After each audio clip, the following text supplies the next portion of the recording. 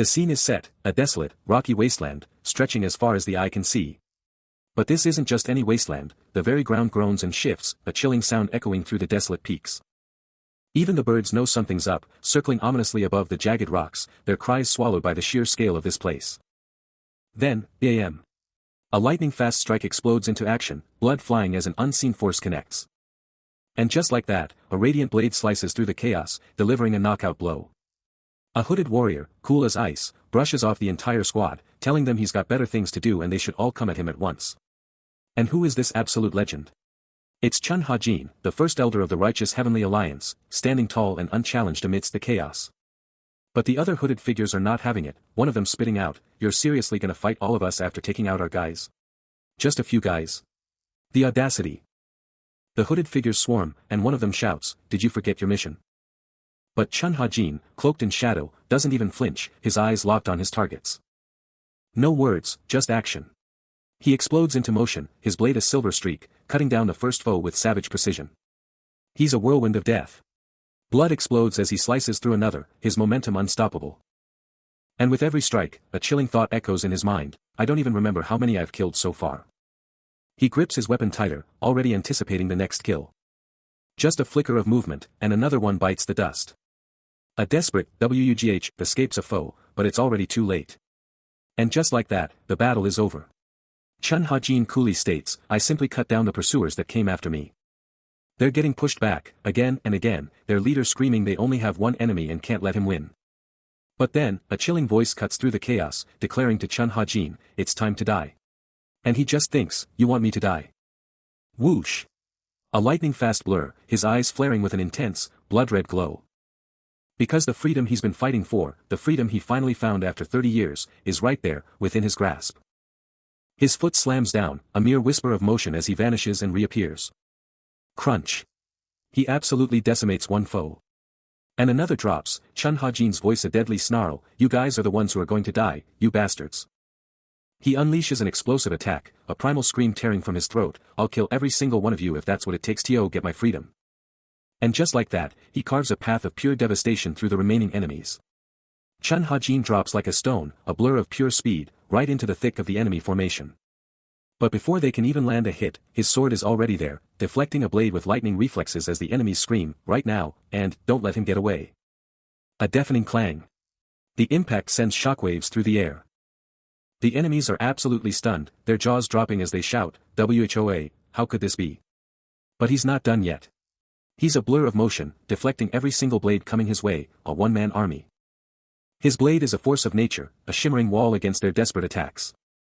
And just when they think they have him, he explodes upwards, unleashing a massive shockwave that rips through the ground. The impact sends them flying, their bodies ragdolling as one screams, "UGHGH, impossible. This guy is unstoppable." And when the smoke clears, he's standing tall over the defeated, a legendary assassin whose name strikes fear into the hearts of his enemies. That guy is one of the top 10 assassins. Absolute domination. He drops in, a blur of pure power, unleashing the full force of the righteous Heavenly Alliance's assassin, the one and only, on his relentless pursuers. His eyes blaze with raw power, Chun Ha-jin, the Assassin King, charges up for a game-changing strike. The Assassin King, Chun Ha-jin, unleashes a lightning-fast, earth-shattering attack, a pure explosion of destructive energy. The ground beneath him just explodes, cracking apart and blasting out pure light as his power goes wild. A massive KUGH rips through the air as the ground absolutely shatters, the impact just obliterating everything.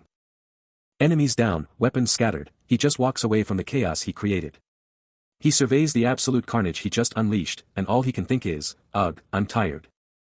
He clenches his fist, a single thought burning in his mind, did those relentless pursuers finally get the message and back off? He takes one last look at the mess, really hoping this means they're finally done. He's the Assassin King, but his enemies know he's pushed to the absolute brink, screaming for everyone to move in for the kill. Sweat pouring down his face, he's absolutely fuming at this never-ending pursuit. His blade, caked in blood and dulled from endless fighting, is just stuck there, a testament to the brutal battle. Then, his eyes ignite with an ominous red glow, and he's absolutely floored he had to pull out that insane move again, the one that always pushes him past his breaking point. His stare burning, he's thinking, do they seriously believe my freedom is worth all this insane trouble?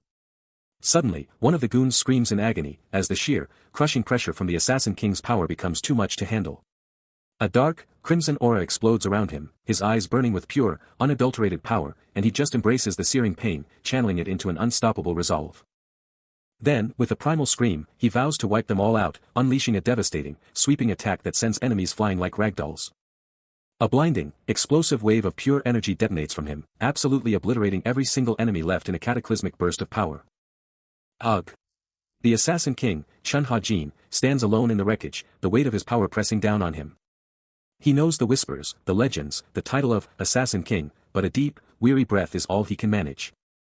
To them, he's just a tool, a puppet of the Alliance leader, a soulless, murderous demon unleashed upon the world. He gasps for air, his eyes fixed on the cold steel of a blade piercing the ground. He's the one who pulled the trigger, who followed every command, and the echoes of those lives haunt him. What does he even know about life, when all he's ever done is end it? He's convinced that even the afterlife will condemn him to an eternal curse. Every life he's taken, every soul he's extinguished, it's all part of him now. His entire life is a canvas painted with the blood of his victims, a chilling testament to his path of destruction. It's a showdown with death itself, and the stakes couldn't be higher. With a bandaged hand clenching tight and a face contorted in agony, he's pushing through pure, unadulterated pain. His chest is a bloody mess, but the fire in his eyes screams, "I must survive." He's down, but not out. His mind flashes back to the ultimate betrayal, "I lived like a dog for the righteous Heavenly Alliance my entire life." A guttural growl rips from his throat, as he curses his fate. His bandaged hand shakes, but a defiant declaration rings out, "I finally broke free from those dark ropes they tied me with." He screams at himself, a desperate plea for control, "Damn it.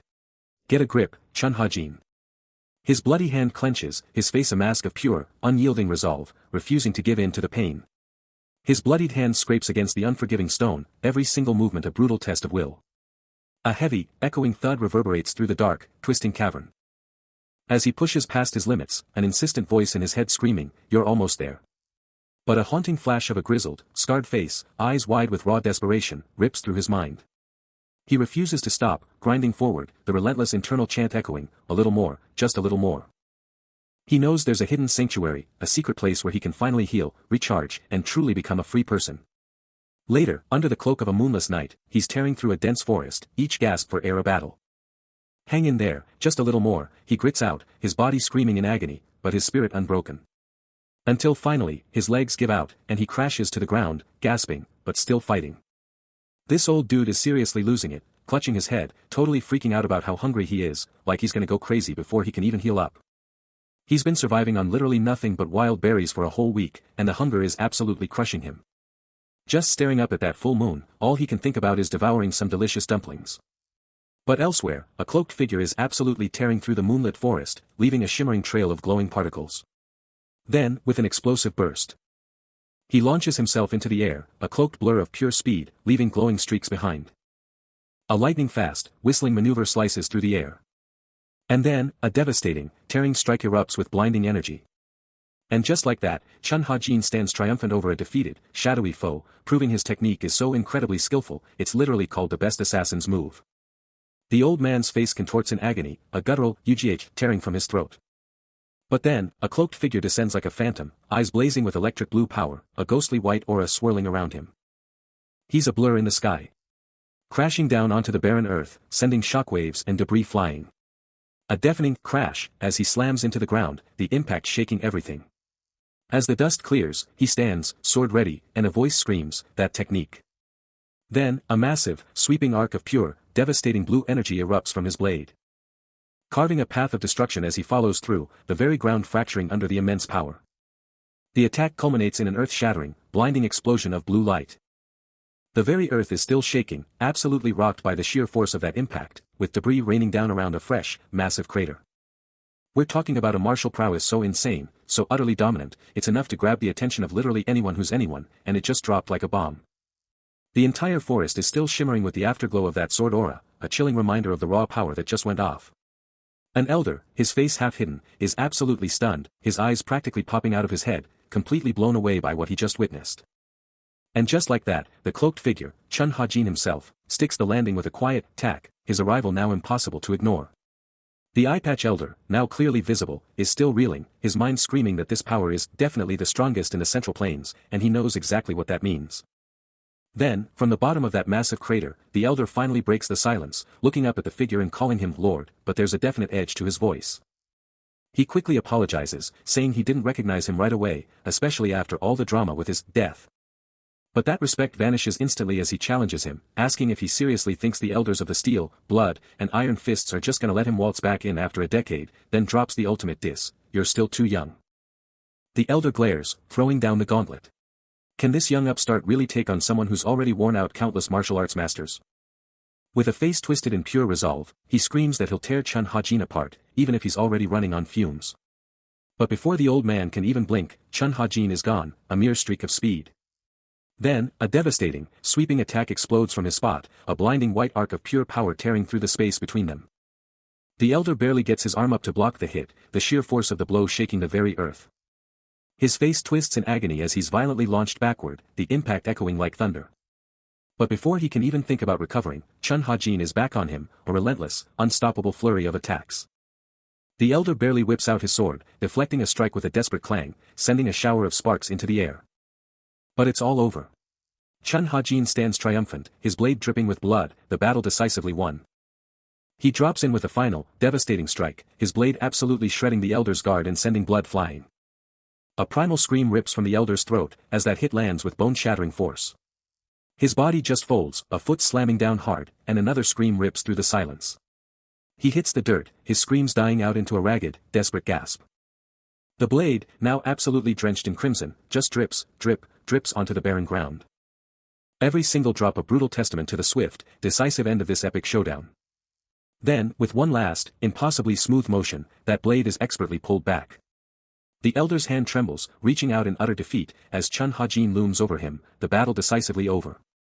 Blade now sheathed, the victor just surveys the scene, his dominance undeniable, his victory complete.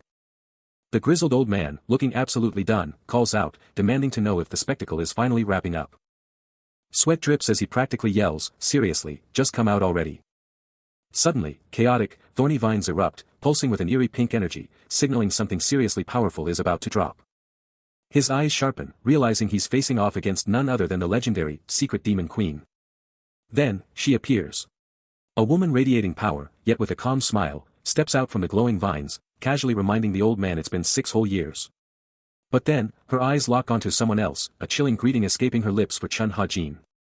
A sly, knowing smile spreads across her face, her eyes burning with a soft, pink glow. She's definitely up to something. The action cuts away to a stark, rocky wasteland, swallowed by the oppressive night. Above, a massive full moon hangs, bathing the jagged mountains in an eerie glow, setting the stage for whatever comes next. The battlefield is a silent testament to brutal conflict, the very air thick with the stench of iron and dust, as the moon casts an ominous glow over the ravaged terrain. Broken blades and splintered shields litter the ground, a grim tableau of countless warriors cut down in their prime. A hand descends, tracing the outline of a fallen warrior, as a shocked voice cries out, "The first elder." Seo Riang takes in the horrific aftermath, the sheer scale of the destruction hitting him hard, realizing this entire sector of Goryeo Mountain, the martial alliance's blood fortress, has been utterly annihilated. Then, the legendary first elder of the righteous heavenly alliance, Jang Waryong, steps onto the scene, his eyes scanning the devastation, a grim understanding dawning on his weathered features. His voice, usually firm, now carries a tremor of disbelief. He must have used our blood fortress formation, but how could so many, even the masters, have fallen? A chilling realization dawns on him, a grudging respect in his tone as he whispers, "Chun Ha-jin, the Assassin King truly lives up to his terrifying reputation." He reaches out, a subtle, almost imperceptible energy radiating from his hand, probing the very essence of the devastated land. Far off, silhouetted against the rugged mountains, faint figures stand, their forms a chilling promise of what's to come. Still on the move, he pushes forward, the barren lands a stark reminder of the devastation. But then, a cold dread hits him, the unmistakable signature of the secret demon queen's power. He roars, demanding they chase that death energy, no matter the cost. With absolute conviction, he shouts, pinpointing the exact location, Chun Ha-jin is there. He's pushing through this desolate, misty landscape. When suddenly, a vibrant, ethereal pink and purple glow bursts from the forest ahead, signaling the arrival of the secret demon queen. But hold up. The elder's face is absolutely contorted in frustration, yelling about not having time to be seen around him. Back in the forest, Kwak Sokyo, the secret demon queen herself, is revealed, absolutely radiating with a soft, glowing pink aura, her long hair flowing like a dream. And with a subtle, knowing smile, she drops the bombshell, "Long time no see, Chun Ha-jin." Meet Kwak Sokyo, the secret demon queen. Don't let the youthful looks fool you, she's rocking a rejuvenation technique, but she's actually over 60 years old. Her face is so serene, so calm, you'd think she couldn't even hurt a fly. But the elder knows the terrifying truth, she's a bloodthirsty demon who can't sleep without killing someone, and she's got an entire army of steel blood footwear at her command. The elder is absolutely floored, staring in disbelief at the ancient barrier. He can't believe the lengths they'd go to get what they want. He lets out a frustrated shit, his hand already on his sword, ready for anything. But hold up. A defiant glint flashes in his eyes as he reveals he's got one more secret weapon ready to unleash. But Kwak Sokyo just rolls her eyes, totally unimpressed. She's like, seriously? You're pulling out your sword? Do you actually think we have some kind of special bond? The elder just snorts, completely over her drama, his sword now fully drawn and ready for action. She just shrugs him off, calling him frivolous, and confidently declares that he's no threat to her in his current state. Then she hits him with the ultimate burn, offering an easier way out, and asks just how many more hits he thinks he can take. But the elder isn't backing down. He fires back, calling her a 600-year-old hag with no manners, and then boom. A massive purple aura explodes around him, revealing his true power. Kwak Sokyo just puts on a fake scared face, totally mocking his power-up with a smirk. Still radiating that ominous purple energy, he glares, calling out the sheer audacity of his foe. But she's not backing down. With a fierce glare, she fires back, "You bastard." That defiant look never wavers. A chilling smirk spreading across her face. The elder's jaw drops, his eyes wide with shock as he utters, "Grandma?" Kwak Sokyo, now radiating with a powerful purple aura, just keeps on going, spitting facts about his past, how he was raised by the righteous Heavenly Alliance's top assassin, and how it totally explains his strength. With a hand crackling with purple power, she drops another bombshell, his core energy is disgustingly pure and good, probably from the Great Nine Sects. Her eyes burn with dark glee as she grins, calling it incredible that she only planned to capture him, but now he might just be the key to wiping out all those masters. She wraps it up, saying he's totally earned the Nine-Sect martial artist's trust, which explains his arrogance, even though he's clearly outmatched. She keeps going, her body radiating a subtle purple energy, dropping the bombshell that he was an assassin, trained by none other than the righteous Heavenly Alliance. His face just freezes as she drops another truth bomb. "You were desperate to uncover the core principles of the Nine Sects and the deep secrets of the righteous Heavenly Alliance, weren't you?" A chilling smirk plays on her lips, her eyes gleaming with malice as she taunts him, "Oh, you must be really good, huh?" Her voice drips with pure sarcasm as she twists the knife. "I honestly thought you were just some mindless killer, but hey, you actually use your brain sometimes." The elder's jaw drops, utterly stunned, as she finishes her thought, "But you, Demon Queen, have absolutely no right to know the secrets of the Steel Blood Fortress or the righteous Heavenly Alliance, do you?" "Oh, wow, you totally got me there." She just smirks, completely unfazed, and sets him straight. "Actually, I couldn't care less about the Steel Blood Fortress or the righteous Heavenly Alliance." Her eyes drop to the blood-soaked earth, and she finally spills her real agenda. "All I care about is the Nine Sects' insane martial prowess."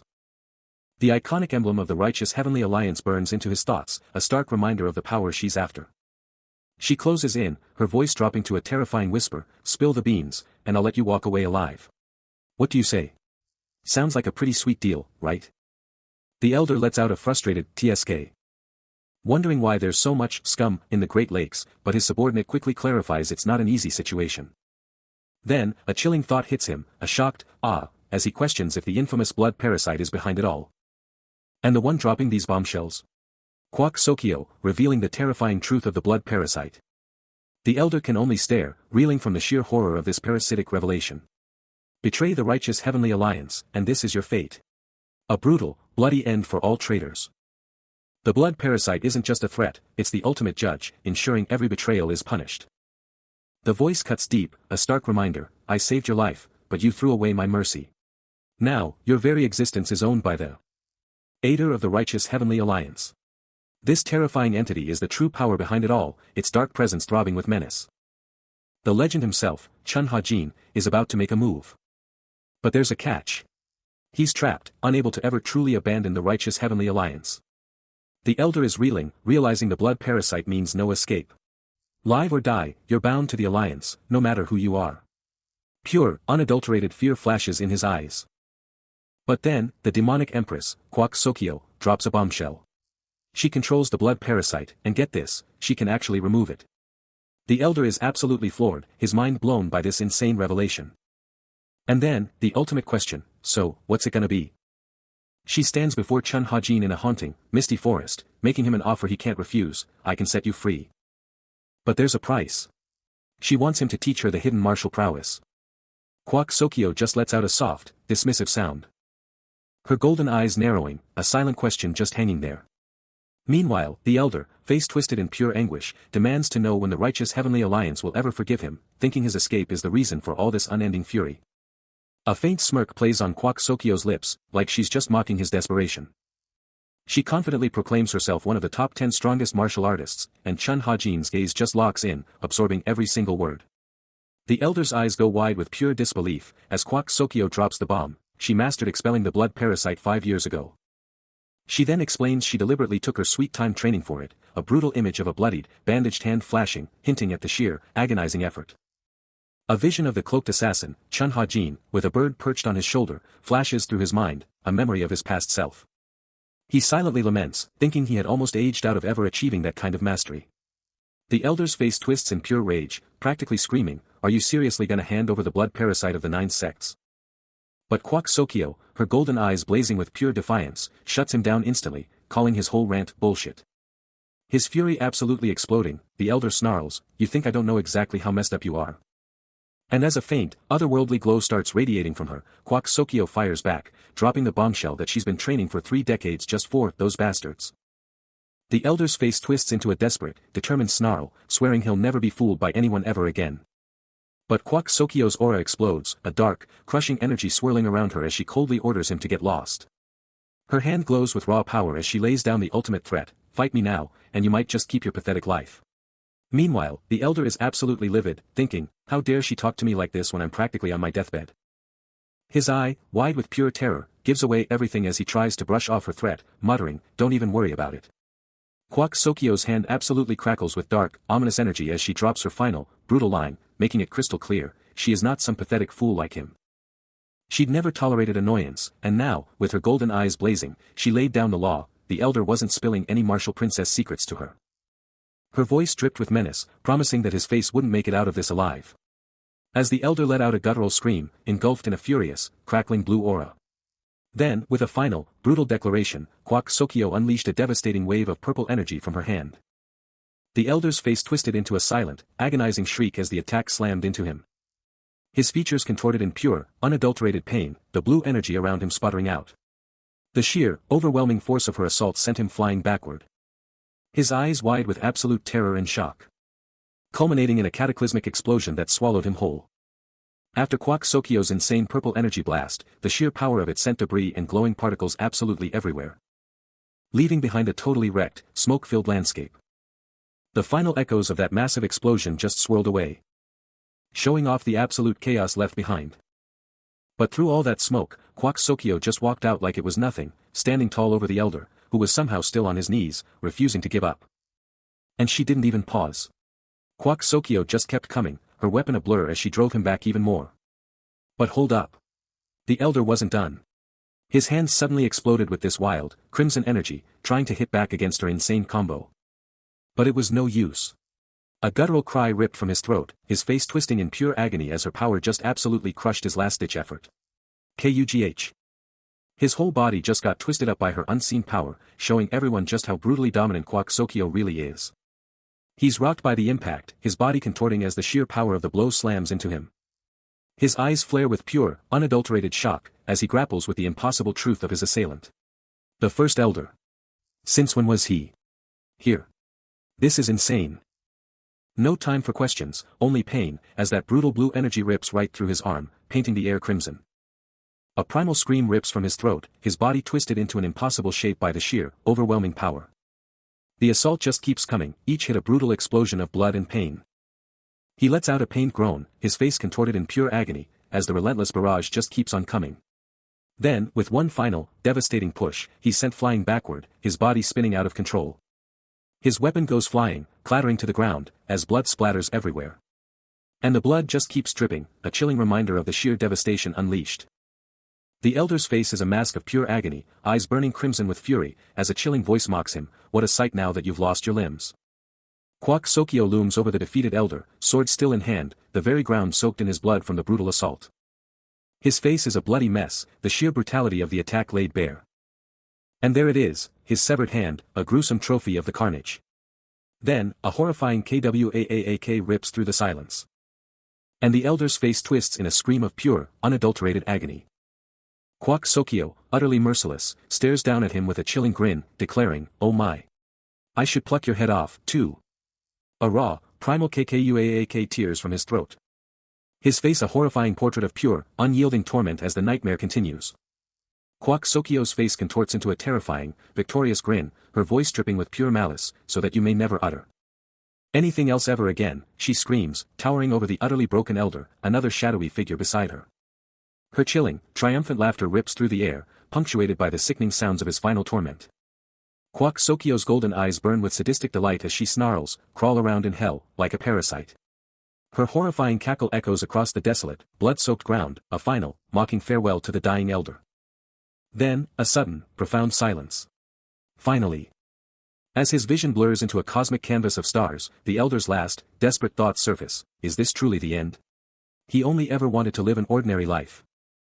Just for a moment, a fleeting dream. To be an ordinary man, a simple human. Is it really impossible to achieve, he wonders, to just live a normal life?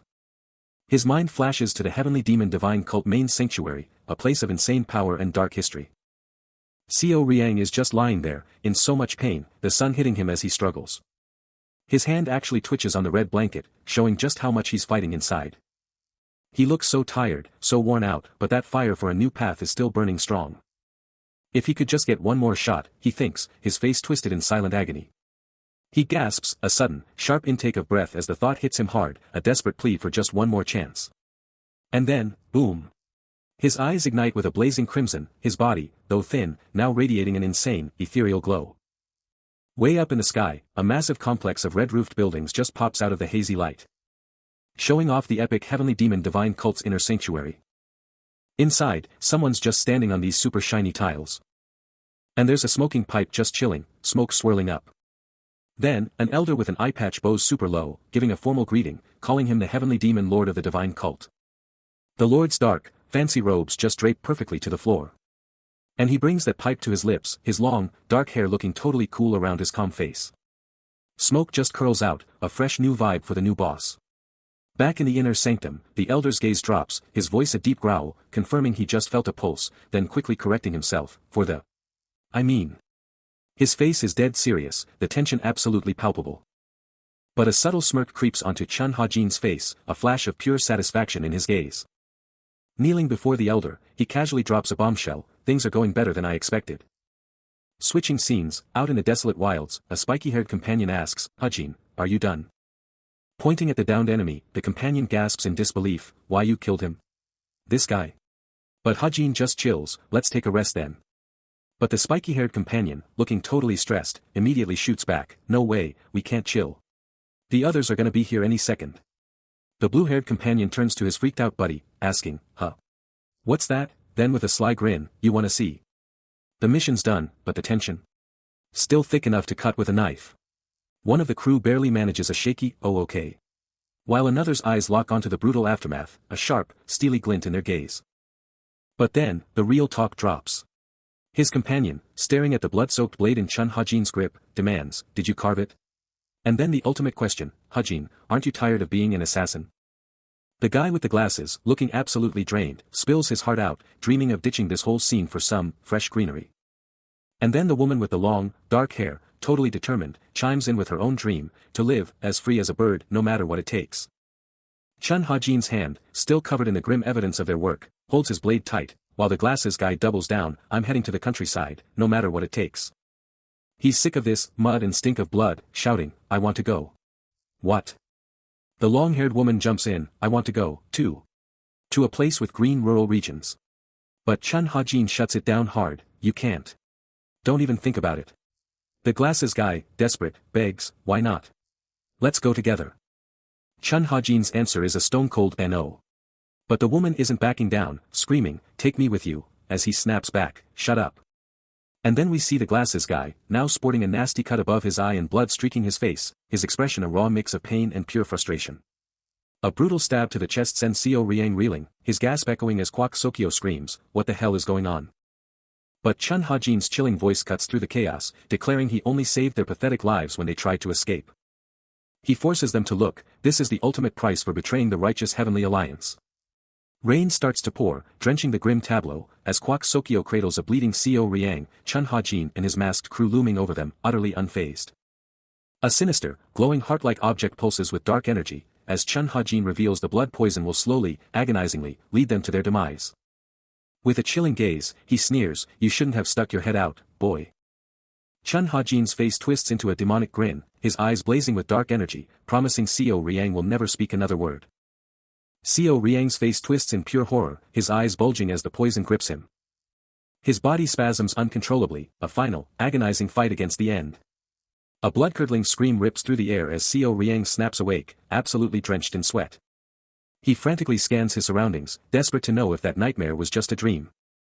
But the memory is crystal clear, the fear still gripping him, he was beheaded by the Demon Queen. Totally bewildered, he tries to figure out where he is, like, seriously, where in the world is he right now?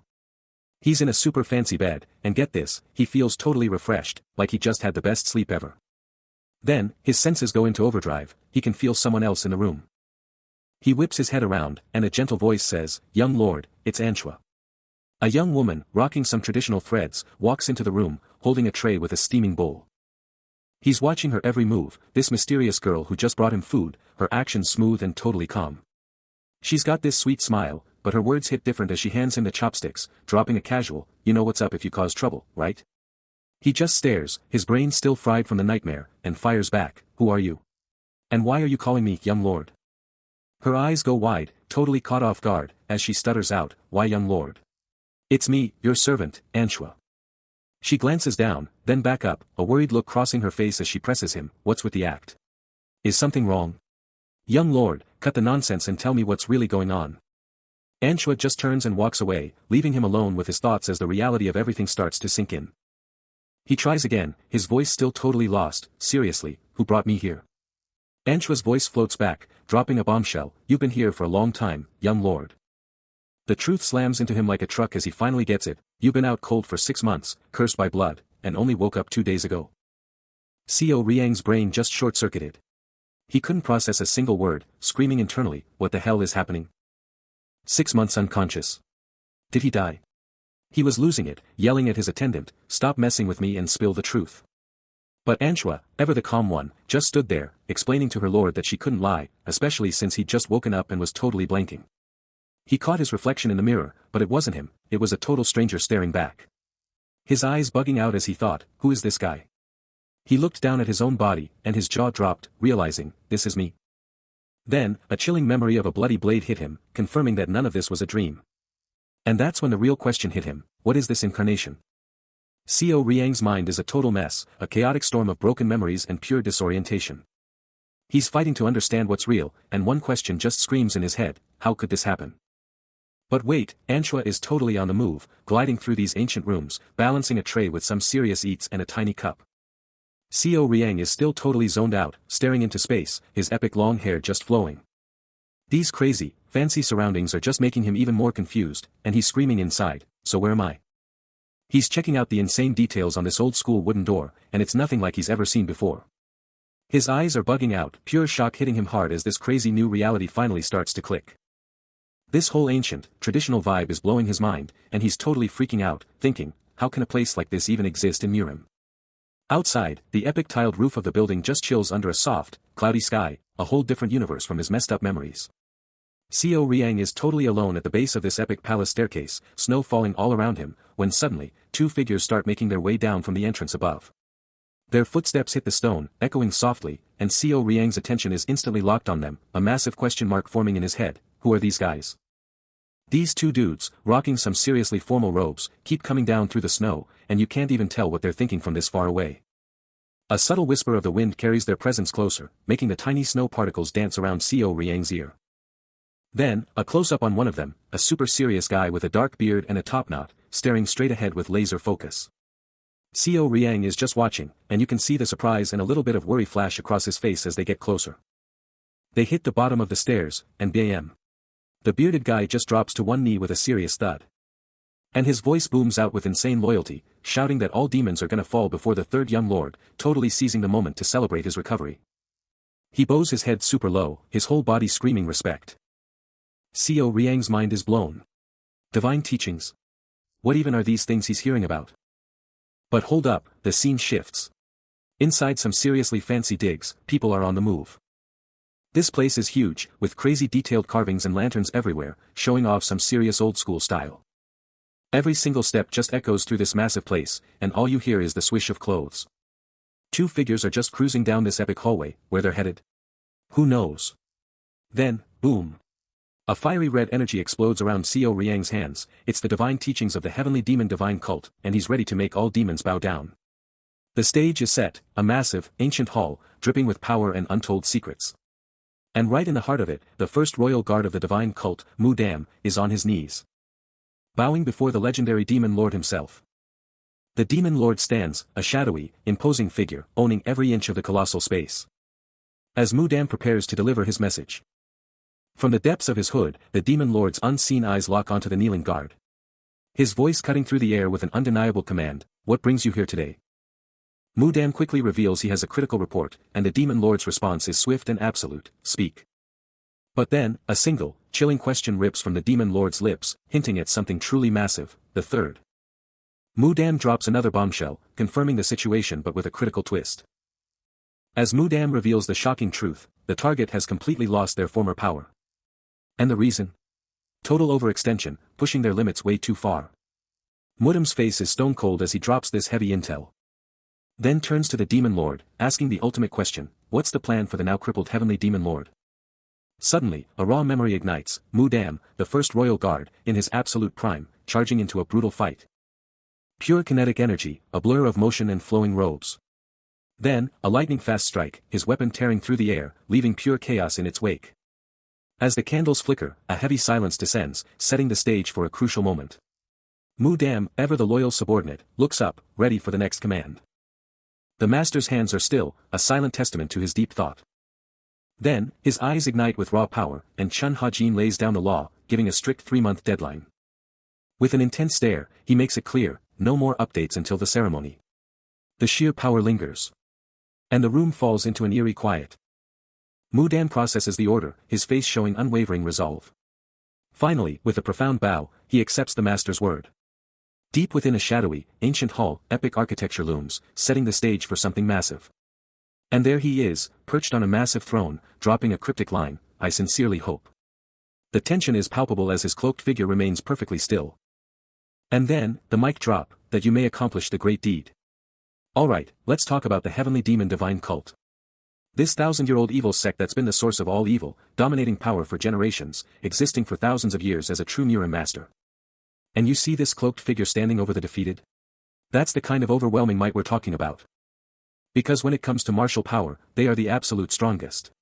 Their mere existence shakes the entire Muram world, they are the symbol of chaos. And when it comes to sheer numbers, the righteous heavenly alliance and the heavenly demon divine cult are known as the powerful triad, a force the world calls the blood and the heavenly demon.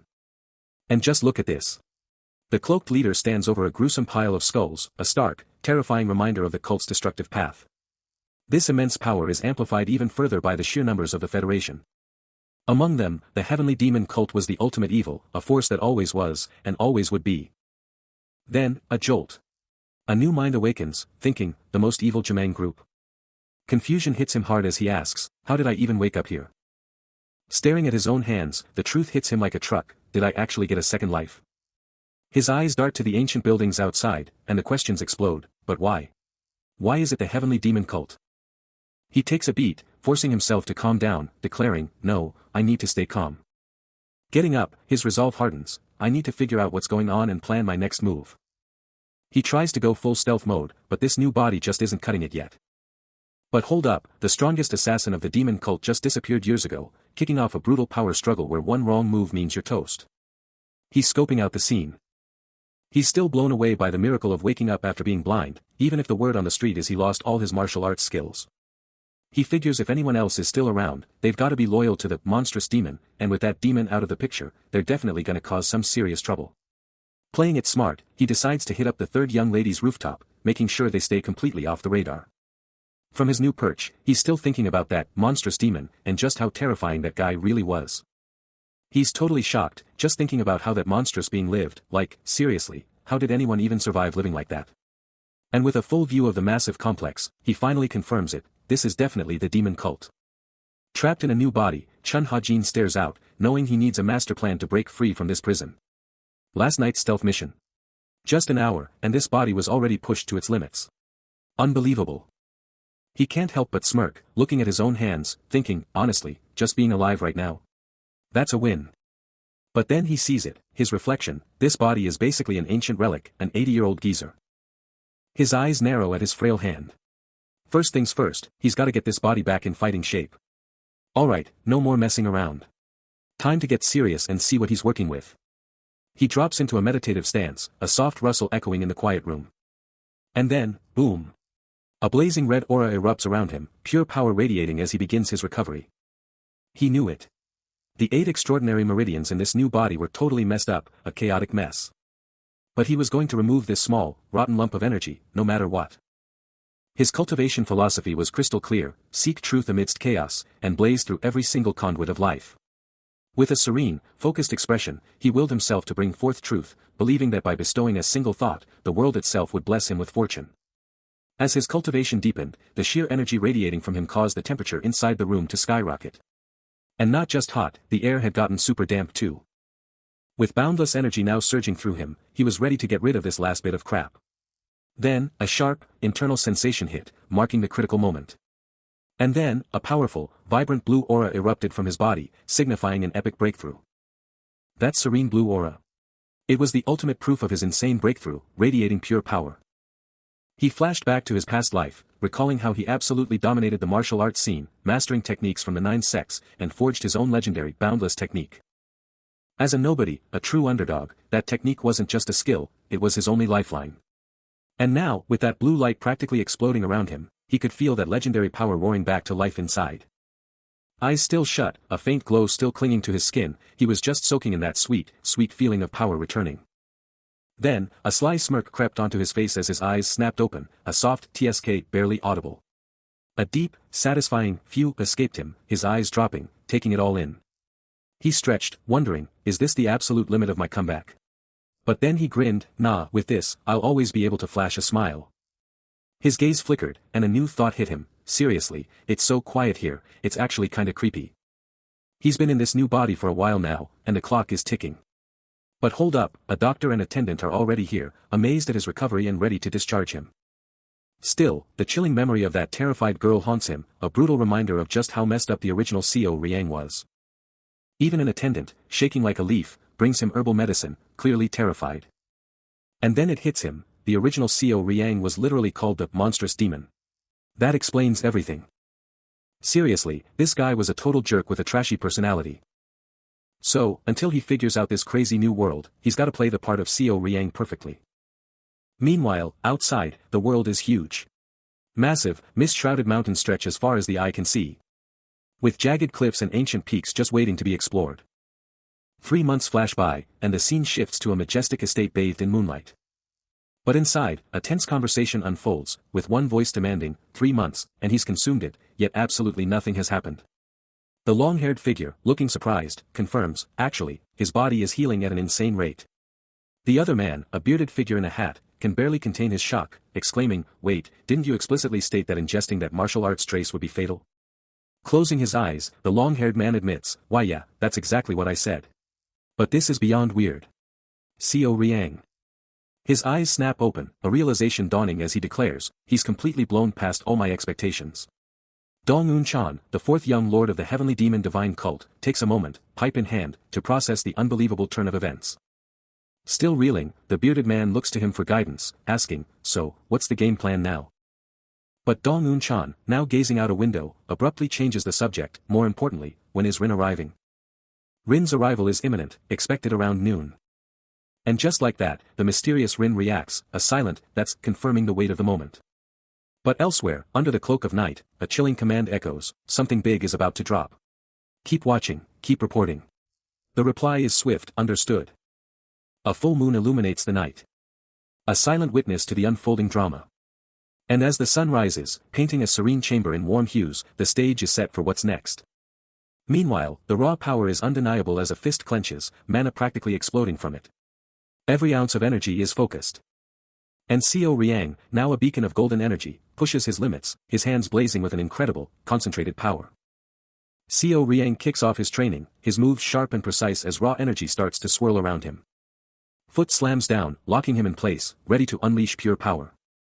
Then, with laser focus, he unleashes it, a blazing blue aura exploding around his hands, absolutely charged with power. He slams it down, a devastating strike, the blue energy exploding on impact with a bone-shattering crack. The impact rips through the air, a massive boom shaking the entire training hall. Even outside, the ancient building barely flinches, the sheer power contained within its walls. Back inside, Seo Riang's face is slick with sweat, but his eyes burn with fierce determination. He takes in the wreckage, training dummies absolutely obliterated, a smirk playing on his lips as he declares, well, this is better. These shattered dummies are proof, he's leveling up big time. He lets out a soft huff, thinking about the insane grind it took to get his body back to peak condition over the last 3 months. His physique, now absolutely shredded, screams the results of his intense training. And it looks like the last bits of fatigue and demonic energy are finally fading away, making him realize that young Lord Seo Riang is actually here. A hand offers him a bowl of food, and he just grabs it with a casual, "Ah, thanks." But then, a sudden, sharp gasp rips from him, his eyes bugging out in pure horror at something he just saw. Inside the dish, a tiny, red, bug-like creature with glowing eyes is staring right back. With a lightning-fast, decisive move, the dish gets slammed down, exploding into shards and splattering its gross contents everywhere. Just as the chaos dies down, Chun Ha-jin makes his epic, sudden entrance. A chilling voice from the past rips through Seo Riang's mind, taunting him, asking if he seriously thinks he can escape the righteous heavenly alliance. And just to drive the point home, a hand, crackling with purple energy, lunges forward from the spectral scene. The furious voice just keeps coming, screaming about betrayal and how they made him the world's deadliest assassin. The nightmare vision ramps up, with the voice swearing that even death won't save him from the alliance, and then an old man's face pops up, promising pure, unadulterated regret. Then, bam. Seo Riang is ripped back to a nightmare reality, clutching his chest as a horrifying, glowing red blood parasite squirms and writhes right under his skin. His eyes go wide with pure terror, fangs flashing in a silent, gut-wrenching scream of agony and disbelief. Karike. A sudden, brutal impact rips through him, as if something inside just exploded. And just like that, we're back in the present, with Chun Ha-jin staring down at Seo Riang, who's totally wiped out on the ground, barely clinging to consciousness, as Chun Ha-jin speaks to him. Suddenly, everything goes hazy. Seo Riang's thrown into a flashback, a concerned voice asking if he's okay, Lord. But wait, is this even real? A cup of tea appears, and a chilling thought echoes, hallucination. Shifting gears, he tells the woman he's heading out. But his mind is elsewhere, dreaming of a whole new life, a fresh start. The big question hits him, can he actually break free? A quiet moment, gazing through a classic window. A basin of water and a fresh cloth, time for a cleanse, or maybe to get ready for something big. He's stripping down, getting ready, shedding the old for the new. Then, a voice cuts through the silence, catching him off guard. He stammers, pardon. Ah, yes. He is, but... Trapped in a mind-bending hallucination, Seo Riang is totally bewildered, asking if he's facing down some demonic cult freak. He's trying to make sense of it all, muttering about finding the young lord, but then, bam. A sharp command cuts him off, telling him to get out of the way. But before he can even process it, a piercing dark eye snaps into focus, and then, slap. A brutal impact rings out. The sheer impact rocks his entire world, jolting him out of the hallucination and into a new reality, where a stunning woman with flowing purple hair and a fierce red and black outfit is suddenly right there, her powerful aura demanding his full attention as he's left completely speechless. All he can do is let out a confused little his brain totally short-circuiting from the insane turn of events. But this mysterious woman? She's clearly shaken, her hand flying to her mouth in a clear sign of shock or deep worry. Her intense pinkish-red eyes snap wide open as she starts to speak, a hesitant, who. Barely making it out. The question hangs heavy in the air, leaving everyone, including Seo Riang, totally hyped to know, who is Shi? Someone's totally freaking out, asking, who? And the suspense is killing them, is she? But hold up, back in a fancy room, a woman is kneeling before Chun Ha-jin, and he's just standing there, totally checking her out.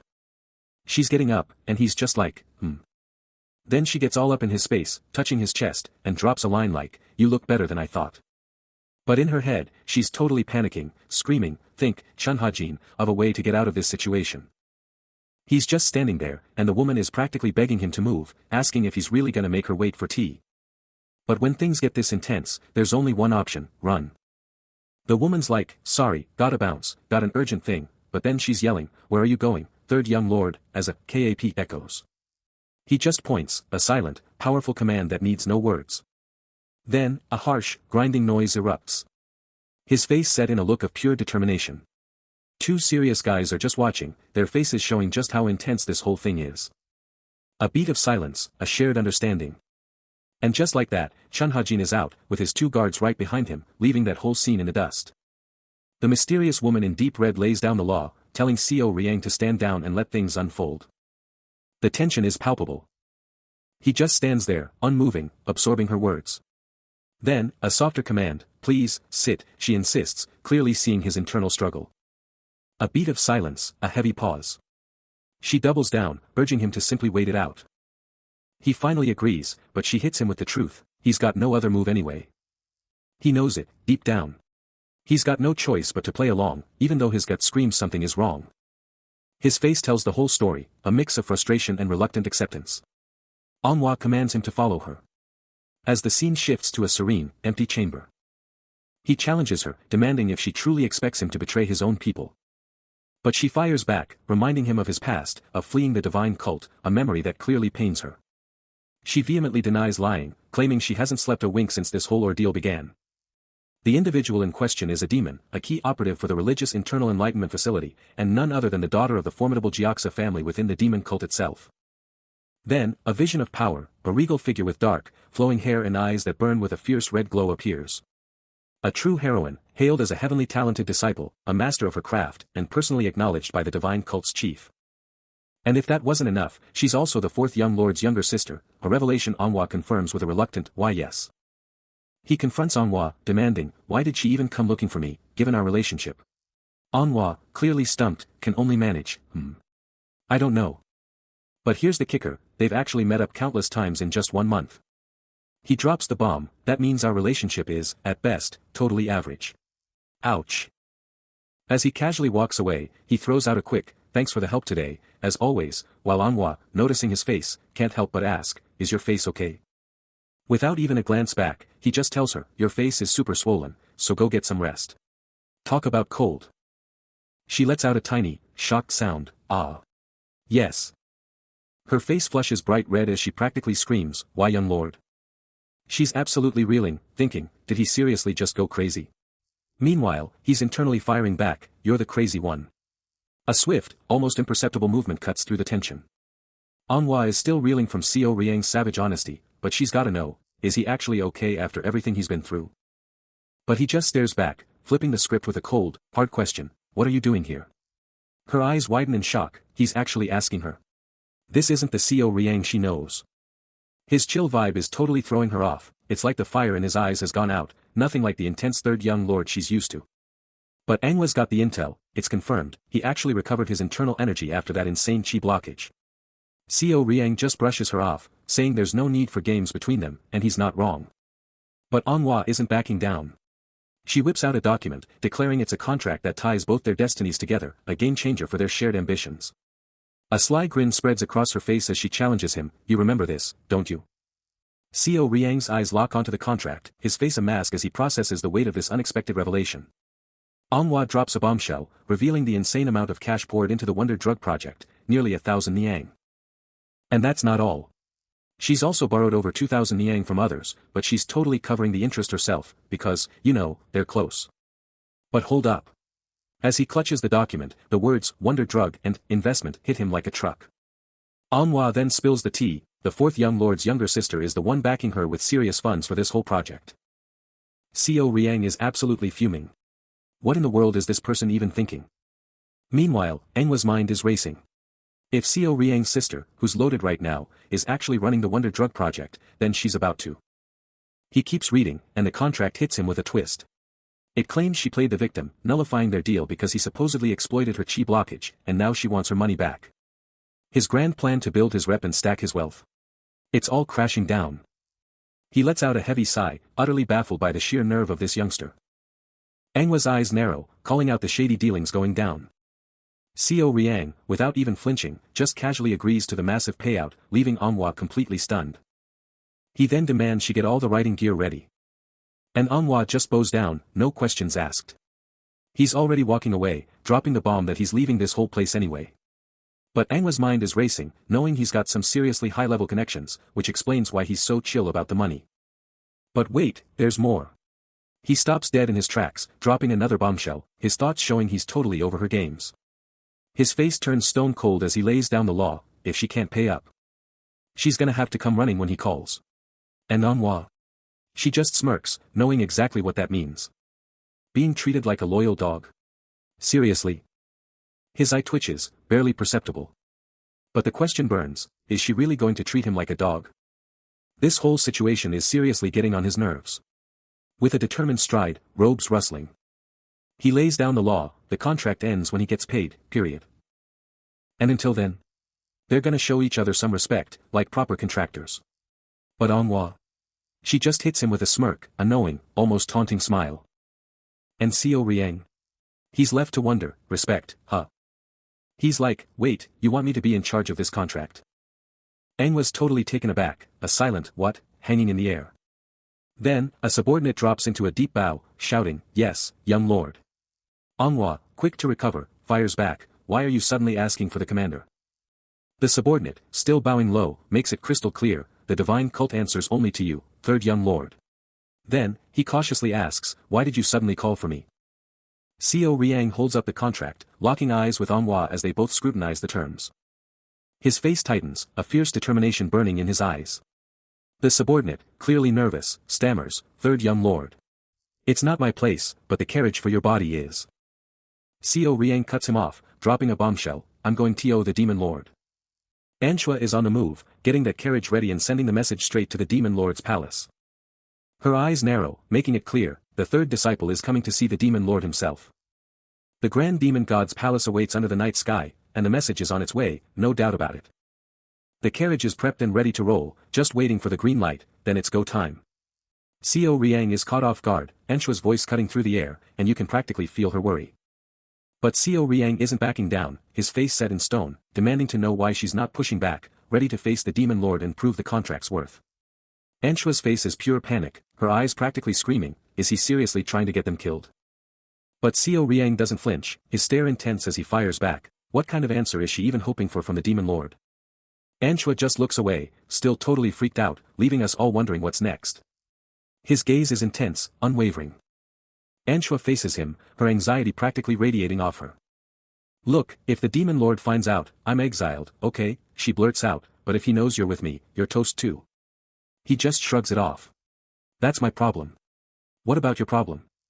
Because everyone in the demon realm knows the consequences of associating with him are insane: exile for those who merely speak to him, imprisonment for those who offer aid, and death for those who stand by his side. Anhwa's face twists in pure dread, the reality of his words hitting her like a truck. A silent, horrified gasp. As he starts to walk away, she lunges forward, a desperate cry escaping her. W8. He freezes, his back still to her, as she drops the bombshell question: so, you don't want to be the supreme leader? Anhwa can't believe what she's hearing, her face etched with a mix of worry and pure disbelief. Her mind races: supreme leader? With this body? It's just so insanely ridiculous. But Seo Riang just keeps walking, and Anhwa can't help but shout: didn't you know this was a lost cause from the start? But his voice cuts through the air, absolutely unwavering: fine then, I'll see you at the demon lord's palace. His hand clenches, a silent promise of what's to come, his determination absolutely rock solid. Anhwa's mind is reeling, trying to piece together his insane plan: what is he even trying to do? She stares at his back, utterly bewildered, practically screaming: what in the world are you even talking about? Her mind just can't compute the sheer audacity of his plan, leaving her speechless. What could you possibly do?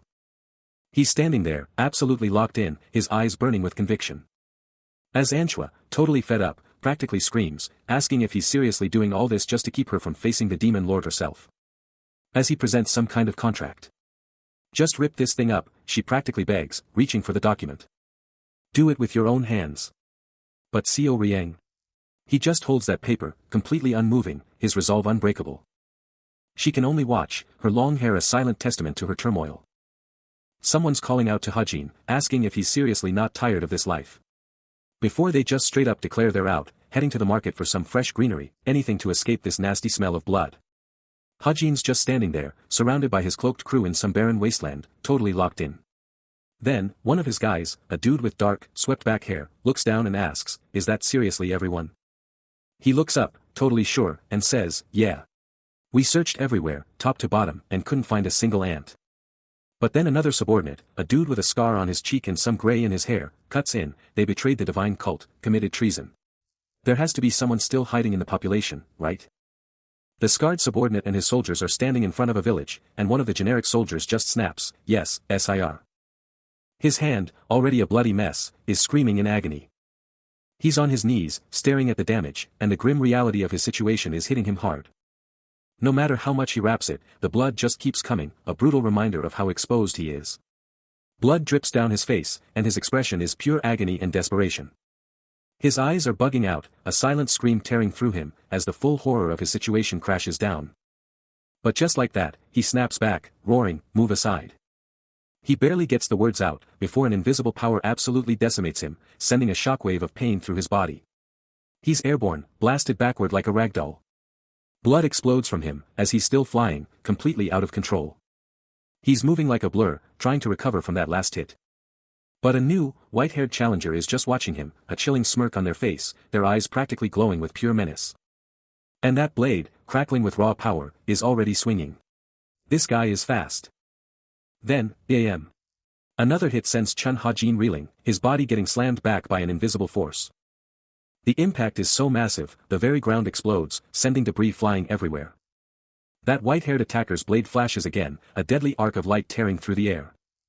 He's still trying to get his bearings, but he's just getting pushed back even more, a desperate blur against this non-stop onslaught. Then, out of nowhere, a fierce, dog-like beast with glowing red eyes lunges, piling on even more brutal pressure. Chun Ha-jin's face twists in pure agony and struggle, this relentless beatdown is really starting to get to him. A blood-soaked blade tells a chilling story. And Chun Ha-jin's face is a mask of pure agony, blood already streaking his brow. He stares at the fallen, a choked cry tearing from his throat. Surrounded by the fallen, his own weapon shattered, he screams, "Wait." His voice shatters with despair. "Listen to me. They said they were blinded by greed and betrayed the alliance." Rain and tears stream down his face as he desperately clings to the deception, his eyes fixed on the fallen.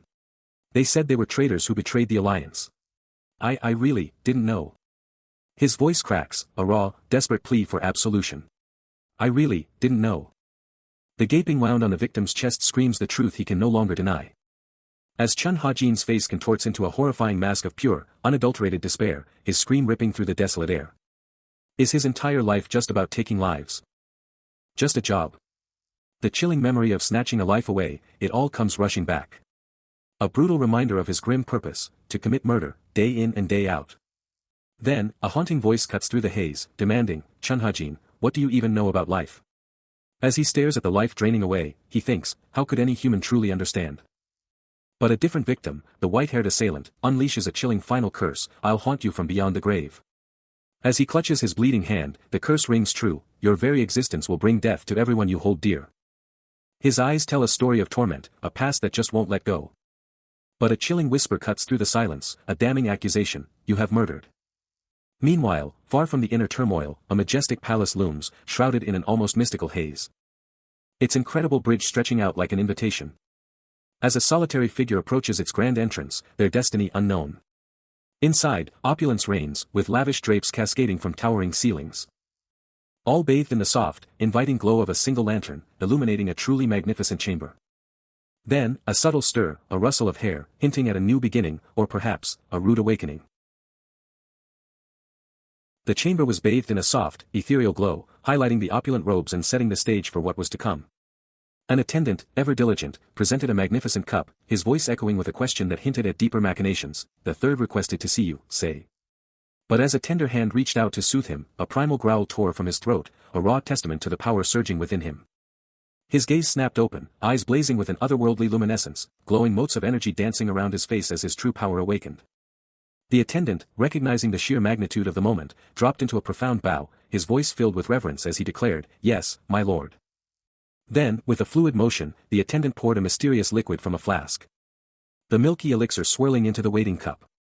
Clad in a magnificent dark robe, Co Riang returned the bow, his very stance radiating the undeniable aura of a true demon lord, ready to embrace his fate. A deep, resonant hum vibrates through the air as Co Riang, chest bared beneath his new, flowing dark robe, is locked in intense focus. But elsewhere, a subtle stirring sound hints at a ritual in progress, as a hand meticulously mixes a mysterious liquid in a small bowl. What potent concoction is being prepared? Suddenly, the bearded attendant's intense gaze pierces the air, his voice sharp and commanding, "Escort him to the demonic judgment pavilion." The destination is revealed, and it sounds ominous. His face, etched with unwavering resolve, shows no room for argument. And just like that, the name of the demonic judgment pavilion hits Co Riang like a shockwave, his head snapping up in a sudden, intense reaction. The rich fabric of his robe ripples with the sudden motion, the intricate designs a testament to his new status. The bearded attendant, ever watchful, maintains his stern, expectant gaze. And just like that, another attendant, draped in striking red and black robes, drops into a deep bow, confirming with absolute deference, "I have received your orders." Co Riang takes another step, pushing forward. A troubled look etched on his face as he navigates the opulent corridors. He lets out a quiet yawn, taking in the intricate, towering structures around him. His eyes cast low. And then, the moment arrives, the demonic judgment pavilion, its ancient structures swallowed by an eerie mist. Its intricate gates promising untold mysteries. His hands clench, a cold dread washing over him as he confesses he still can't get used to the demonic aura that surges through him every time he checks his pulse. His very veins, twisted and tangled for a decade, are just the start. He was born with a body that's practically an empty shell. The attendant stares, a heavy silence hanging in the air. Co Riang can't help but wonder what's behind that intense gaze. He quickly apologizes, bowing his head, as the attendant confesses his absolute shock at Co Riang's insane regenerative powers. The attendant then drops a bombshell. Co Riang won't be able to leave, but they'll hook him up with the best medicine and this legendary, supreme healing potion. Co Riang agrees, but his mind is racing, and he's got one burning question. What in the world is this supreme healing potion? He's never even heard of it. He stares down at the bowl, a potent medicinal decoction, supposedly the key to restoring his energy. Co Riang's only reply is a casual, "Oh, really?" He ponders the idea of it boosting his energy, a cynical thought flashing through his mind, whatever, it's just medicine. Because if this stuff was actually that powerful, he'd have bounced back way quicker. The attendant then drops the news, "I'll be back in 2 days. Get well soon." He shrugs it off, thinking, guess my senses are just out of whack. Later, stepping out of the grand building, he takes in his new surroundings, groaning, "Ugh. What a dump of a neighborhood." This is it, Co Riang thinks, his mind racing as he prepares to finally come face to face with the infamous demon lord. He's gotta know, what kind of absolute powerhouse is he about to meet? Seriously, who hasn't heard of the heavenly demon and been totally hyped to know more? It's a no-brainer. Because this guy could literally be the strongest being on the planet, his dark power practically radiating off him. Even without going all out, he's always been, and still is, considered one of the most ridiculously powerful people in the entire world. Co Riang's expression tightens, a hint of serious concern flashing across his features. This meeting? It could be seriously dangerous. He clutches a tattered piece of paper, the words, "Heavenly Demon," barely visible. With so little intel on the demon cult, he can't help but wonder if he should have played it way safer. He's been digging for intel, but the holy demon cult is still a massive enigma, and his own role within it? Totally unclear. He lets out a frustrated scoff, thinking, there's no way he's putting up with anyone else's nonsense. Just as he's deep in thought, a voice cuts through, announcing, the carriage is prepped, and it's go time for the palace visit. He pauses by the window, a silent moment before the next big move. Anshua confirms, the ride's here, time to hit the palace. A determined look flashes across his face, he figures, since it's come to this, he might as well just face it head on. His eyes narrow, the choice is made. He grabs the handles and shoves the massive doors open. And a brilliant light explodes from the other side. He shoves those massive doors wide open, and bam. A blinding, brilliant light explodes from beyond, with Anshua right there, ready for whatever comes next. The cartwheel hits hard. As Co Riang faces down a serious official and his attendant, the palace towering over them. The official dropping a bombshell, the demon lord himself has summoned him to the demonic judgment region. Then, with a dismissive gesture, he's told to go with the guards. But just like that, the sky turns black, lightning tearing through the clouds. As the path winds through a desolate, rocky landscape, jagged peaks looming all around. Then, a heavy mist rolls in, swallowing the mountains whole. Co Riang and the attendant push deeper into the unknown. Manhwa is absolutely reeling, her mind racing with dread at the mere mention of the demonic judgment region. But far away, the path to this terrifying destination is already laid out, winding through desolate, jagged mountain peaks. Forever cloaked in an oppressive, thick mist.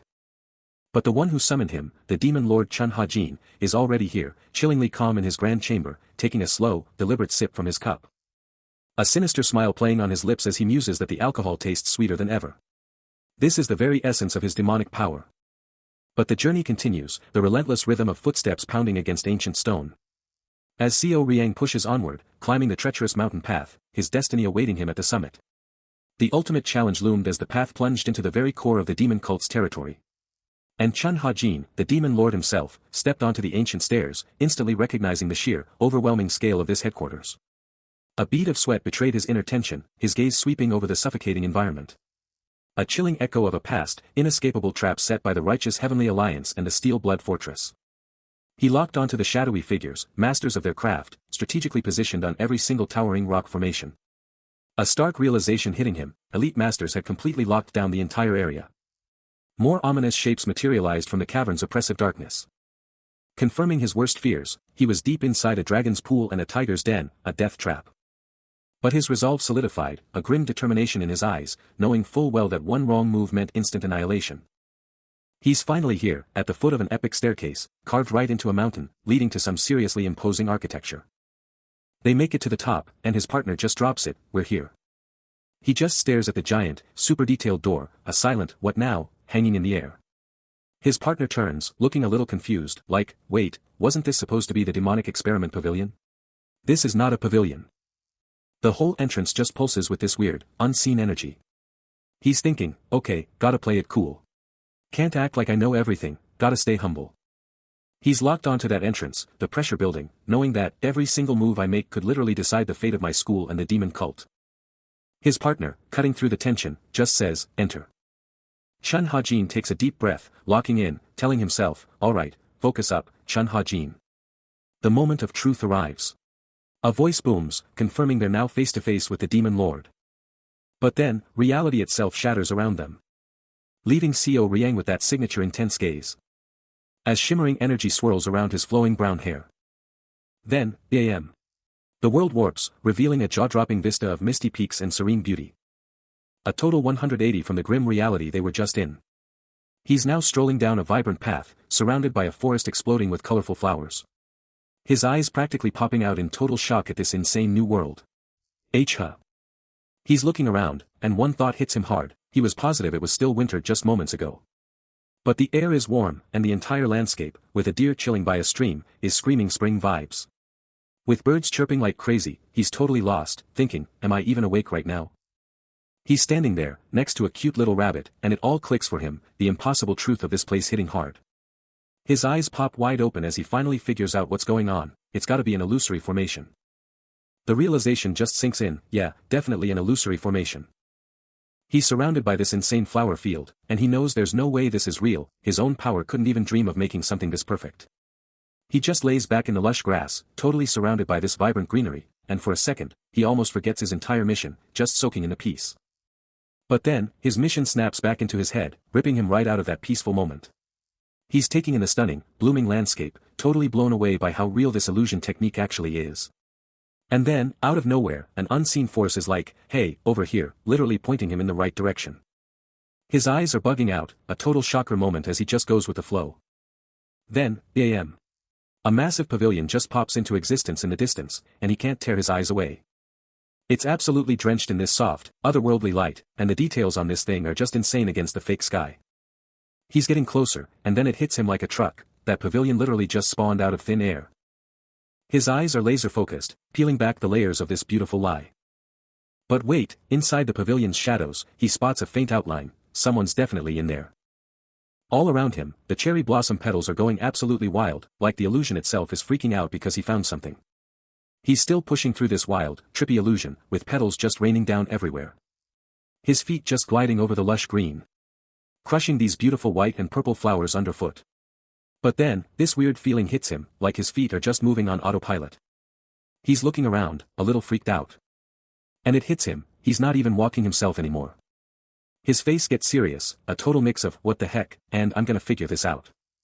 His hand, still gripping that dagger, is completely useless as the illusion takes over, forcing his every move. And he's hit with the shocking realization, he's totally bewitched. His feet just drag along the ground. Then he trips, face planting right into the soft dirt. His body now totally at the mercy of whatever unseen power is messing with him. But from above, a mysterious cloaked figure watches the whole thing, holding some weird, glowing trinket and dropping a cryptic line, first step, life. Then he keeps going, his voice chillingly calm, second step, death. Chun Ha-jin, the absolute boss, just stares down at the now fallen Co Riang, a single, chilling word escaping him. Interesting. And as he takes in the stunning, flower-covered landscape, a thought hits him, could this be the demonic pavilion the third was always talking about? The sheer cliff face just kept going, man, like, forever into the pale sky. And way up there, this crazy ornate building was just chilling on the edge, like, what even is that place? And down below, the land was just, empty, under the same chill sky. Until he just, stopped. Like, full-on slammed on the brakes on the grass. His gut was screaming, man, like, the Assassin King's instincts were going off the charts, this place was straight up hell. He just knew it, deep down, this whole place was a death trap. He balled his hand into a tight fist, like, I got this. But deep down, he knew, there was no way out. He's locked in. Rebuilding the divine cult and becoming the new heavenly demon lord. That's the mission, and he's all in. Then, a massive, pounding heartbeat starts to reverberate. And we see Co Riang's eyes, sharp and focused, peeking over a wall, totally locked in. The Assassin King's mind races, is this it? Am I finally about to face the demon god? Back with Co Riang, his bare feet are planted on some seriously polished tiles. Because, get this, he's the 9th person summoned by the heavenly demon. And his whole vibe is just radiating power, with that heartbeat still pounding. Yeah, he's literally called the Great Ninth Heavenly Demon. But then, bam. A super buff, bare-chested figure with epic long, dark hair appears, an absolute unit that can only be the demon god. The tension is building, a heart-pounding rhythm as Co Riang steps into the light, his face already showing the strain. His eyes are wide, and you can practically feel the shock hitting him. And then it drops, the bombshell that changes everything, the demon lord is actually Li Jiangrang. What? But hold up, because in another dimension entirely, the demon lord is just chilling, radiating pure power, and you can practically hear the ominous hum.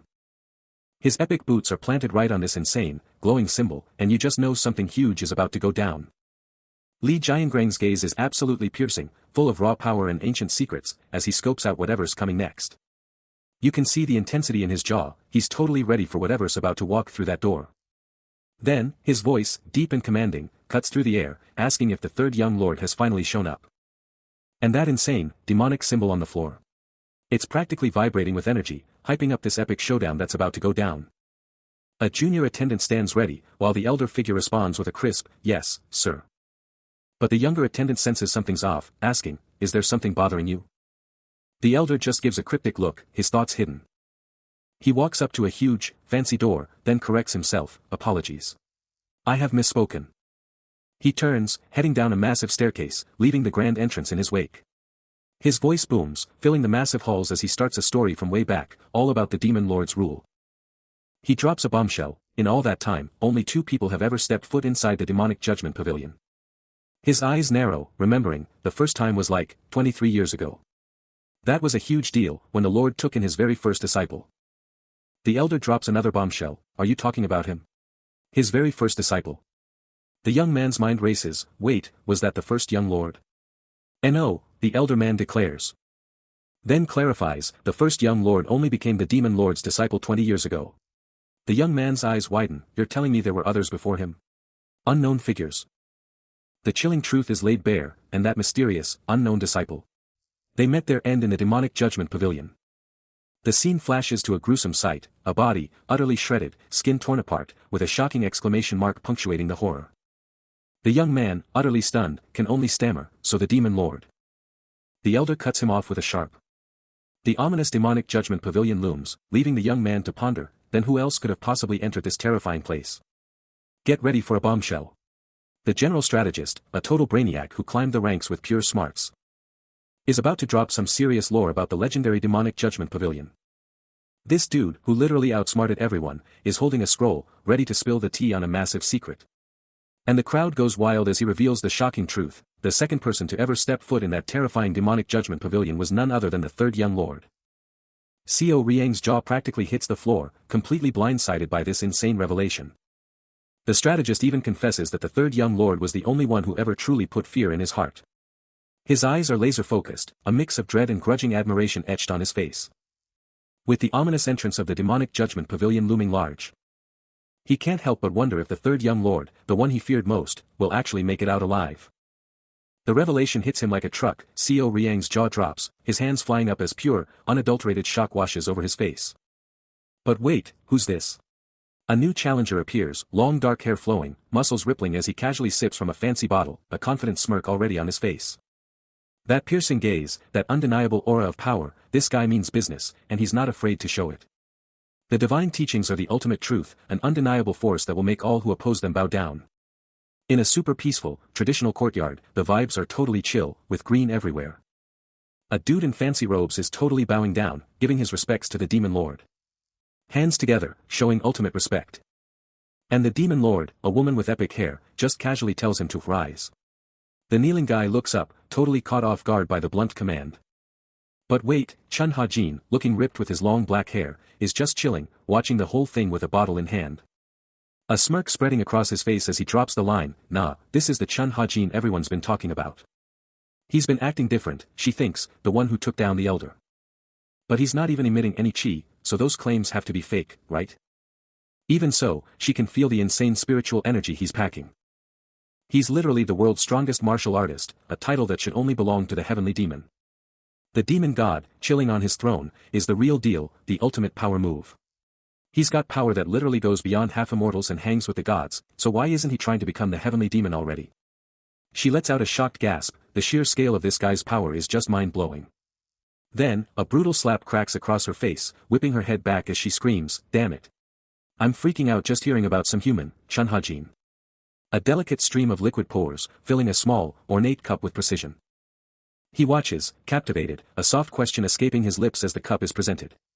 The cup itself is a masterpiece, its dark surface gleaming with intricate gold patterns. Kneeling respectfully, Xiao Riang accepts the offering, a humble "thank you" on his lips. He holds the precious vessel, a nostalgic thought hitting him about the rarity of such fine goods. Suddenly, a masked figure appears, their voice resonating with a satisfied sigh, then asking if they were summoned. Xiao Riang's eyes widen slightly, a subtle gasp escaping him at the unexpected presence. Xiao Riang takes a slow, deliberate sip, his mind already racing, preparing for the next move. A beat of silence hangs in the air. As his eyes drift, deep in thought. His thoughts turn to the demon god, a figure of chilling power, yet one who, surprisingly, has shown him a rare glimpse of kindness. But one thing is clear, the demon god doesn't play games. So he'll cut straight to the chase. His resolve firm, he declares, "I have a request." The air crackles with anticipation as the words hang, a challenge and a plea. The response is immediate, a demand for clarity. And Xiao Riang, with a slight pause, prepares to unveil his true intentions. But a voice cuts him off, dripping with impatience. He still hesitates, a crucial question burning in his mind. Then, Xiao Riang finally drops the bombshell, his voice firm. Xiao Riang's face contorts in pure frustration. But Chun Ha-jin just keeps on roasting him. Chun Ha-jin's eyes bore into him, sharp and calculating. He takes a slow, deliberate sip from his teacup. Then, he cuts straight to the chase, repeating Xiao Riang's bombshell question. Xiao Riang's thoughts spun, desperate to know if his risky honesty had paid off. But the demon god just calmly poured a drink. Inside, Xiao Riang was screaming, fighting to keep his poker face, feeling like he was about to snap. The heavenly demon lord, utterly composed, kept pouring, his eyes locked on Xiao Riang. "You're being incredibly vague," Chun Ha-jin stated, the liquid swirling. Then, he dropped the bomb, asking if Xiao Riang was trying to bail for a bit. His dark hair flowed, a silent testament to his power. With the bowl now full, Chun Ha-jin's gaze intensified on the younger man. Xiao Riang's jaw dropped, his eyes wide with disbelief as the demon lord laid bare his deepest desire, to cut ties with the cult. He doubles down, demanding to know if the young man really wants to ditch his teachings. Xiao Riang is totally blindsided, sputtering out a quick, "Huh. No. That's not what I meant." But Chun Ha-jin isn't buying it, his eyes piercing as he asks if the journey has just exhausted him. He then challenges Xiao Riang's very limits, asking if that's all he's got, then shuts him down, telling him not to speak. A heavy sigh escapes him, a look of pure disappointment etched onto his face, a silent, crushing judgment.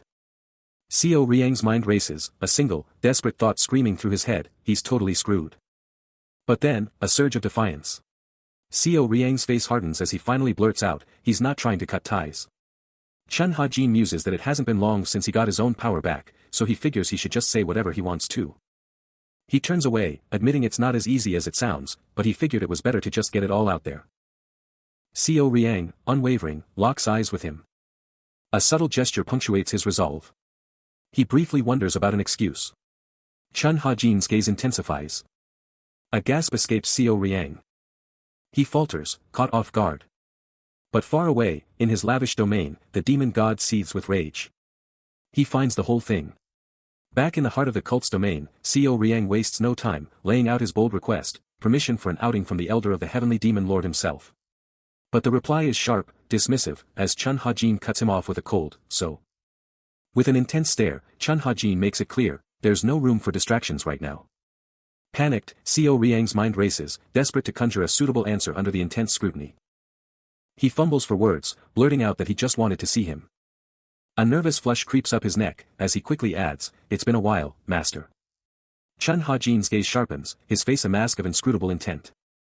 Reading the room, Seo Riang's heart sinks, realizing his master's reaction is far from positive. Then, with an unyielding resolve, Chun Ha-jin declares that despite his current condition, he still possesses power, and not a single shred of it will be shared with anyone else, shutting down the request completely. Seo Riang's mind races, plotting to hit Chun Ha-jin right in the feels, hoping to manipulate the demon lord's emotions. But Chun Ha-jin, holding a mere drinking bowl, effortlessly crushes it into a cloud of dust. Seo Riang's jaw drops, utterly stunned by the raw display of power. Then, Chun Ha-jin's voice slices through the air, mocking Seo Riang's earlier words about duties of a disciple. His eyes burn with an intense, unyielding focus. Seo Riang, completely blindsided, can only manage a stunned, pardon. A terrifying roar of power explodes from Chun Ha-jin, leaving Seo Riang utterly speechless and frozen in fear.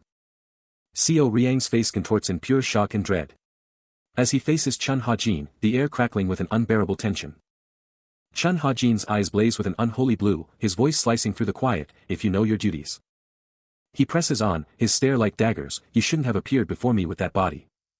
A bone-chilling question hangs heavy, or have I misjudged you all this time? Seo Riang's thoughts spiral, a cold dread seizing him as the horrifying truth dawns, the demon god's eyes. Does he know that I am actually the demon god in this body?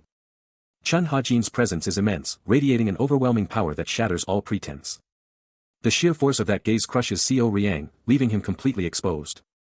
He feels it acutely, a terrifying, undeniable certainty, he's staring directly into my soul. Seo Riang is frozen, his face contorted in absolute disbelief.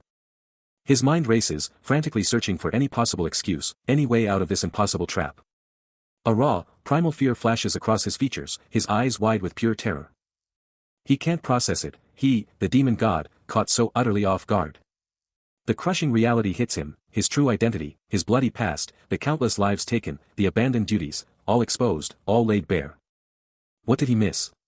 What critical flaw allowed his deepest secret to be ripped open? The vast, empty mountains loom, silent and indifferent to the chaos within. Meanwhile, Chun Ha-jin's dark silhouette remains, a chilling, ever-present threat. Golden energy swirling around his hand, a silent promise of the power he commands. He drops the bomb, you're going back in 3 days. Get out. Seo Riang's jaw drops, utterly stunned, blurting out, wait, that's it? Panicked, his eyes practically bugging out, he demands, what about the screw-up? Can I even go outside? His frustration boiling over, he practically screams, can I just do whatever I want? Tell me. Ugh, this is killing me. Later, a massive pagoda dominates the horizon, perched on a floating island. Its ancient spires piercing the sky. From a lavish balcony, Chun Ha-jin stares out at the breathtaking view. A memory surfacing of the demonic judgment pavilion, bathed in clear skies and lush greenery. He muses, a hint of nostalgia in his tone, man, it's been forever since I've seen this. Towering, mystical peaks pierce the sky, bathed in an otherworldly purple glow. At their base, a magnificent pagoda, gleaming with gold, rises majestically from the vibrant landscape. Night descends, transforming the grand structure into a formidable silhouette against the brilliant moon and countless stars. Within its walls, a ritual unfolds as a hand meticulously pours a shimmering liquid from a dragon-etched flask. Chun Ha-jin, radiating calm power, bestows a reward, acknowledging the immense effort. His subordinate, overwhelmed with respect, accepts the honor with profound gratitude. But then, a shocking turn, Chun Ha-jin, imprisoned in a cold, dark cage, his eyes holding a deep, unsettling resignation. He kneels, a deadly dagger gripped tight, a silent vow etched into his very being.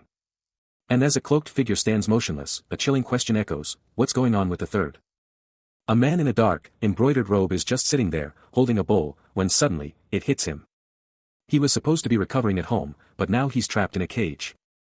Then, an unseen voice cuts in, is that seriously it? The guy in the cage just replies, yeah. While his hand gently holds a tiny, snake-like creature, which looks totally fine, by the way. Flashback. 10 years ago, Chun Ha-jin gave up on something he thought was just an illusion, but instead, he got dragged straight to hell by a venomous devil, and now his eyes are burning red. But when the speaker saw Chun Ha-jin again, it was clear, he'd already become a full-blown devil. As he tried to escape evil, he was also getting a deep understanding of death. With dark, ethereal particles seemingly being absorbed by the very ground around him.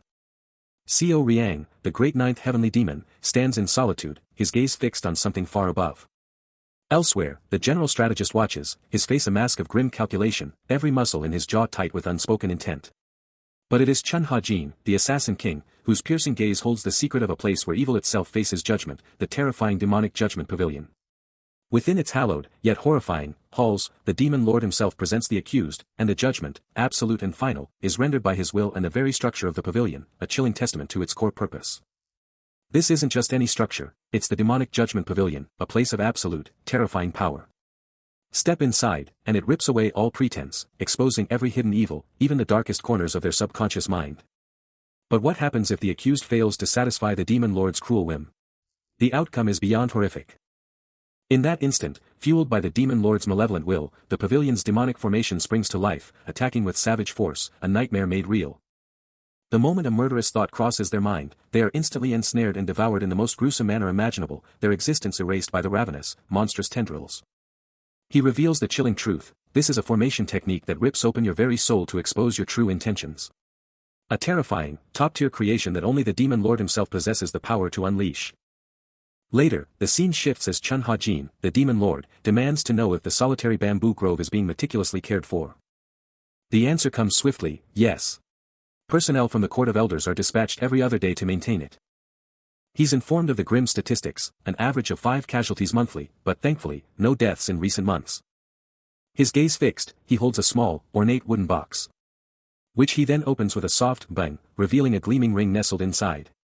And with a decisive tone, he announces his plan, I'll be sending the third young lord to the bamboo grove.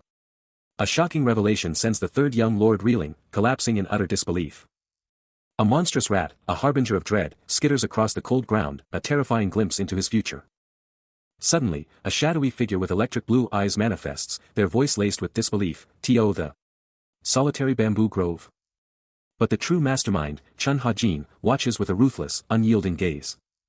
Nearby, a gruesome, blood-soaked serpent thrashes, a chilling omen of the trials ahead.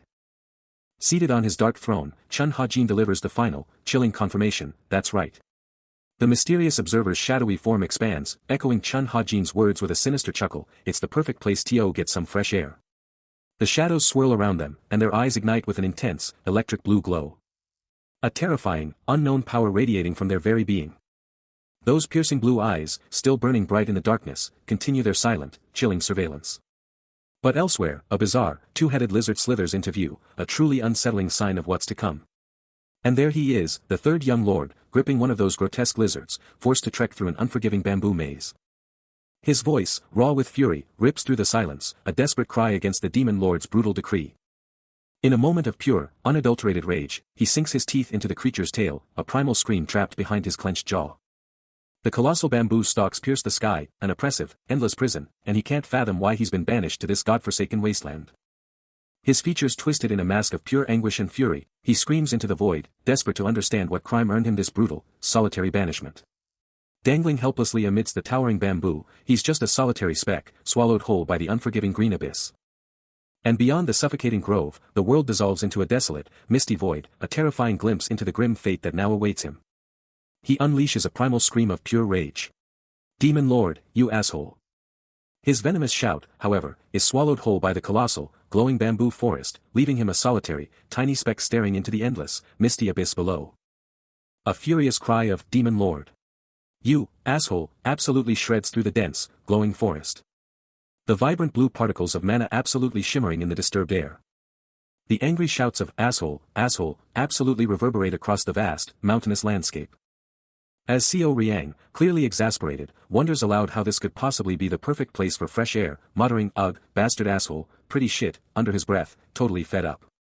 Before he can continue his tirade, a hand clamps down on him, shutting him up, as a voice calmly states, "Pardon my language, but this is quite disrespectful, young lord." The grip on his collar tightens, a silent, undeniable warning. He snaps back, his voice dripping with pure defiance, "Ichiwai. What did you say?" A heavy pack shifts, cutting through the sudden, charged silence. Because any foul or abusive language, any disrespect towards the Demon Lord, is an offense so grave it's punishable by immediate death, no exceptions, not even for the highest-ranking young lords and ladies. Yet, he still glares, his fury practically radiating off him. Suddenly, a firm grip yanks his shoulder back, a stern voice cutting through, "Hey, you should know better, huh?" He immediately fires back, "I wasn't badmouthing the Demon Lord." "Is that so? Then it's all just a misunderstanding," he snaps back, utterly defiant. A guttural, "Goddammit," rips from his throat. As he explodes, is it forbidden or something? Why can't I talk trash behind his back? His expression hardens, turning deadly serious, for to them, he's not just a deity, he's a true god. He confronts the newcomer, demanding to know if they're from the Court of Elders. A decisive step forward, and the answer is a resounding yes. A hand extends, a silent challenge or a formal greeting. The air crackles with unspoken tension. A soft rustle of cloth. The figure closing the distance. The man reveals himself as Ma Dongpil, a servant from the heavenly demon divine cult's Court of Elders, declaring it a massive honor to be a personal guard. A deep, respectful bow, Ma Dongpil makes his official introduction. But Seo Riang isn't having it, waving off the offer with a casual flick, declaring he couldn't care less about personal guards and just wants to be left in peace. Ma Dongpil's face tightens, a flicker of shock at the outright rejection. Ma Dongpil, absolutely fired up, drops to his knees before Seo Riang, pledging his entire being as a guard, vowing to protect the third young lord with his very life. But Seo Riang cuts him off fast, demanding he stop and not make any grand vows, which leaves Ma Dongpil completely stunned. Then, the scene shifts dramatically to a breathtaking, sun-drenched forest path, with massive trees forming an epic green ceiling. And there, amidst all that stunning nature, Ma Dongpil is all by himself, his eyes scanning the area as his clothes give a soft rustle. He pauses, taking it all in, uttering a quiet "What amazing scenery" to himself. But that awe quickly twists into a chilling realization, as he lets out a frustrated grunt, knowing there's only one way this whole situation can end. His face twists in pure frustration, as the brutal truth hits him hard, he's completely trapped. No matter what he does, he's stuck. Seo Riang can't break free from this place. A guttural cry rips from his throat, a tear of pure frustration welling in his eye. He's absolutely furious with himself, utterly shocked to be caught in such a bizarre trap. But then, a chilling calm descends. This was never going to be a walk in the park, was it? Enough. No more pointless dwelling on the past. He demands to know, why did he even try to ditch the demon cult in the first place? A terrifying premonition, he remembers, that he'd be reborn as the third young lord of the heavenly demon divine cult. He'll escape this prison eventually, but right now? It's a total dead end. So, for now, he embraces the brutal truth, he is the heavenly demon's third young lord, Seo Riang. He clenches his fist, a burning resolve igniting his spirit. To conquer this new reality, he has to get stronger. The heavenly demon divine cult. It's a brutal, dog-eat-dog world where only the absolute strongest survive, crushing every other group in Murim. And there's no way he's just going to sit around, waiting to be culled and kicked out. He knows it deep down, he's got to walk the path of martial arts, no matter if it means life or death. He strides forward, his thoughts hardening. As he grapples with the insane reality that he's now the third young lord of the heavenly demon divine cult. With a fierce gaze and a clenched fist, he swears he'll prove everything with his raw power. Suddenly, a voice cuts through the air, laced with shock and worry. As a blonde-haired man stares, completely taken aback. A sudden, ear-splitting scream shatters the tranquility. As Seo Riang's face twists into a primal, explosive cry. But before him, a blonde-haired figure in dark robes calmly delivers a message, announcing that his meal is prepared. Still visibly irritated, Seo Riang snaps back, reminding the man he'd ordered not to be bothered. The blonde man, taken aback, reveals the shocking truth, 2 whole days have flown by since they got here. He presses on, his voice laced with deep concern, revealing that his young lord hasn't touched food or water, which is why he's so worried. Seo Riang's eyes snap open, shocked by the 2-day revelation, then he playfully chides the man for his exaggerated surprise. The blond man, bowing deeply, simply confirms, "Yes, my lord." Seo Riang internally sighs, labeling the man as utterly inflexible, and can't help but wonder if this is just how everyone in the heavenly demon cult operates. The solitary bamboo grove is shrouded in an otherworldly mist, setting the stage for something epic. 3 days deep into the solitary bamboo grove, he's locked in, pushing his limits, completely oblivious to anything but his training. He's going all in, activating the boundless technique, and a powerful blue aura bursts from his hands, supercharging his body and mind. The world around him is a blur, pure, unadulterated focus. He's locked in, meditating on a rock, the blue energy practically vibrating around him, his power growing exponentially. Then, his eyes shoot open, shocked, as he realizes the boundless technique isn't just powerful, it's got 5 distinct stages. Unbelievable. He's already hit the 3rd stage of power. His power explodes, and the bamboo around him goes wild, shooting up and glowing with his raw energy. The boundless technique, with its 5 stages, now has him firmly planted at stage 3, that's some serious progress. He remembers his past life as the Assassin King, hitting the 4th stage of power, knowing the boundless technique was all about raw physical might, not just spiritual enlightenment. But now, even in this weakened body, with his chi blocked, he's already crushing the 3rd stage, practically bursting into the 4th. A shocking thought hits him, is it possible that this kid, Seo Riang, is actually a total genius? The very air around him crackles, plants glowing with intense, vibrant energy. As the purification technique kicks in, all on its own. This isn't just clearing his body, it's purging every impurity and toxin from the entire area. Supercharging the ambient chi, letting him devour it with insane speed and rocket through his cultivation. He grins, realizing he's going to reclaim his former glory way faster than he ever dreamed possible. A powerful thrum pulses through him, a clear sign of his body's incredible transformation. His once damaged blood pathways and vital organs are now healthier than ever, far exceeding his current physical age. And because of this insane recovery, his life force and vital energy are flowing with unbelievable ease. He spots another wild change, his hair, once lighter, is now dramatically darker. A familiar saying echoes in his head, they do say that your hair loses its color when your chi is blocked. He'd also slept like a rock, and now, chowing down, he can't help but praise the chef, Bu Dongpil, you're an excellent cook. But it's not just physical changes, he can now access the insane abilities he had in his past life, back when he was an assassin. One such power, gained as the legendary Assassin King, was the mind-blowing ability called hypersensation. The world around him snaps into ultra-sharp focus, colors exploding and every sound becoming crystal clear. Hypersensation wasn't just some learned trick, it was a primal awakening, forged in a crucible of endless death-defying battles and the brutal life of an assassin. And the martial art that supercharged this insane perception, a subtle, shimmering energy crackling around him, was none other than the legendary Heavenly Net 6 power technique. As the ancient knowledge slammed into his mind, Seo Riang was hit by a tidal wave of raw power, his senses exploding with a torrent of new data. The very fabric of reality seemed to warp and shimmer, manifesting as a vibrant, almost three-dimensional overlay of pure energy and perception. A fleeting, sepia-toned vision, ripped straight from Omniscient Secret, slammed into his mind, a woman trapped in a cage, as he grasped the technique's true power, perceiving the flow of mana and the very essence of existence. With this insane new clarity, he could sense everything around him, vividly, without even needing to turn his head. Standing there, utterly composed, hands clasped, Seo Riang was downloading the full scope of his terrifyingly awakened powers. A subtle, knowing smirk played on his lips, a silent declaration of the absolute power now at his fingertips. A tiny, scaly beast let out a low growl, its sharp claws digging into the parched ground. But he was already deep in thought, mentally kicking himself for being so childish, then just shrugging it off as a total waste of time. Suddenly, his thoughts were shattered when the general strategist popped out from behind a wall, shouting his title, then immediately backtracking with a sheepish apology for the jump scare. The strategist then dropped the news that his food was ready, urging him to come in, but he couldn't shake the nagging suspicion that this guy had been spying on him the whole time.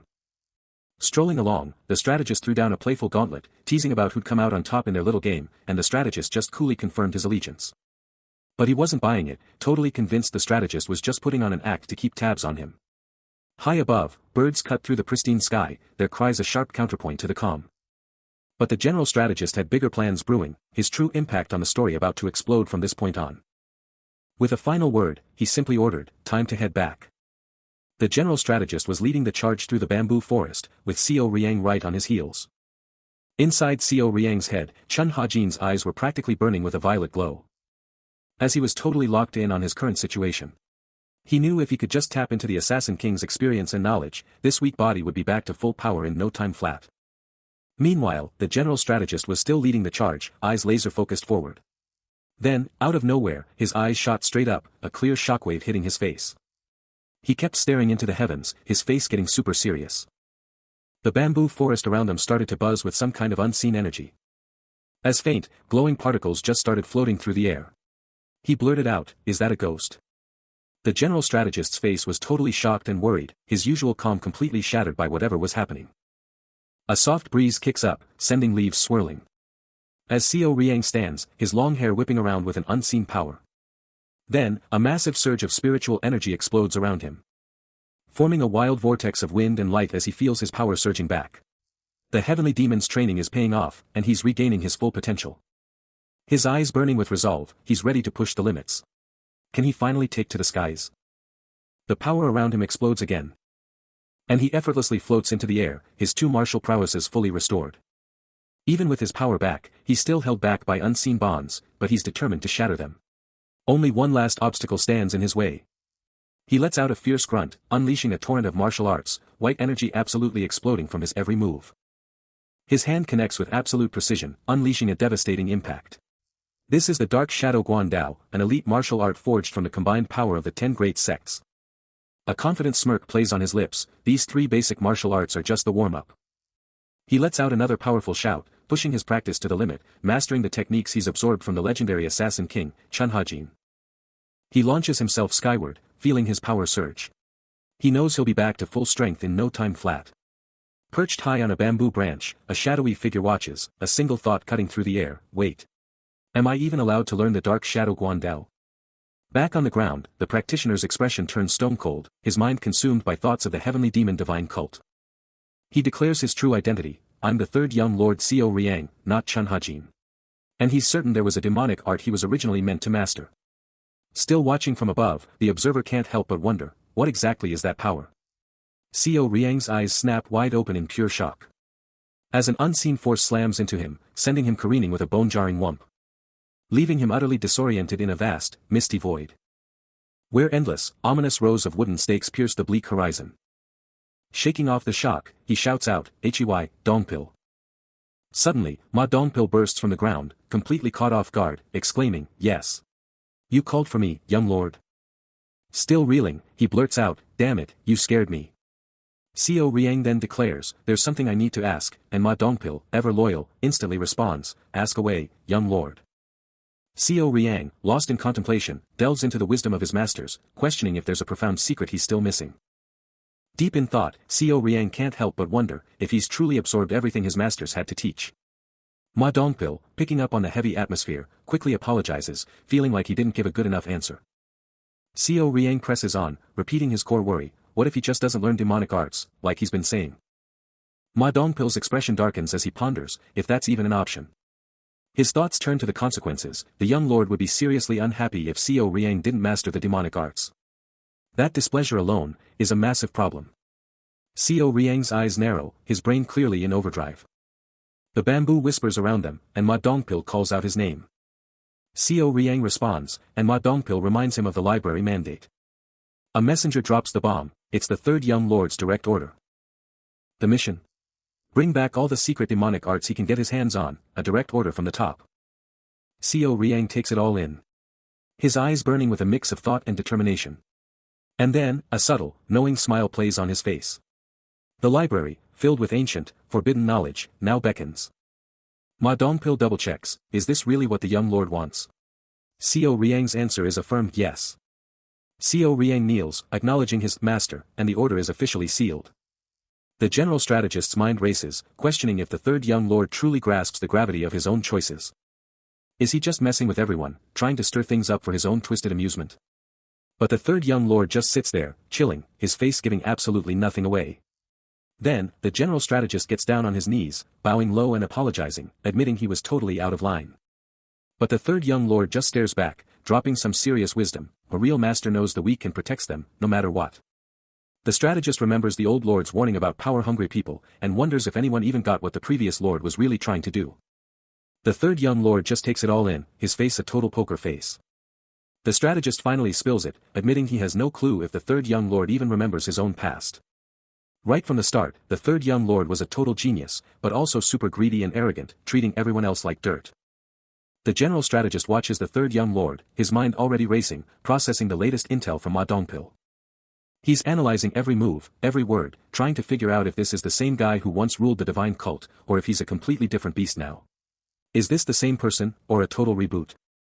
The strategist's eyes bore into the third young lord, a silent challenge in his stare. What does he actually remember? He's deep in thought, dissecting every single report from Ma Dongpil. The third young lord, totally unfazed by the intense stare, just chills and tells him, yeah, good questions, but don't sweat it too much. The general strategist is now seeing the bigger picture. This isn't just some air, this kid could literally rewrite the entire demon cult's future. He's still scratching his head about the memory thing, the whole identity crisis, and what it means for the cult's future. But hey, that's exactly why he's a top contender for succession. Then, with a dramatic flourish, the general strategist drops the bomb, revealing that this insane potential is exactly why he's been picked for a huge mission. He holds out his hand, revealing a golden, intricate key, a clear sign of the massive responsibility now dumped on the third young lord. His eyes narrow, a flicker of apprehension crossing his face as he speaks to his master, sensing the gravity of the moment. The general strategist, ever the enigma, challenges him, asking if he truly grasps the weight of his own words, then drops another bombshell. Oh, and one more thing. Xiao Riang hangs on every word, his eyes dropping in contemplation before locking onto the general strategist, affirming his comprehension, as the general strategist drives home the gravity of his message.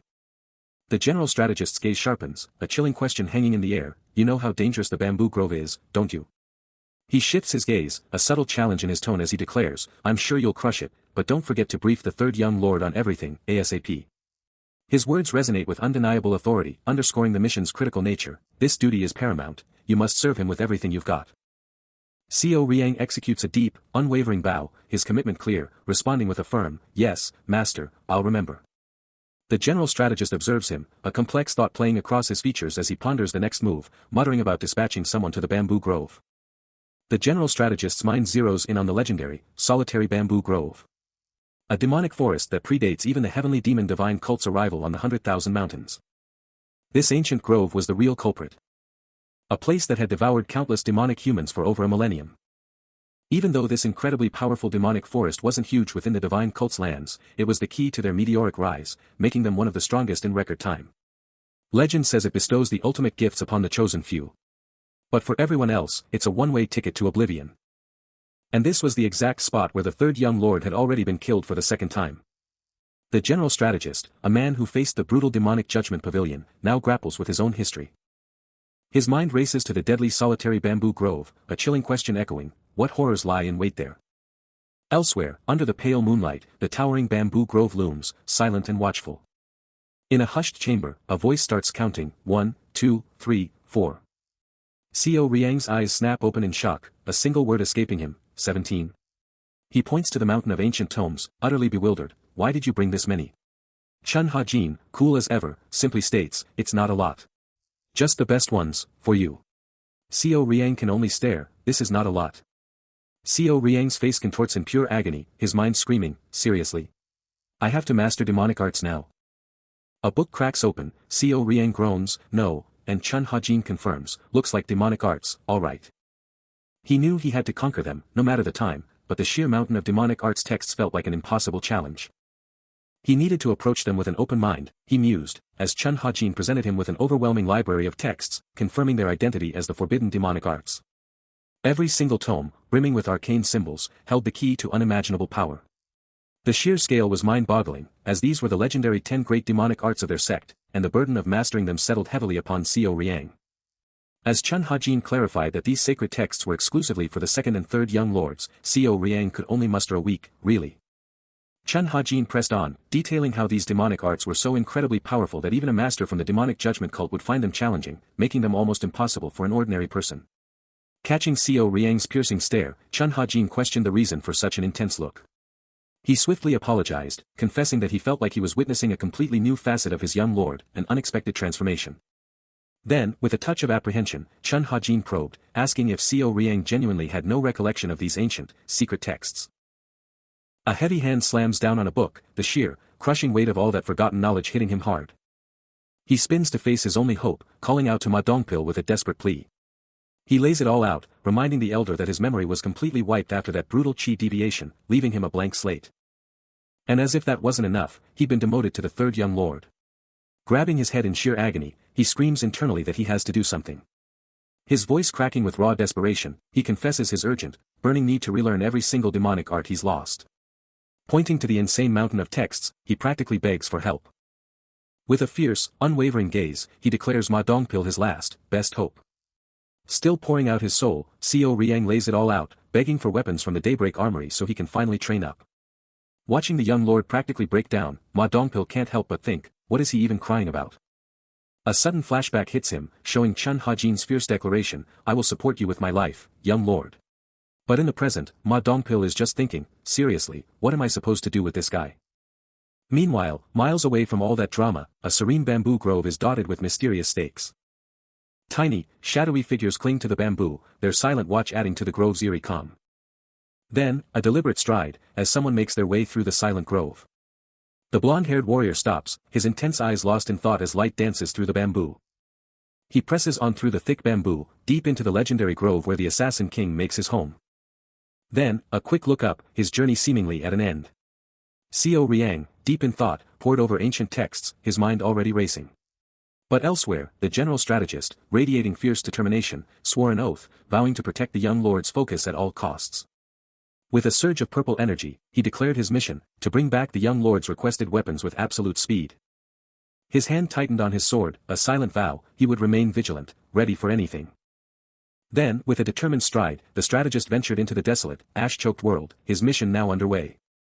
His hand extended, a subtle rustle accompanying the gesture, as he moved with precision. Meanwhile, Co Riang remained in his room, now kneeling, the book still held tight, a heavy weight clearly pressing upon him. Ancient shadows whisper of techniques once hailed as legendary, even if they couldn't quite match the raw power of the 10 great sect's divine arts. But the sheer ingenuity and foundational principles of these protocols. They were considered the absolute best of their time, a true marvel of martial philosophy. But hold on, because demonic arts. They're a whole different beast. Chun Hajin's eyes blaze with an intense blue glow, signaling a shift in power. These forbidden techniques are all about one thing, pure, unadulterated destruction. It's all about raw power, not some fancy, pure, technique. Forget stability, these arts are about explosive outbreaks. It's all attack, no defense. And true power? It's all about overwhelming force, not some wishy-washy flexibility. This philosophy is eerily similar to the methods of the. Witness the sheer power of the righteous Heavenly Alliance's assassin, Chun Hajin, as he unleashes the devastating demonic arts. But the real question is, what about the 10 great demonic arts? Co Riang is already deep in thought, trying to unravel their secrets. He knows they're incredibly powerful. He can't just master them all right now. So he dives into the books, desperate to boost his dark shadow chi. Suddenly, it hits him, the true demonic art. A technique of insane destructive power, the very foundation of the 10 great demonic arts. And he's convinced. Clutching the ancient book, he's lost in thought. Co Riang was deep in the scrolls, feeling the raw power building inside him, a new energy just waiting to explode as he plotted his next move. Flipping through the ancient pages, his mind was already miles ahead, burning with the secrets of the true demonic art, but he knew the real game-changer was awakening his chi. As night fell, the bamboo forest became his secret training ground, the perfect spot to unleash his hidden power. He pushed his limits, a blinding blue aura erupting around him, his eyes burning with raw, awakened power, the boundless treasure of chi now coursing through his veins like a storm. The wind howled through the bamboo, a primal roar echoing his rising power. But then, a faint sound cut through the night, snapping him out of his trance, and he instantly wondered who dared to interrupt him. His eyes blazed, his aura surging as he prepared for a potential attack, knowing he couldn't afford to drop his guard.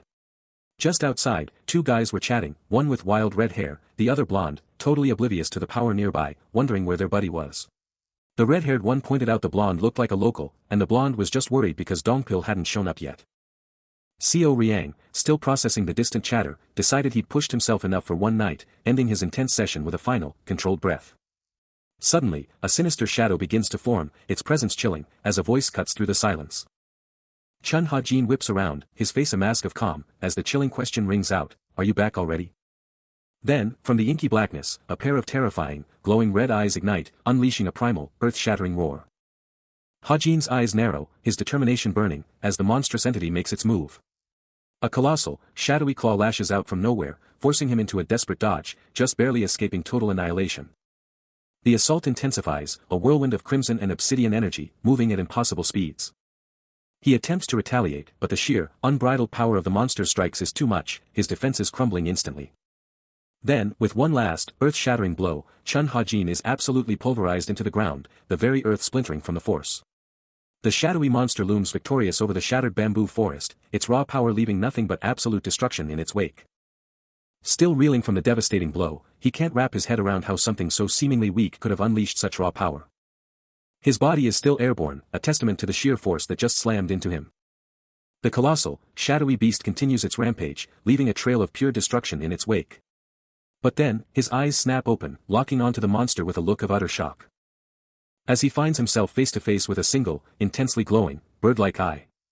The monstrous form resolves into the head of a giant, red-feathered chicken, an unbelievable sight. And it's not just one. A whole army of these bizarre, glowing-eyed chickens now surrounds him. His mind breaks, a bewildered cry escaping him, "Huh. It's a chicken." Sweat pours down his face, his entire world turned upside down by the utterly insane revelation. The monster's true form is revealed, 6 legs, a wing on its head, and 3 terrifying heads. Chun Ha-jin is absolutely floored, wondering if these ridiculous chicken things are actually the powerful enemy he's been fighting. He's completely dumbfounded by the sheer absurdity, his brain struggling to compute what he's seeing. The monstrous chicken lets out a barrage of unsettling clucks, its glowing eyes locked onto him. With those bizarre clucks echoing all around, an uncontrollable urge to laugh starts bubbling up inside him. He just can't help but think, why is this whole ridiculous mess so hilariously funny? Chun Ha-jin lets out a raw scream as that ridiculous monster's attack lands a direct hit, sending shockwaves through his body. Feathers explode into the air, as the beast goes for another devastating flurry. Dark feathers rain down, a chilling reminder of the monster's relentless, chaotic assault. But even through the pain, he's moving with insane grace, locking horns with that multi-headed nightmare in a brutal dance of death. But bam! Another hit sends him flying, a raw scream tearing from him as he finally gets it. This thing is using sound arts. Switching scenes, a blonde-haired warrior is chilling in a bamboo forest, but their eyes are locked onto something seriously cool. "Whoa, check out this weapon," they whisper, totally hyped. The towering, silent bamboo stalks create an epic backdrop. Their armored shoulder glints, ready for anything, even in this surprisingly chill spot. A thoughtful look crosses their face as they seriously wonder, this has to be a weapon, right? He strides through an otherworldly forest, trees shimmering with mystic energy, as his allies ponder his forgotten past. The third young lord, once a legendary swordsman, now can't even forge his own weapon. One of them speculates, maybe he'll snap back to his old self the moment he grips a weapon. The ally presses on, confessing they can only imagine his brutal past, but they're all in on helping the young lord get his memories back. Chun Ha-jin sits, deep in thought, as the woman repeats that the third young lord, a master swordsman, still hasn't made his own weapon, but the man declares, he totally will. The woman's voice cuts in, demanding patience, insisting it's way too early for the third young lord, and she internally warns herself, don't get emotionally attached. He keeps moving through the woods. A fierce look on his face as subtle red energy starts to gather around him.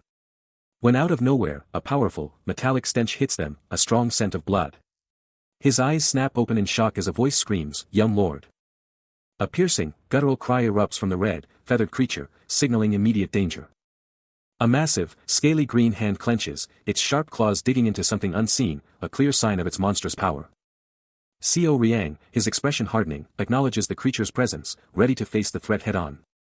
And with a swift, decisive motion, he draws his sword, the blade flashing as he prepares for an epic battle. The scaly hand recoils with a metallic clang, struck by an unseen force. Seo Riang's attack has landed. The red creature shrieks again, its body blurring from the impact, clearly feeling the pain. He launches himself into the air, his sword arcing towards the monstrous bird, delivering a powerful aerial assault. His face contorted in a snarl of fury, he's absolutely enraged. He continues his relentless assault, demanding to know how the creature dares to stand against him. This monster is in for a world of pain. A massive, crimson beast screams, launching itself into the fray. And Chun Ha-jin is sent flying, completely overwhelmed by the impact, a pained shout escaping him. But the monster doesn't let up, pressing its advantage, its beak wide in a terrifying shriek. Then, a thunderous blow sends the monster careening backward, its momentum violently reversed.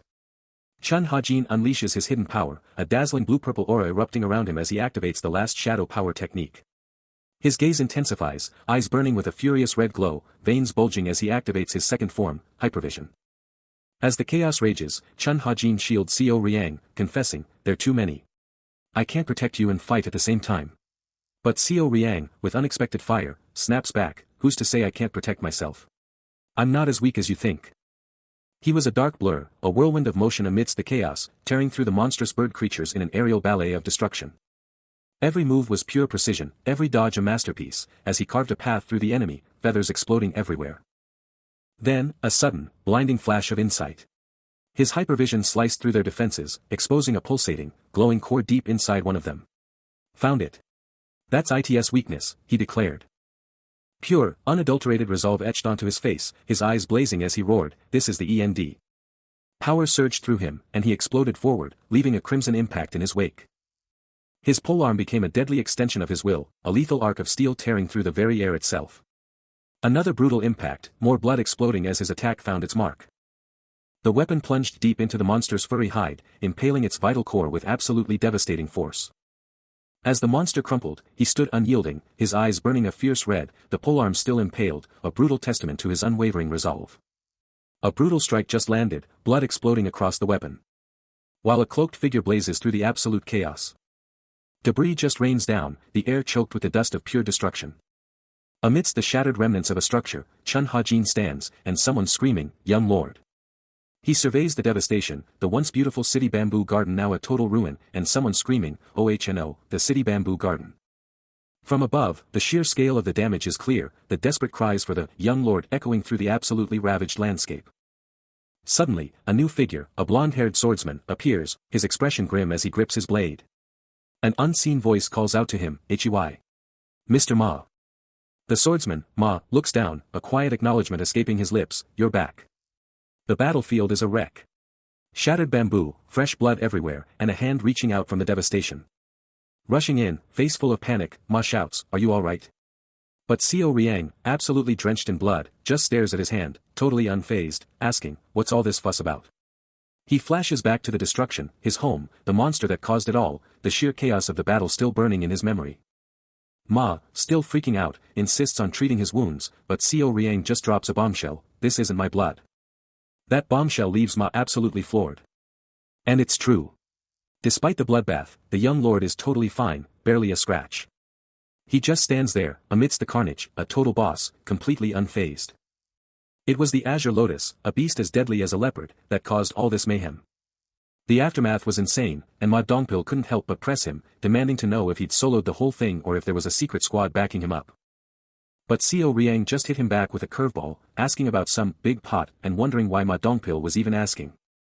Then, out of nowhere, he started talking about boiling water in a big pot for ramen, leaving Ma Dongpil completely speechless and confused. Ma Dongpil, clearly fed up, declared that he needed a full breakdown, no more cryptic nonsense. Whatever Xiao Riang said next hit Ma Dongpil hard, making him gasp in shock. He then grilled Xiao Riang about how he knew this spot, but Xiao Riang just played dumb, asking what he was even on about. But elsewhere, a lone, cloaked warrior stood on a blood-drenched battlefield, his dark gear and blade absolutely caked in crimson, a chilling monument to pure carnage. The legendary Tang Bamboo Grove. It's always been a sacred, untouchable place for the heavenly demon divine cult. A natural wonder, totally unique in their entire territory, and someone's like, "Yo, this forest. It's got a secret." Forget spiritual chi spreading everywhere, it's all locked up right here in the bamboo.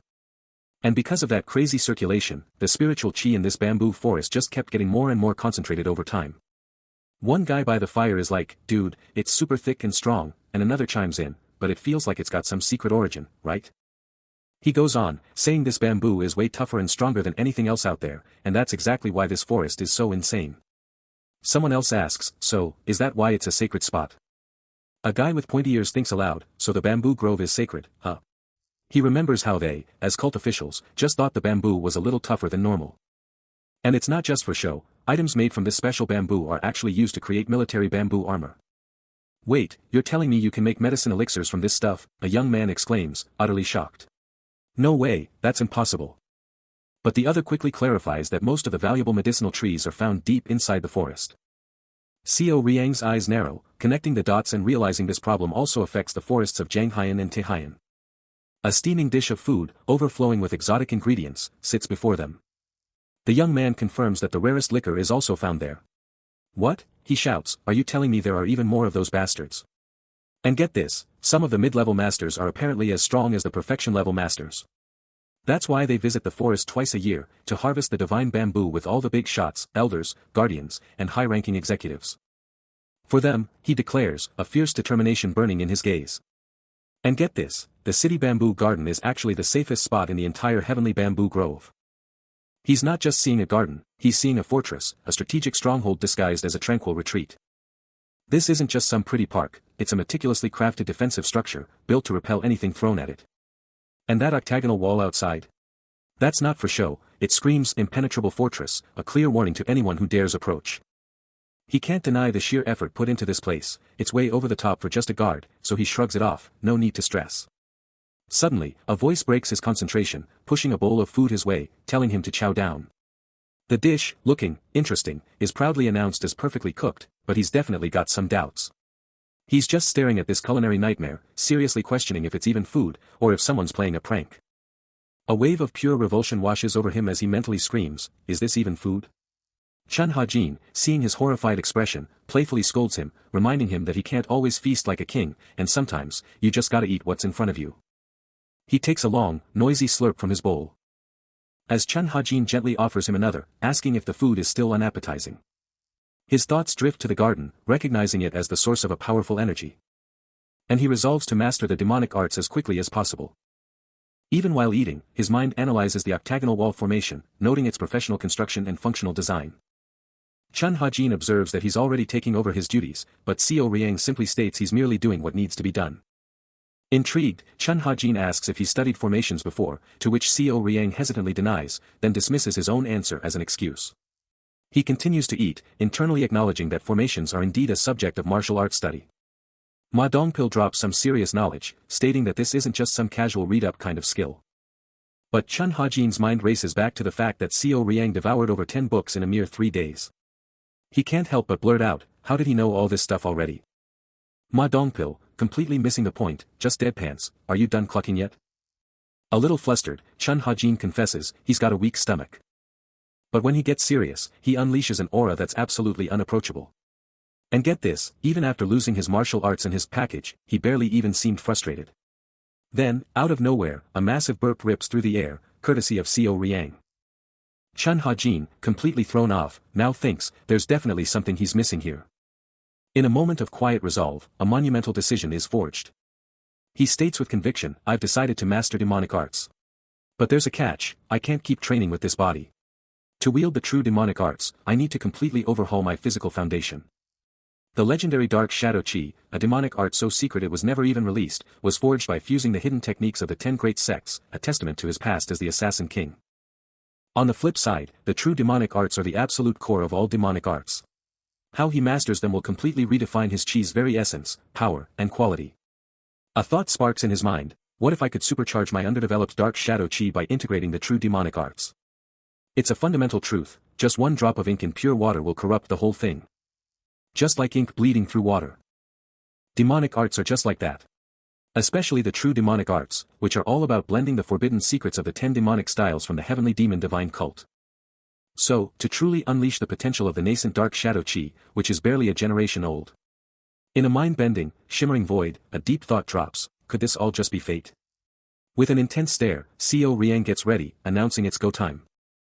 His eyes blazing with a fierce blue glow, he zeroes in on the epic challenge of mastering the true demonic arts and Dark Shadow Chi. A massive power surge erupts from him as he contemplates the insane possibility of fusing the core demonic arts with the heavenly demon's secret techniques. Red and blue energies absolutely explode around him as he plunges into deep meditation, his new power starting to fuse. Later, chilling in a peaceful courtyard, he checks out his own hand, with a ghostly shadow figure lurking behind him. Meanwhile, Ma Dongpil, gripping his sword, can't believe how fast time flies, realizing it's already been 3 whole days since Seo Riang locked himself away. He remembers the strict orders, do not disturb him, and no matter what, as he stares intently at the training hall. Seo Riang was locked in deep meditation, a faint purple aura sparking around him, the very air thrumming with raw power. Was it true that opposites attracted? Because a brand new martial art was being forged right then and there. The energy exploded, swirling in vibrant purple and red around him, proving the divine compatibility of the forces he was fusing. His face twisted in pure agony, sweat pouring as raw power surged through every fiber of his being. The aura around him went wild, crackling with untamed energy as the new martial art solidified. This wasn't just any new power. Born from dark shadow chi, it was destined to be more destructive, more stable, and utterly surpass the true demonic arts. Then, the energy around him absolutely exploded, a maelstrom of crimson and violet light, signaling the end of his brutal training. His eyes stayed shut, but a subtle purple glow pulsed beneath his lids, a silent roar that the transformation was done. He could feel the sheer, immense power now surging through him. His hand blazed with the new energy, a tangible, undeniable sign of the martial power he now commanded. Meanwhile, Chunhajin, pipe still in hand, suddenly felt an overwhelming, explosive rush of mystic energy, his face contorting in utter shock. The power exploded within Xiao Riang, forging a brand new martial art, a fusion of raw, destructive energies, and he knew exactly what to call it. His eyes blazed crimson, dark energy coiling around him, ready to explode. The dark shadow demonic art. Miles away, a cloaked figure, Chunhajin, felt the earth-shattering power surge, a seismic shift in the very fabric of reality, and he knew something massive had just happened. But elsewhere, a terrifying roar ripped through the jungle, as a massive, red-eyed ape monster burst forth, pure rage in its glowing gaze. Its savage cries ripped through the air, a terrifying declaration of dominance. A lone fighter, blindsided by the monster's sudden appearance, whipped around, adrenaline surging. But it was too late. The monster lunged, its massive claw slamming into him, sending him hurtling through the air. But then, just as the fighter fell, a familiar, dark red energy, crackling with raw, ominous power, exploded onto the scene. Gasping for air, the battered fighter barely holds himself together after a brutal encounter. He knows he just barely made it out alive, but the exhaustion is crushing him. This jungle is a death trap, and he's running on fumes. No energy left to push on. He's taken down the beasts, but at what cost? His legs are screaming, ready to collapse. Suddenly, Xiao Riang appears, overlooking the treacherous jungle, and he's already thinking about the smartest way to navigate this mess. With blood on his face, a silent testament to recent action, his gaze, a savage ape beast roars in agony, as a lethal strike finds its mark. Cool and collected in the heart of the jungle, Xiao Riang notes the beast's pack mentality. But a flicker of doubt crosses his expression as he wonders, is 3 really all there is to this herd? A primal scream rips through the jungle, jolting a bloodied fighter's eye wide open. And he clenches his jaw through the agony, realizing that terrifying sound is right on top of them. Then, a monstrous horde of ape-like beasts explodes from the trees, their eyes burning red, locked onto their next meal. It's the Xingxing, the jungle's nightmare, and they're swarming in a massive, relentless herd. Xiao Riang looms over the fallen fighter, his face dark as he sizes up the incoming danger, the injured man desperately pleading for him to fall back from the sheer overwhelming force. But even with the odds stacked against them, Xiao Riang's resolve burns brighter, a fierce determination etched on his bloodied face as he shuts down any idea of falling back. He knows Dongpil's right, his own internal energy is practically gone after a brutal day of fighting, but something deeper, something unyielding, pushes him on. No time to waste, no room for doubt, he has to master his new martial art right now, or they're not getting out of this alive. A raw, untamed power starts to swirl around him, a pure manifestation of his unbreakable spirit. Pushing past every limit, Xiao Riang unleashes a surge of raw power, ready to dominate. His eyes ignite with a terrifying crimson glow, as an explosive force erupts within him. He screams his vow to become stronger, fully embracing the terrifying power of the dark shadow demonic art. In a blinding flash, he vanishes and reappears, a whirlwind of destruction against the monstrous Xingxing. A devastating kick lands with bone-shattering force, sending the monstrous beast flying.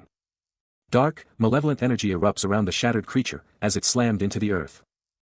Hold on a second. Did I just hear that right? Ma Dongpil's voice booms with utter disbelief, the third young lord is out there hunting herds of azure lotuses and Xingxing in the solitary bamboo grove. A powerful figure, draped in regal attire, holds court from an imposing throne, his gaze sharp and expectant. Before him, Ma Dongpil, ever the loyal subordinate, bows low and confirms, that's correct. The man on the throne, a master of composure, gives nothing away.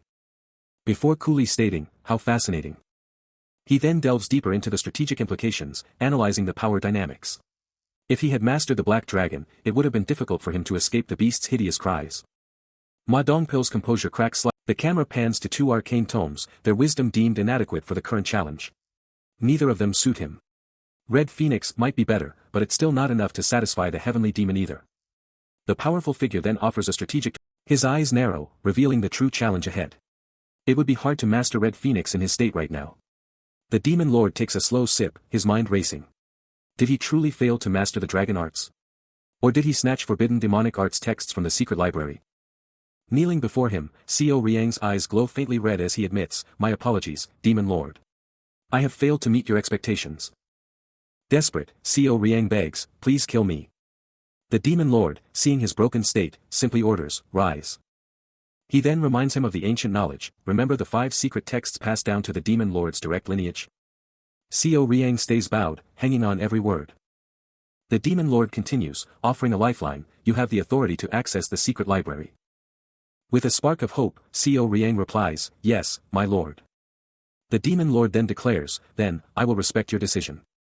Out of nowhere, a horde of grotesque, decaying figures erupts with guttural roars, charging forward like a nightmare unleashed.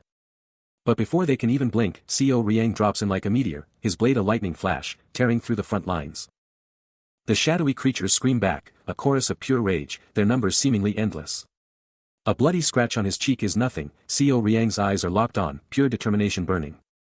Meanwhile, in a hidden chamber, an ethereal glow pulses from an ancient bowl, and a commanding voice echoes, Guardian. A dark-sleeved hand instantly moves towards the light, as Chun Ha-jin's voice cuts through the silence, yes, my lord. Back in the chaos, Co Riang unleashes pure power, a white and brown blur, surrounded by crackling energy as he lands another crushing blow. And in a lavish chamber, Ma Dongpil stands before the imposing unnamed throne figure, who drops a loaded question, adults fight. Co Riang goes all out, a devastating attack ripping through the air. He's thinking about how kids just don't know when to quit. But elsewhere, Chun Ha-jin is deep in thought, pondering the sheer terror of that innocence, and it's chilling him to the bone. Back on the battlefield, Co Riang is still tearing through enemies, knowing that for some, honor is everything, the only currency that matters.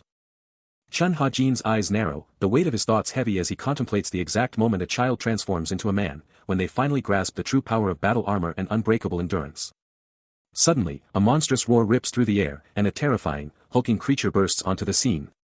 This thing is huge, its terrifying cry just getting louder, a clear sign of the chaos it's about to unleash.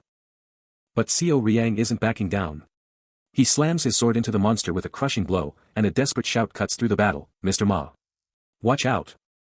In a blinding flash, Co Riang's gaze locks on, his face a mask of pure, unyielding focus as he tears through the chaos. His sword a deadly blur, slicing through the very air with a ferocious, crimson-brown energy. A guttural cry erupts from the impact, as his strike lands with brutal force. But with a deafening crash, even more grotesque horrors explode from the shattered ruins, their dead eyes locked onto their prey. He maintains his relentless, brutal assault, and another monster drops with a sickening thud. A worried bodyguard shouts to him, demanding to know what's happening. But Co Riang just scoffs at the danger, proclaiming these swarming beasts are nothing but cannon fodder. Elsewhere, in a rare moment of calm, Chun Ha-jin taps his chin, a deep, calculating look in his eyes. He ponders his incredible growth, realizing the flawless mastery of his dark shadow's deadly arts and contemplating a daring challenge, the heart of the swamp bamboo grove. Just as Chun Ha-jin was deep in thought, a massive, explosive impact ripped through the air, blasting dust and debris everywhere. His eyes snapped open, pure shock on his face, as he screamed a desperate warning, realizing another beast was already on them, moving at insane speeds. Before Ma Dongpil could even blink, the beast was already on him, a blur of pure power. The hit sent him flying, a sickening spray of blood exploding from the impact. Ha-jin's brain was on fire, trying to process how this thing just appeared out of nowhere and hit with such insane speed. Then, the attacker was finally revealed from above, a monstrous, horse-like beast, tearing through the bamboo like it was nothing. Even with Ma Dongpil down, the beast kept up its brutal, relentless attack. Its face was a mask of pure rage, eyes burning with savage, predatory hunger. The beast's leg slammed down with another devastating strike, but even while getting pummeled, Ma Dongpil somehow recovered his inner chi, refusing to ever underestimate this monster. Unbelievable. That monster just took down its foe in one devastating hit. Co Riang watches, stunned, realizing this thing is way stronger than anything they've ever faced. A guttural growl rips through the air, and his eyes flare, picking up on an insane, bloodthirsty aura. His determination ignites, and a golden aura explodes around him, every muscle coiling as he gets ready to throw down. No holding back. He's going all out against this monster from the jump. But then, something totally unexpected happens, catching him completely off guard. Ma Dongpil gets absolutely rocked, sent flying through the air. As that beast keeps up its insane, blurring attack. And then, a massive, glowing explosion where he crashes down. Swords are everywhere, just stuck in the ground, bloodied, a clear sign that something went down, fast. Before anyone could even blink, that monster's leg just smashed down next to a sword, moving so fast it was a blur. Then, bam. Blood splattered all over Co Riang's face, and he was left reeling, wondering if this was even the same weakling he'd fought earlier. But the monster didn't stop, its massive hoof just kept slamming down, kicking up dust like a freight train. Another hit, and he just flinched, his face twisted in pure pain as more blood gushed out. Totally disoriented, he just gasped, huh? Why wasn't his body moving? Then the horror hit him, his right arm was just hanging there, completely broken. The pain was insane, and he had to face it, my right arm. It's completely broken. But the monster didn't care, it just kept stomping, its brutal assault nowhere near finished. He screams in agony. As the beast absolutely slams him, launching him through the air. He can't believe he hasn't even unleashed his full power yet. The moment he realized his assassin skills were going well, this happened. Bloodied and beaten, he curses his own carelessness, regretting letting his guard down in this cursed forest. The grotesque monster lets out a guttural snarl, its yellow eyes blazing with pure, unadulterated rage. Seo Riang's blood-soaked blade hits the dirt. But then, a blinding red blade rips through the air with impossible speed. Connecting with the monster in a devastating explosion of force, sending it flying back. A new challenger emerges, a blonde-haired powerhouse, shouting his defiance at the beast. His battle-ready stance radiating raw power. The grotesque creature lets out a chilling, guttural growl. Its menacing presence prompts the bodyguard to shout a desperate warning to Dongpil, no, Dongpil. This isn't a beast you can handle on your own. But it's too late. The creature's powerful grip crushes his arm, drawing blood. As the beast closes in, the bodyguard tries to divert its attention, yelling, over here. His face is already streaked with blood from a fresh wound. The creature's brutal assault continues, forcing a raw scream of agony from him. Its eyes blaze with malevolent red energy as it unleashes a terrifying roar, asserting its dominance. The beast relentlessly hunts both men through the dense forest, Dongpil's cries echoing through the trees. Injured but unyielding, the bodyguard points ahead, pushing them to escape. No time to breathe. The grotesque creature explodes forward, its tendrils lashing out with a piercing shriek aiming to tear them apart. But the bodyguard is a wall, fighting tooth and nail, desperately shielding Ma Dongpil from the creature's brutal, neighing assault. Then, a flash of pure skill. He unleashes a brutal counter, smashing the monster back with a sickening crunch. The beast hits the dirt hard, a heavy thud marking its fall. Its grotesque limbs lie still, splayed out in the dust. It's down. No movement, the threat is gone, or is it? They stand over the fallen beast, a collective few escaping them, the adrenaline finally starting to fade. But the bodyguard isn't convinced. Is it dead, he asks, while Ma Dongpil's face, now bleeding, shows just how close they came. But then, a chilling sight. One of the creature's eyes snaps open, a malevolent glow promising that this nightmare is far from over. With a savage shriek, the monstrous zombie charges, but the bodyguard meets it head-on with another devastating strike. He's not just fighting one, but a whole pack. The bodyguard is a whirlwind of fury, tearing through them as one beast curses his brutal efficiency. But the fight takes its toll, a brutal hit opens a wound on his head, yet the monster's rage only fuels his resolve, promising vengeance for the young lord's fallen form. He shakes off the injury, roaring back into the fray, delivering bone-shattering blows that make the monster shriek in agony. With the monster finally down, he makes a tactical decision: revenge can wait, the young lord's rescue comes first. Just when he thinks it's over, the monster lets out a chilling, final shriek, a terrifying reminder that this fight is far from finished. Ignoring the lingering threat, he rushes to Ma Dongpil's side, shouting his intent to carry the injured man to safety. But Ma Dongpil, ever the stoic, brushes off the severity, declaring only his arm is broken, not his spirit. 8 months later, and everything has changed. 8 months later, the heavenly demon divine cult's court of elders stands in epic, silent grandeur. Inside, First Leader Lee Bunsung lets out a tired sigh, clearly having just finished something intense.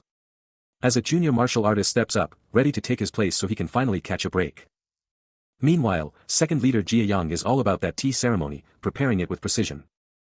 The steaming liquid flows perfectly into a delicate cup. He then sits with the junior, asking if the Seo family patriarch is actually showing up today.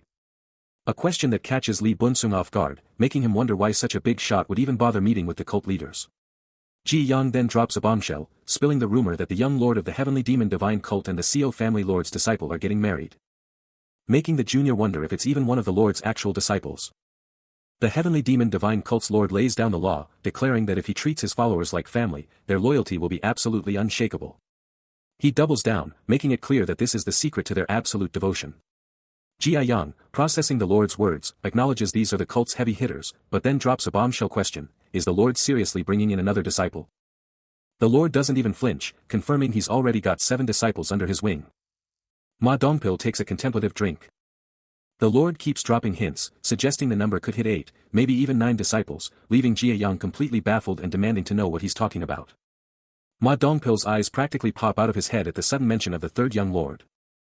The lord reveals the grim truth: the third young lord's martial prowess has plummeted, thanks to a GI blockage, completely falling out of the solitary bamboo grove.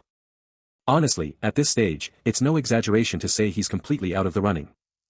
Jia Young, clutching a delicate cup, immediately fires back, labeling the lord's words as a dangerous declaration. He presses on, a warning in his voice, reminding them that the solitary bamboo grove is a place of inherent danger. A stark image of Chun Ha-jin, the third young lord, alone in a barren land, flashes through the mind, a chilling thought echoing: the lord has but one heir, and if the third young lord is denied his chance, his destiny might already be written. Back to the tension, Ji Yang's fury erupts, shattering the cup in his grip as he roars that Chun Ha-jin is doomed to be trapped forever, slamming an emphatic "enough" to silence any further discussion. His eyes blaze with a fierce warning, demanding they cease their words instantly if anyone else catches wind of their conversation. But Ma Dongpil, ever the pragmatist, cuts in coolly, laying out the stark truth: this is the core problem. The third young lord is already slipping from the solitary bamboo grove's embrace.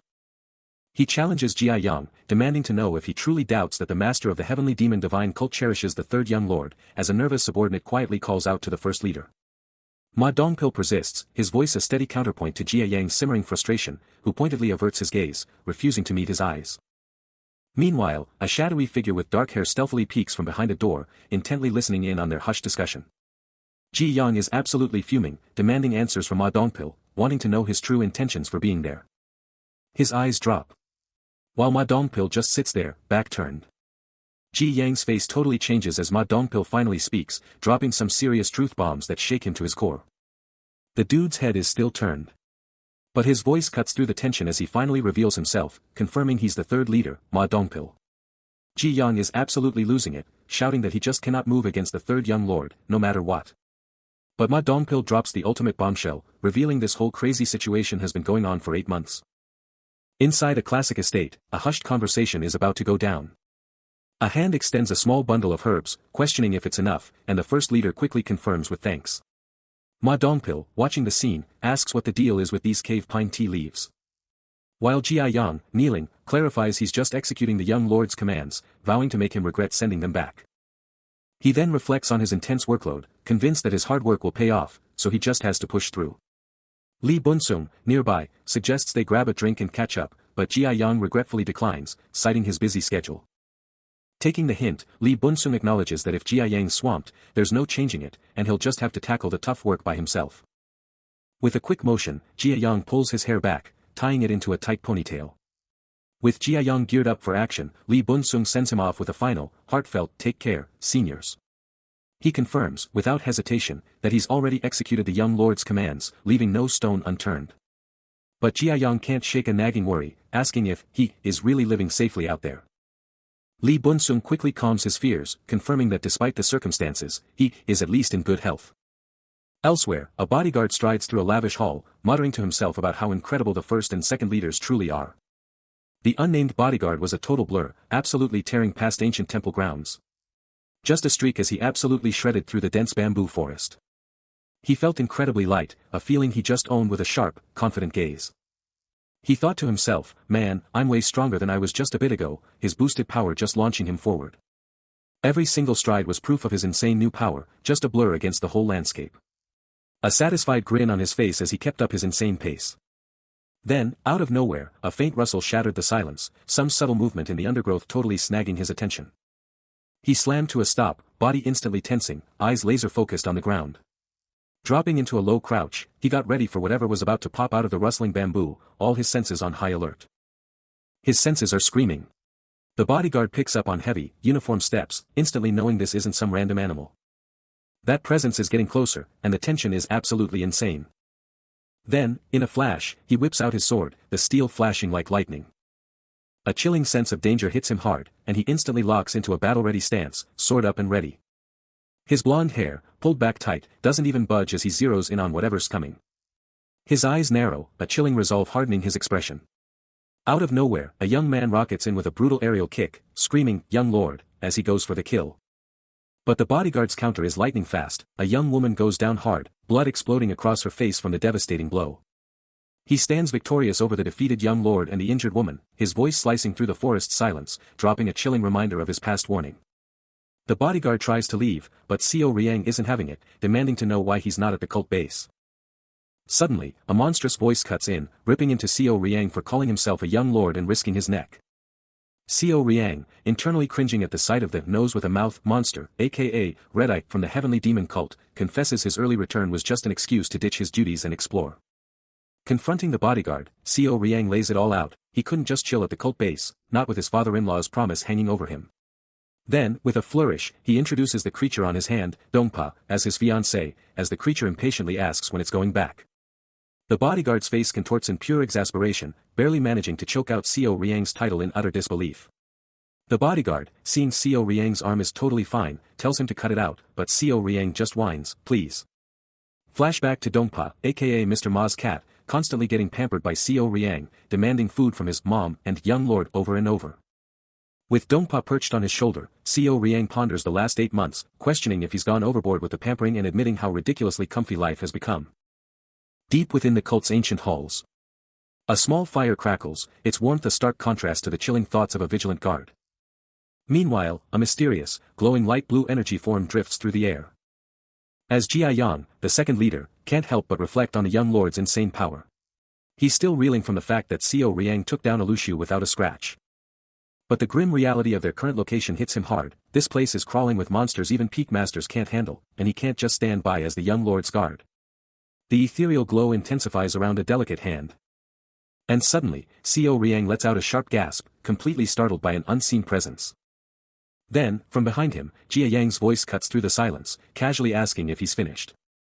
Seo Riang practically leaps out of his skin, yelling that he was scared, while Jia Yang just watches him with a knowing, almost amused, expression.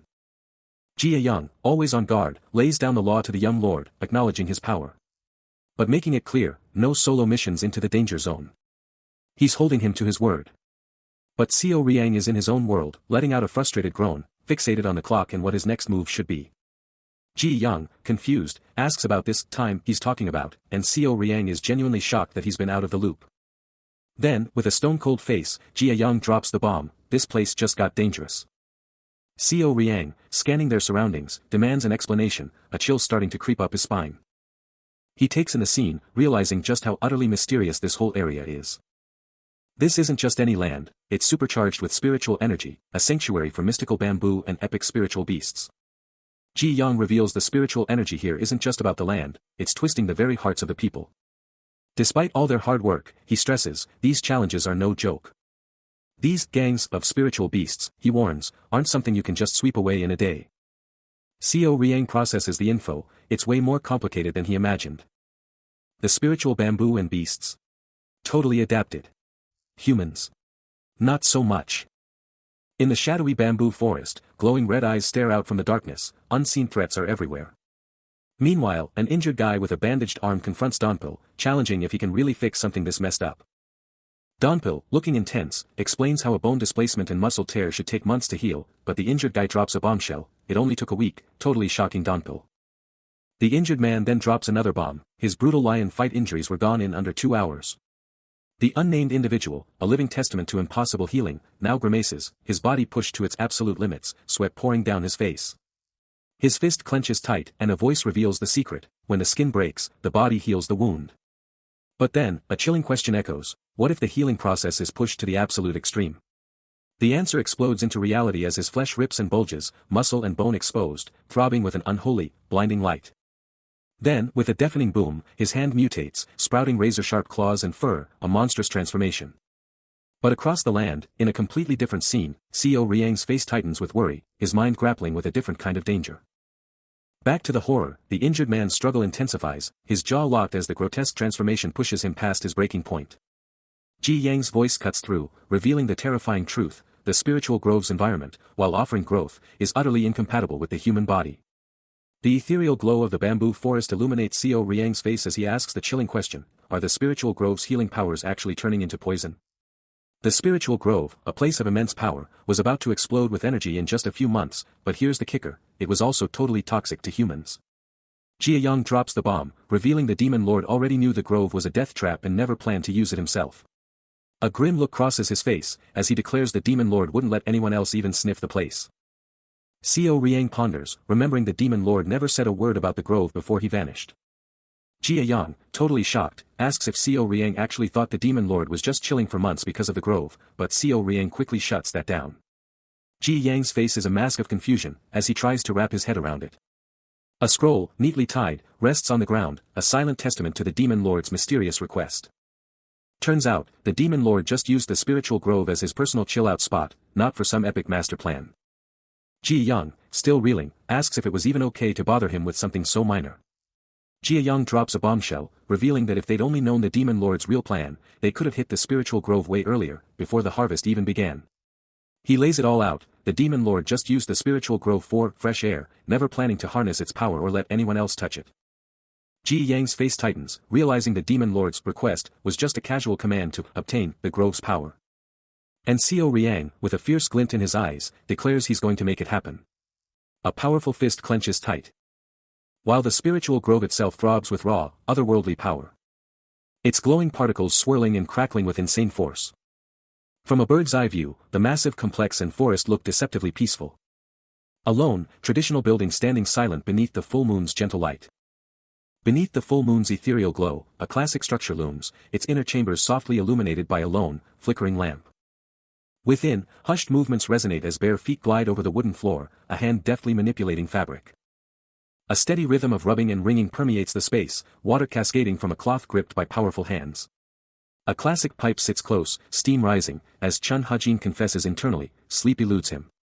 The fourth young lord, Chun Hajin, clutches a small cup, his mind reeling from the bombshell that Sirion lives. His gaze sharpens with a blend of bewilderment and distrust as he probes the timing and motive, demanding to know why his master revealed this now. A dark shadow crosses his features as he weighs the consequences. The master's chilling words reverberating, fail to grasp the demonic art's secret, and they're dead in 3 months, that's the brutal reality of their situation. Meanwhile, perched on a magnificent throne, the master himself pronounces with ultimate authority, revealing the sacred bamboo grove's true essence. The master's words hit hard, leaving Chun Hajin reeling, wondering if this was just another insane test thrown his way. From his epic throne, the master's voice boomed, challenging him directly about the young lord. After a beat of pure shock, Chun Hajin, with absolute conviction, declared his allegiance. He mentally squared up, a silent alright, sealing the deal in his head. He got it. The heavenly demon's insane secrets, the truth beyond the sacred bamboo grove, were now an open book in his mind. Kneeling there, he knew his master didn't give a damn that his own life was on the line.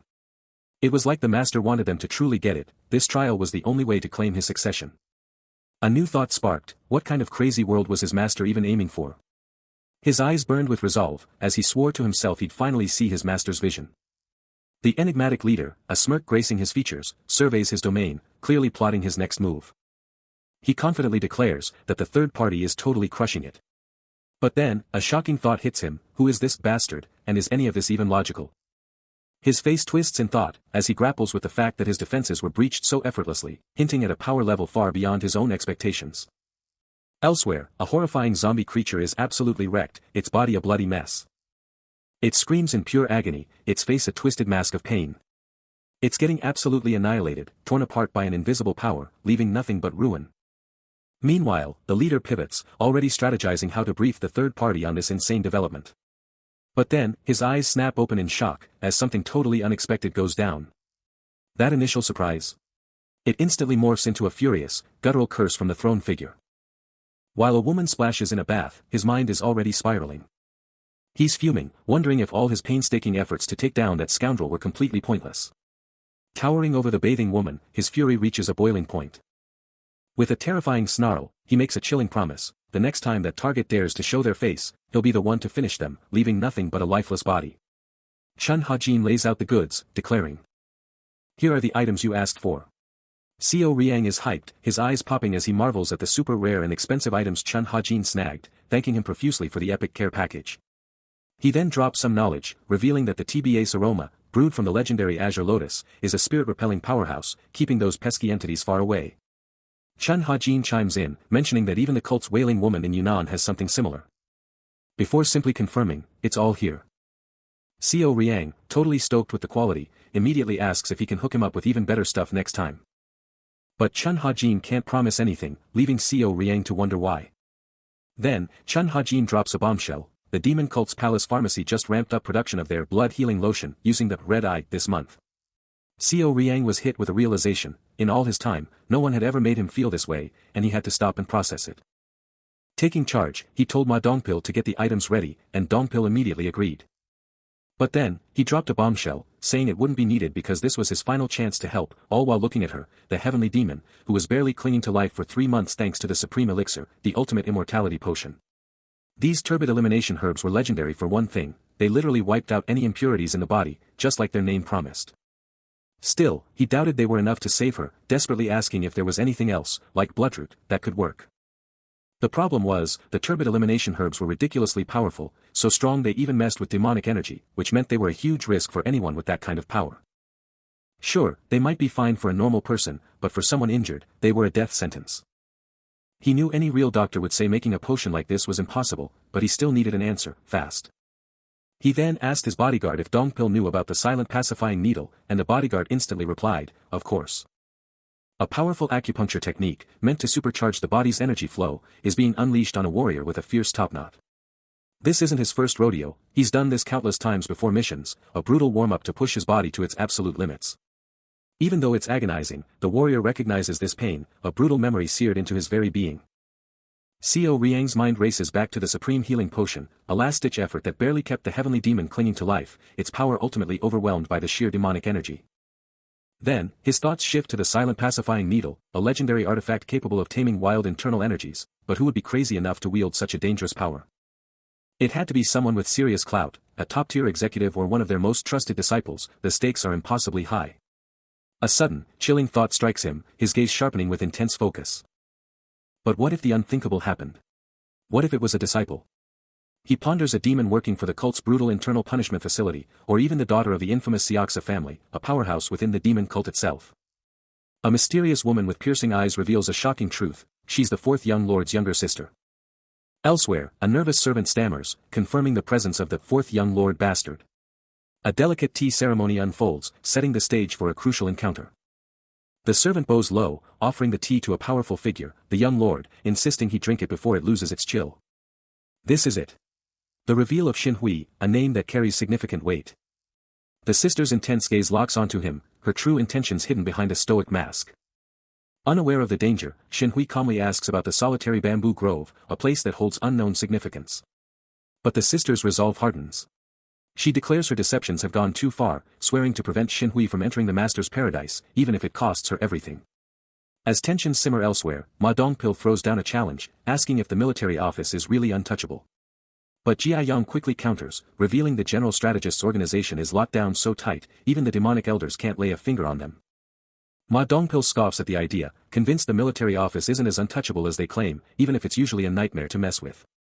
He muses that they should be the ones pulling the strings in the military office, because who could possibly stop them from taking control? Ji Yang, ever composed, simply states, that kind of power isn't just handed out to anyone. But Ma Dongpil isn't backing down, demanding to know, who could be the one to actually shake things up. Ji Yang sips his tea, then drops the bombshell: the Court of Elders. He explains they're a force that ignores everything else, loyal only to the demon lord and the cult. The discussion ends, leaving a chilling realization about absolute power, as the demon lord stands tall with his unwavering loyalists, Jia Yang and his bodyguard, embodying the cult's iron grip. Jia Yang lays it out: other groups might bend to power, but messing with them? That's a direct challenge to the demon lord. A faint purple energy pulses around the cup in his hand, the liquid inside bubbling with his sheer intensity. He then confesses that ignoring these crucial details was his blunder, a flicker of regret flashing across his face. A voice from the other side of the room cuts in, confused about his meaning. Ma Dongpil is locked in, listening to Jia Yang in the hushed room. The only sound breaking the silence is a soft rustle from the window. But the bombshell drops: Seo Riang is still alive. His iconic hair is tied back, his back to us, his story far from over. The revelation of Seo Riang's survival hits Ma Dongpil like a truck, his mind reeling in utter disbelief. Exiled to the deadly solitary bamboo grove over 8 months ago, it was a death sentence, plain and simple. Ma Dongpil remembers his orders to guard that death trap, now questioning if he should have blown the whistle on this impossible situation. The idea of Seo Riang surviving is just insane. Even the grove's most vicious monsters couldn't have let him live this long. It's literally impossible. But here's the kicker: Seo Riang was only a martial arts master when he got exiled, not some invincible grand master. Ma Dongpil's brain is on fire, desperate to understand what dark magic let him cheat death in that hellhole for 8 whole months. But Jia Yang, ever the strategist, keeps his cool and barks out orders, telling his crew to arm up and get ready. Ma Dongpil's face is a mask of pure worry and confusion, the sheer magnitude of Xiao Riang's comeback hitting him hard. Jia Yang, watching Xiao Riang from afar, makes a chilling declaration, today's the day, and he's just gonna sit back and watch the chaos begin. Ma Dongpil, clearly on edge, presses his superior, demanding to know if he's about to jump into the Xiao Riang situation headfirst. But Jia Yang, cool as ice, brushes him off, declaring he never thought a small sprout like Xiao Riang could ever become a giant tree. Ma Dongpil, however, isn't buying it, reminding him that there are people who would literally die for Xiao Riang. He then nervously asks about the mysterious men Jia Yang ordered him to assemble, a chilling realization dawning on him. The truth hits Ma Dongpil like a truck, his face twisting in pure dread. Ji Yang lays out his twisted plan. He's going to arm everyone who hates Xiao Riang, especially those who suffered before his power was blocked, and unleash them. Ma Dongpil is absolutely horrified, demanding to know if using Xiao Riang's old enemies isn't a direct declaration of war against their own people. Ma Dongpil sweats bullets as Jia Yang's gaze pierces him, a chilling question hanging in the air, are you actually scared of him? Ji Yang's eyes blaze with an unholy purple glow, a terrifying grin spreading across his face as he calls the whole scheme brilliant. A subtle shift, a quiet resolve, as the young lord prepares for what's next. A worried voice cuts through the air, demanding to know why the young lord is charging headfirst into peril. But Xiao Riang, already in motion, brushes off the concern, declaring time is running out and they need to stay clear. He pushes back, explaining that any interference will only escalate the danger, insisting he must face this alone. Ma Dongpil, his face a mask of worry, challenges him, asking if knowing the truth would change anything, reminding him they're on a ticking clock. With a fierce resolve, Xiao Riang ties back his hair, his eyes burning with purpose as he vows to claim the spiritual bamboo. Ma Dongpil, still desperate, offers to bring in the elders, then presses him on these mysterious regrets. But Xiao Riang's gaze is unyielding, repeating that knowledge or ignorance won't change his course. He's locked in, his gaze unyielding as the elder lays it all out. The elder's voice drops, his hand tightening, challenging if he seriously thinks he can handle the spiritual bamboo without turning into a demonic human. Xiao Riang's hand clamps down on his blade, a heavy silence hanging, while the elder pushes, demanding if he honestly believes the demon lord would have left something so dangerous if it was pure evil. He stands his ground, unmoving, because the demon lord's reason for leaving it there was simple, no one else in the entire cult, not even the top brass, was strong enough to deal with it. Ma Dongpil, the elder, stares up, his face etched with worry, declaring that's exactly why he can't go. Xiao Riang pivots, his eyes fixed on something unseen, his determination absolutely rock solid. Ma Dongpil springs up, his voice sharp with alarm, telling the young lord he's gotten way too arrogant. He snaps his head down, catching himself, and quickly apologizes for letting his mouth run wild. Xiao Riang nods, his eyes still far away, conceding Dongpil's point, but making it crystal clear, he absolutely cannot let the great 9 demonic elders meddle in the cult's business. Xiao Riang, ever the strategist, offers a quick apology, but his resolve is unshaken. As he confidently declares, I've got a skill set they can only dream of. He's not just talking big, he's got the receipts, dropping names like the Dark Shadow God Phantom and the legendary Heavenly Demon stealth technique. From the jump, when he first felt the pull of the assassin's game, he went all in, not just as some fighter, but as a full-blown stealth master. And he's not shy about it, confidently dropping the mic with, I'm the GOAT when it comes to stealth, the world's best assassin, hands down. His eyes are practically burning with that assassin's fire, proving he's not just talking the talk, he's walking the walk. He flashes back to the grind, the intense training, forging himself into the one who could pull off the impossible. He's a total blur, a ghost in the wind. Then, boom. His training culminates in an explosive display, unleashing the full power of the Heavenly Demon cult's stealth technique. This was it, a life-or-death struggle, a place where he absolutely had to achieve his goals, no matter the cost. But with his Dark Shadow God Phantom martial art transformed, he couldn't just unleash the Heavenly Demon stealth technique whenever he wanted. He gripped a small, glowing green vial, this was the key.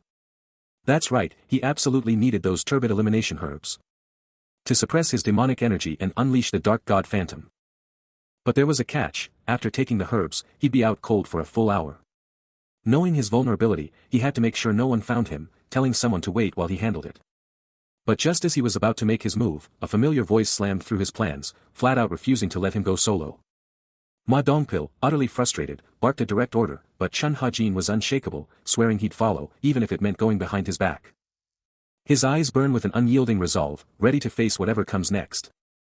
Despite the stern warning, you might not make it back from the spirit bamboo. I forbid you from going alone, he defiantly declares, I accept your orders. A sudden, sharp rustle rips through the bamboo, growing louder as he dives headfirst. His form a mere streak through the emerald forest. The world a dizzying vortex as he plummets deeper into the spirit bamboo. Before his boots finally slam onto solid ground with a decisive thud. He glances up, a realization dawning as he mutters, hold on. This is the exact spot I saw you last. A voice from above cuts through the silence, stating, I believe this is the entrance to the feast. The bamboo forest pulses with an otherworldly blue glow, lighting up the mysterious path ahead. Seo Riang's foot touches down, but the silence is broken by a chilling sound. And a foul stench immediately assaults the air, making Ma Dongpil recoil and sniff deeply, muttering about something utterly putrid rotting nearby. The stench of decay is overwhelming, a clear sign of death. Then, his voice sharpens with alarm, practically shouting for the young lord to witness the absolute horror unfolding before their eyes. Ma Dongpil's face twists into a mask of pure shock and utter revulsion. As the gruesome sight of a dead, striped beast, its mouth caked with blood, slams into their vision. Its lifeless form sprawled grotesquely across the forest floor. He chokes out the horrifying truth, they've all perished after violently vomiting blood. And the horrifying truth is laid bare, the forest floor stretches endlessly, littered with countless similar carcasses, a silent, gruesome testament to a widespread, utterly horrifying demise. The horror didn't end there, more grotesque, striped carcasses lay strewn across the bamboo grove, a chilling testament to an unseen force. Both he and Ma Dongpil were rooted to the spot, taking in the sheer scale of the devastation, a heavy silence hanging in the air. His eyes then snapped to the towering bamboo, and Seo Riang's voice cut through the silence, demanding to know the nature of this bizarre discovery. But Ma Dongpil, his eyes widening in recognition, whispered the chilling name, the spirit bamboo. The name echoed, and the sheer, overwhelming scale of the bamboo forest loomed around them, now a place of profound mystery and potential danger. The bamboo forest is eerily quiet, but the silence is shattered by a horrifying sight. Dead beasts are everywhere, their bodies mangled, and Seo Riang is taking it all in. He pushes further into the grove, the silence making the gruesome scene even more intense. Ma Dongpil arrives, utterly shocked, shouting, "Oh my god! The bodies of the beasts! They've all died after vomiting blood." The young lord's face is serious, a mix of worry and resolve showing through. He takes a closer look at the dead creatures, stating, "I think there are a few beasts we've never seen before." A terrifying close-up shows one of these monsters, a beast from the 9th level of the hierarchy, straight out of the southern bamboo grove. The scene was pure chaos, a massive beast's lifeless form sprawled out, jaws locked in a silent, terrifying roar. Ma Dongpil, taking in the gruesome sight, declares this has to be the legendary beast from the southern bamboo grove, a creature he'd only ever heard whispers about, but Seo Riang's mind is racing, questioning how a beast could die by vomiting blood. It's seriously messed up. Then, his gaze sharpens, demanding to know which one was the first, if this was the second. Ma Dongpil nods, a grim understanding dawning on him, realizing the gravity of the situation. Then, the camera pans to another monstrous corpse, a horrifying, multi-headed serpent, and the chilling truth drops, it's a twin-headed serpent. Zooming in on its terrifying scales, a voice confirms the nightmare, it's that two-tailed snake. Staring down at the serpent's head, the speaker admits it's definitely a twin-headed serpent, but in this state, it looks totally harmless, not venomous at all. Ma Dongpil, his face serious, confirms it's the beast from the southern bamboo grove, just like the legends say. And the speaker drives the point home, despite its terrifying reputation, it's just another dead body now, nothing more. Ma Dongpil takes a closer look at the fallen beast, confirming the bizarre circumstances of its death. He points out that the state of these monsters is just too weird. Seo Riang is taken aback, realizing these beasts, totally wiped out, must have faced something absolutely terrifying. Ma Dongpil keeps checking, pointing out that there isn't a single scratch on any of them. The bamboo grove, once lush and vibrant, is now totally dead and dried up.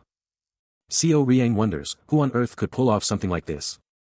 It's like everything around here just had its life force sucked right out. A small, shriveled animal lies lifeless on the ground. Then, Seo Riang feels a chilling breeze sweep through. A deep, unsettling hum echoes through the bamboo grove, and suddenly, Seo Riang is hit with an overwhelming sensation, his focus snapping to something unseen. The very air crackles with an unseen force, a ghostly glow starting to pulse from deep within the bamboo. Seeing his young lord freeze, Ma Dongpil demands to know what he's staring at, but Seo Riang cuts him off, completely locked onto something beyond their sight. Worry etches itself onto Ma Dongpil's features, a chilling premonition settling over him as he feels the strange energy intensify. The strange power surges, and suddenly, Seo Riang is engulfed in a brilliant, blue-white aura, his entire being resonating with the unknown force. His gaze sharpens, a silent query escaping him as he tries to comprehend the sheer power washing over him. Then, with absolute certainty, he pinpoints the exact source of this terrifying power. The power twists and converges, revealing its terrifying core deep within the solitary bamboo grove, a spectral wind howling through the ancient stalks. The atmosphere itself crackles with raw power, glowing motes of energy swirling wildly through the bamboo, the terrifying heart of the life-draining mystery laid bare. With a surge of blue-white energy, Seo Riang was ready, but Ma Dongpil still had a final, worried word for his young lord. He made his intentions clear, he was going in solo, his body already a blur of raw power. Ma Dongpil's face was etched with worry, pleading with him not to be followed, no matter what. But Seo Riang, radiating pure blue energy, charged headfirst into the grove, leaving his anxious allies in the dust. He moved like a phantom, a lightning-fast streak through the bamboo forest.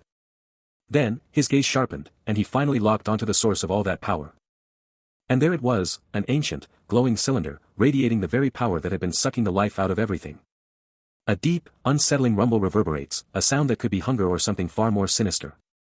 Then, a figure emerges from the darkness, Chun Ha-jin, his presence commanding attention. His eyes narrow, demanding answers from the unseen, why have you appeared in front of me? Out of the oppressive darkness, a monstrous, wolf-like silhouette with blazing red eyes takes shape, the legendary jackal. Chun Ha-jin, regal and powerful, faces the beast, his intricate robes shimmering even in the dim light, a picture of calm before the storm. He speaks again, his voice laced with disbelief, I thought we would have no reason to see each other. The jackal answers with a terrifying, guttural growl, its purple eyes burning with untamed fury. Ha-jin's calm shatters, his face contorting in a silent gasp of shock. But before the beast can act, Ha-jin explodes into motion, a vortex of dark energy swirling around him, unleashing a devastating attack with a battle cry as the jackal's menacing eyes watch from the shadows. The first guardian, a formidable presence in dark robes, stands in contemplation, then issues a powerful command to summon his subordinate. Meanwhile, the young lord is out cold on a mat, his body completely drained and recovering from the intense ordeal. The divine training hall, a place of intense discipline, had been showcasing its incredible power. As commanded, the first guardian of the cult swiftly answers the summons, his imposing presence demanding immediate attention. Before him, Ji Yang kneels respectfully, immediately acknowledging his lord's absolute authority. Ma Dongpil recalls his own brutal training days, then directly challenges the rumors about the divine training hall, demanding to know if it's truly the cult's most powerful asset. Ji Yang, without a moment's hesitation, flatly denies any such events. His hands rest calmly on the mat.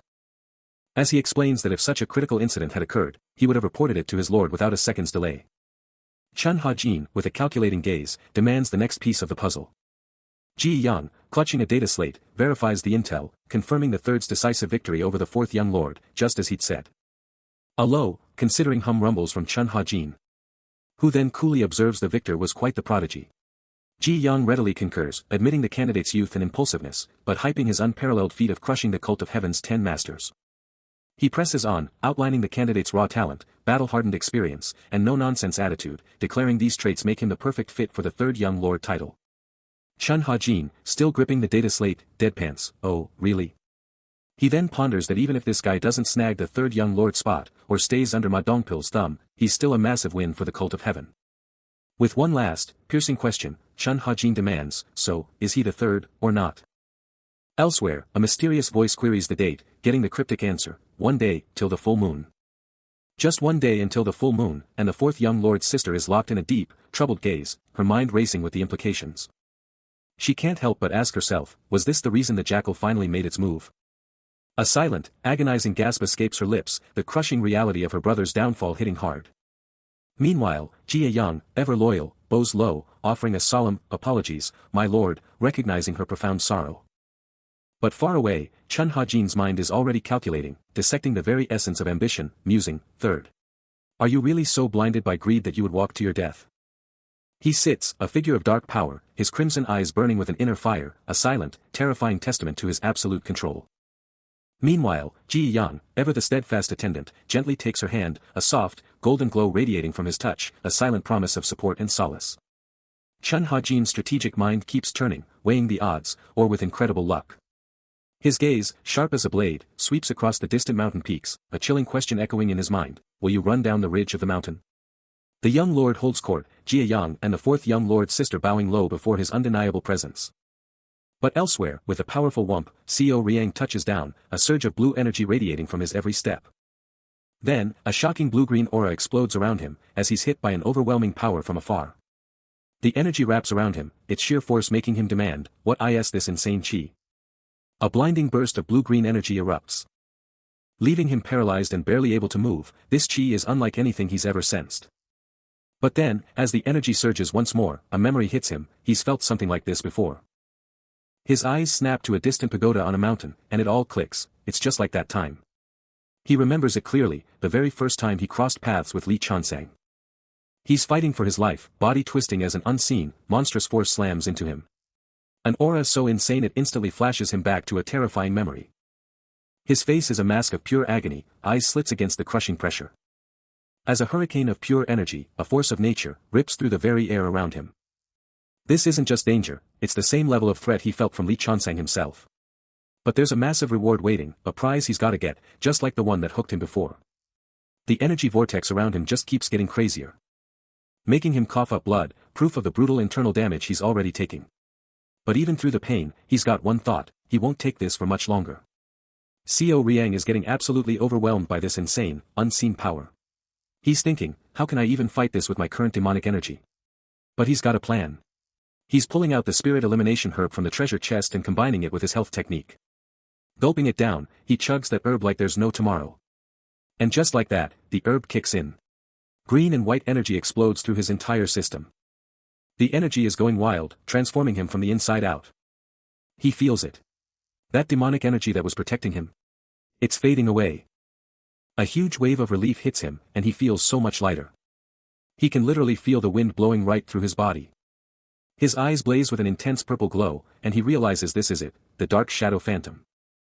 The ultimate stealth technique, mastered by the legendary assassin king, Chun Hajin, lets him move like a ghost. But even he's caught off guard by a sudden, inexplicable change in the atmosphere. This was his peak performance, a move only the best could pull off. He lets out a confused sound, his mind racing, trying to figure out what just went down. Meanwhile, Xiao Riang, still rocking those intense purple eyes, senses a major shift, the wind and demonic energy are totally fading out. Chun Hajin's face totally freaks out as he spots the young lord, it's a massive shocker. But just like that, the young lord is gone, leaving Chun Hajin yelling in pure disbelief, he's gone. Xiao Riang is a total blur, booking it through the bamboo, those glowing eyes just disappearing. He's completely gone, leaving nothing but a faint shimmer of particles behind. A whisper of leaves, then bam. Xiao Riang is on the move, his eyes blazing with raw power. He's tearing through the bamboo grove like a phantom. Pushing past his limits as the medicinal effects rapidly fade, a race against time. A blur of motion, he's practically flying. This isn't just any forest, it's the legendary solitary bamboo grove. His gaze is locked, his resolve unbreakable, demanding to uncover the deepest secrets hidden within. Every step is a thunderclap. Until he slams to an abrupt stop, a shocked gasp ripping from his throat. Still blazing through the bamboo grove in his dark shadow phantom state, Xiao Riang suddenly hits a snag, sending him crashing down with a furious groan. He's absolutely livid, screaming internally that there's no way he should have tripped in his dark shadow phantom form. His eyes burning with irritation, he snarls, wondering if he just face-planted into some kind of mystical rock. With a clenched jaw, he curses this entire demonic forest. But just as he's about to get up, a tiny, fluffy fox-like creature with massive, glowing yellow eyes pops up right in front of him, looking utterly bewildered. Its fluffy white tail gives a little flick. And Xiao Riang's jaw practically drops to the floor, completely stunned by this tiny intruder. The little beast lets out a cute, questioning cue, its big eyes locked onto him. Xiao Riang's brain is short-circuiting, totally baffled by this goddamn foxing bastard. The forest is absolutely breathtaking, a mystical realm where ancient trees pierce the glowing mist, and shimmering particles dance in the air. But wait, a lone figure is pushing through this incredible, mystical landscape, his every step a quiet echo in the ancient woods. Then, out of nowhere, a flash of white grabs his attention, and he can't help but wonder, a fox. He stares down at the tiny fur ball, a massive question mark hanging over his head, what is it doing out here? Meanwhile, the adorable, glowing white fox is totally out cold, but an unseen voice drops a serious warning, shouldn't we, small fry, be super careful around these divine beasts? Xiao Riang's face gets serious, taking that warning to heart, because right now, he knows he can't afford to underestimate anything based on how it looks. The fox is still snoozing away, completely unaware, while that unseen voice doubles down, seriously, I can't let my guard down for a second. But then, all that caution melts away. A huge blush spreads across Xiao Riang's face as he stares at the fox, his inner thoughts screaming, OMG, it's so cute. I have to pet it. Seo Riang snaps back to reality, barely catching himself from falling for some unseen trap. He stares at a glowing, egg-like object in a nest, its power almost pulling him under, just like a mythical nine-tailed fox. He shakes off the daze, determined to get his head straight, because he has to keep moving forward. A sly idea sparks in his mind, thinking he could outsmart it if it came after him, just as a mysterious glow pulses from beneath him. Then, the entire world shifts. The misty forest vanishes, replaced by a surreal bamboo grove, glowing with an ethereal light. He spins around, completely lost, a confused barely audible. Totally disoriented, he questions if this is the end of everything, a terrifying thought hitting him. I swallowed them, didn't I? He stares down at his feet, the question burning in his mind, could this really be the end, so soon? He stands frozen in the glowing bamboo, desperately trying to process this insane new reality. Seo Riang snaps into focus, the realization hitting him like a bolt of lightning, these glowing spiritual bamboos are exactly what he's been hunting for. Raw, untamed spiritual energy practically explodes from the bamboo stalks, a dazzling display of power. And he reaches out, a smirk playing on his lips, can't believe he stumbled upon this jackpot so effortlessly. His own spiritual energy flares, a soft, ethereal glow surrounding him as he taps into the raw power of the forest. Confirming his suspicions, this place is absolutely overflowing with the most concentrated spiritual chi he's ever felt. The bamboo practically vibrates with raw power, its otherworldly glow intensifying. He quickly calculates the risks, knowing that if he tried to purify and absorb every single one of these powerhouses, his internal energy would probably explode. But he quickly shakes off the temptation, telling himself not to get greedy and recognizing his body's limits. A triumphant grin spreads across his face as he declares, mission accomplished. He stares down the spiritual bamboo, a flicker of greed in his eyes, yet a hint of shame. Is this really it? He thinks, baffled by the lone stalk, why's there only one? Unaware, the mysterious fox snoozes peacefully. With a powerful hup, Seo Riang meticulously yanks the spiritual bamboo, guarding its potent chi. His face strains, muscles bulging. As he vows to snatch more than just one. The fox's ear twitches, sensing the disturbance. As Seo Riang's hands wrench the stalk, tearing its roots from the ground. A terrifying, reptilian eye, burning with an intense inner fire, suddenly snaps wide open. Meanwhile, nearby, the small fox, its pristine white fur shimmering, snaps its head up, its eyes now a vibrant, glowing yellow, clearly sensing a powerful disturbance.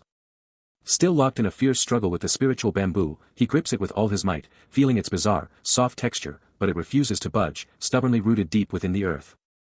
A frustrated grunt escapes him, his brow furrowed in utter confusion as he can't fathom why this legendary bamboo isn't overflowing with spiritual chi like he remembers. His grip tightens even more, a wave of frustration washing over him as he realizes that, besides a tiny warmth in his chest, absolutely no significant spiritual energy is flowing into him from this supposedly powerful plant. He checks out the freshly cut spiritual bamboo, a plan already forming in his mind.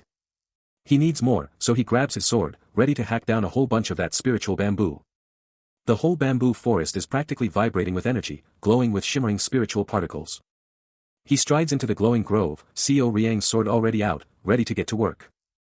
He moves like lightning, his sword flashing down in a powerful arc.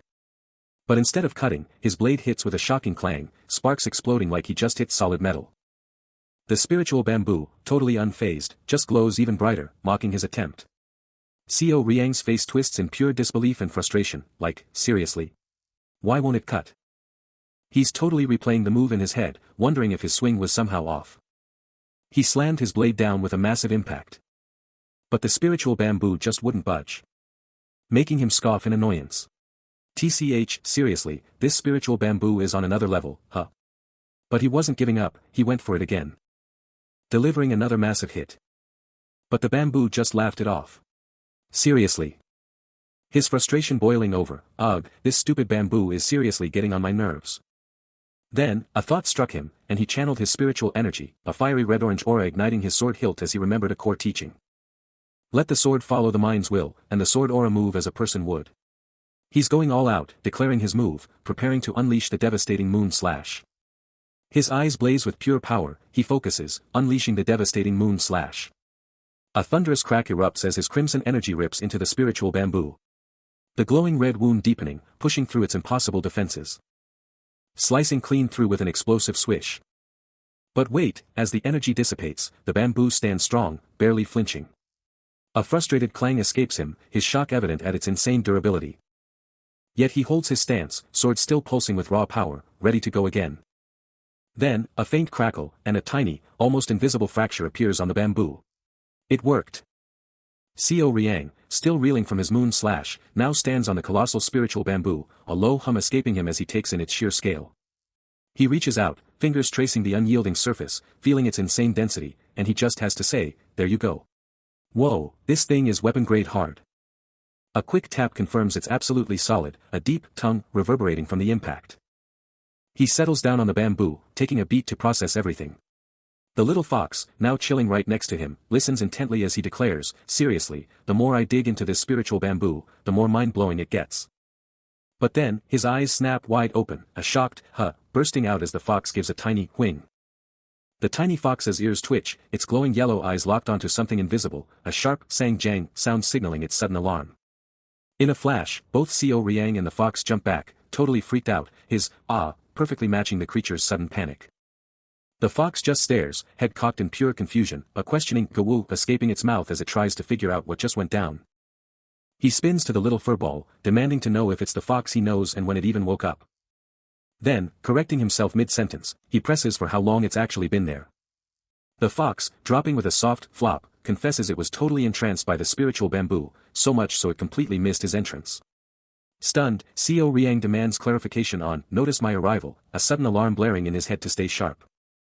The fox gazes up, admitting it took serious effort just to glimpse the spirit pulsing through the bamboo, then just wants to go home. Seo Riang's face relaxes, processing the fox's fear, his own super senses screaming that it's all good. He quickly apologizes for scaring it, then casually asks if it maybe, just maybe, touched the bamboo. He gently reaches out, giving the fox a reassuring pat on the head, a soft pat sound filling the air. Then, out of nowhere, a massive, agonizing whack rips through the air. Deep in the spiritual bamboo forest, Ma Dongpil is absolutely stunned by what he sees, recognizing Seo Riang's incredible achievement. The spiritual energy blasting from the bamboo is off the charts, and Seo Riang confesses it was a brutal fight just to cut it down. He drops the bombshell, he had to unleash his legendary sword aura, proving this bamboo was no joke. And the cut? It's impossibly clean, a perfect slice that screams pure power. Then, as the spiritual energy goes wild, the bamboo's cut surface starts to blaze with a brilliant blue, a mind-blowing spectacle of the sword aura's raw power. Seo Riang, completely wiped out, groans about how much work it was, while Ma Dongpil is left speechless, wondering if such power even exists. After the epic display of power, Ma Dongpil immediately confronted Seo Riang, demanding answers. But then, Seo Riang pointed to a tiny, fluffy creature with glowing yellow eyes, its tail wagging like crazy, asking what the heck he was supposed to do with it. The creature stared up with those big, innocent eyes, and Seo Riang couldn't help but think, what a weird little dude. He then revealed he'd stumbled upon it, just chilling in the middle of the spiritual bamboo grove, cradling the tiny fox-like creature in his arms. But here's the kicker, when he tried to pet it, the thing straight up bit his finger off. He was totally stunned. Ma Dongpil gasped, utterly shocked, because the bite mark was already gone. He quickly figured out it was all thanks to the spiritual chi. Furious at the little rascal's nerve, Ma Dongpil snatched the fox by the scruff, roaring at it for daring to bite the young lord, but Seo Riang quickly told him to chill out and let it go. Ma Dongpil shot back, saying there was no way he'd just let it go after it bit Seo Riang, while the fox just glared, clearly fed up with being chased. The little fox is shaking, and Ma Dongpil is not having it, barking for it to stop. But Seo Riang, ever the protector, jumps in with a quick, "My bad." Seo Riang calmly states it's too late to fix all the mess, so he's just gonna leave it, and Ma Dongpil, surprisingly, just nods and respects his call. But then, Seo Riang gets serious, unleashing a crazy spiritual art, the boundless technique, and blue energy just explodes around his hands. His eyes blaze with an electric blue, radiating pure power, this technique letting him see everything, every spiritual current. The energy goes wild, spiraling faster and faster around his hands, a deep, powerful hum vibrating through everything. The blue aura just explodes outwards, sparkling with a million particles, that hum turning into a roar. And just like that, in a blinding flash, all the nasty impurities are gone, the air instantly fresh and clean as the energy vanishes with a final, sharp crackle. Ma Dongpil's jaw drops, his mind blown, this isn't just some fancy trick, it's way more than that. It means Seo Riang has an insane, profound grasp of chi techniques, a level of mastery Ma Dongpil never even dreamed of. Seo Riang, absolutely radiating with a shimmering blue aura, is pouring every ounce of his spiritual energy into this, his entire being vibrating with raw power. With an intense, unyielding gaze, he taps into the very essence of his being, drawing on the life and death experiences etched into his soul. Then, with a decisive move, he slams his open palm onto the ground, unleashing a torrent of vibrant blue energy. Instantly, the dark, corrupted mass before him starts to crack and shatter, its very essence dissolving under the sheer power of his purification. The breakdown is instantaneous, the solid mass exploding into a dazzling cloud of dust and shimmering particles. In a flash, the entire thing is gone, replaced by a swirling vortex of pure, radiant light. And as the final particles drift down, a magnificent pillar of pure blue energy bursts from the earth, leaving the entire area utterly purified. Ma Dongpil can only stare, his jaw practically on the floor, utterly blown away by the sheer power he just witnessed. A hand plunges into a swirling, electric blue vortex, the sheer power making the water erupt. The energy's raw force drags Xiao Riang down, slamming him into its core with an explosive impact. The electric blue light consumes him, wrapping around his head and dark hair in a blinding surge. His face twists in a raw, agonizing grimace, sweat pouring as he forces himself to absorb the overwhelming power.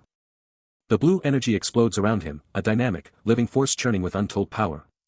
Then, his eyes snap open, a faint blue glow still clinging to him as the energy finally starts to recede. Exhausted but victorious, he collapses to the ground as the mysterious fox triumphantly declares, "It's done." The mysterious fox then hypes him up, stating, "Now the gap between us and the others will be even wider, young lord," a sentiment Ma Dongpil enthusiastically agrees with, adding, "Good work, young lord." Xiao Riang is presented with a mysterious cup by a blonde-haired man, who's practically begging him to drink it first. But Xiao Riang's holding back, feeling like he doesn't deserve this precious medicine, and the blonde guy's like, "Seriously, are you tired of being so humble?" The blonde man fires back, saying, "No, this is different."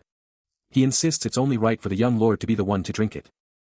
Xiao Riang's now holding this glowing blue liquid, thinking about the blonde man's words, who had the nerve to say he did something without his help. The blonde man looks down, totally serious, and asks if Xiao Riang's really gonna be like this forever. He reminds Xiao Riang about their unbreakable bond, pleading with him not to be so cold and just chug that medicine. A faint blue aura pulses around Xiao Riang as he takes in the blonde man's words, realizing he's saved his life so many times, so this repayment is totally fair.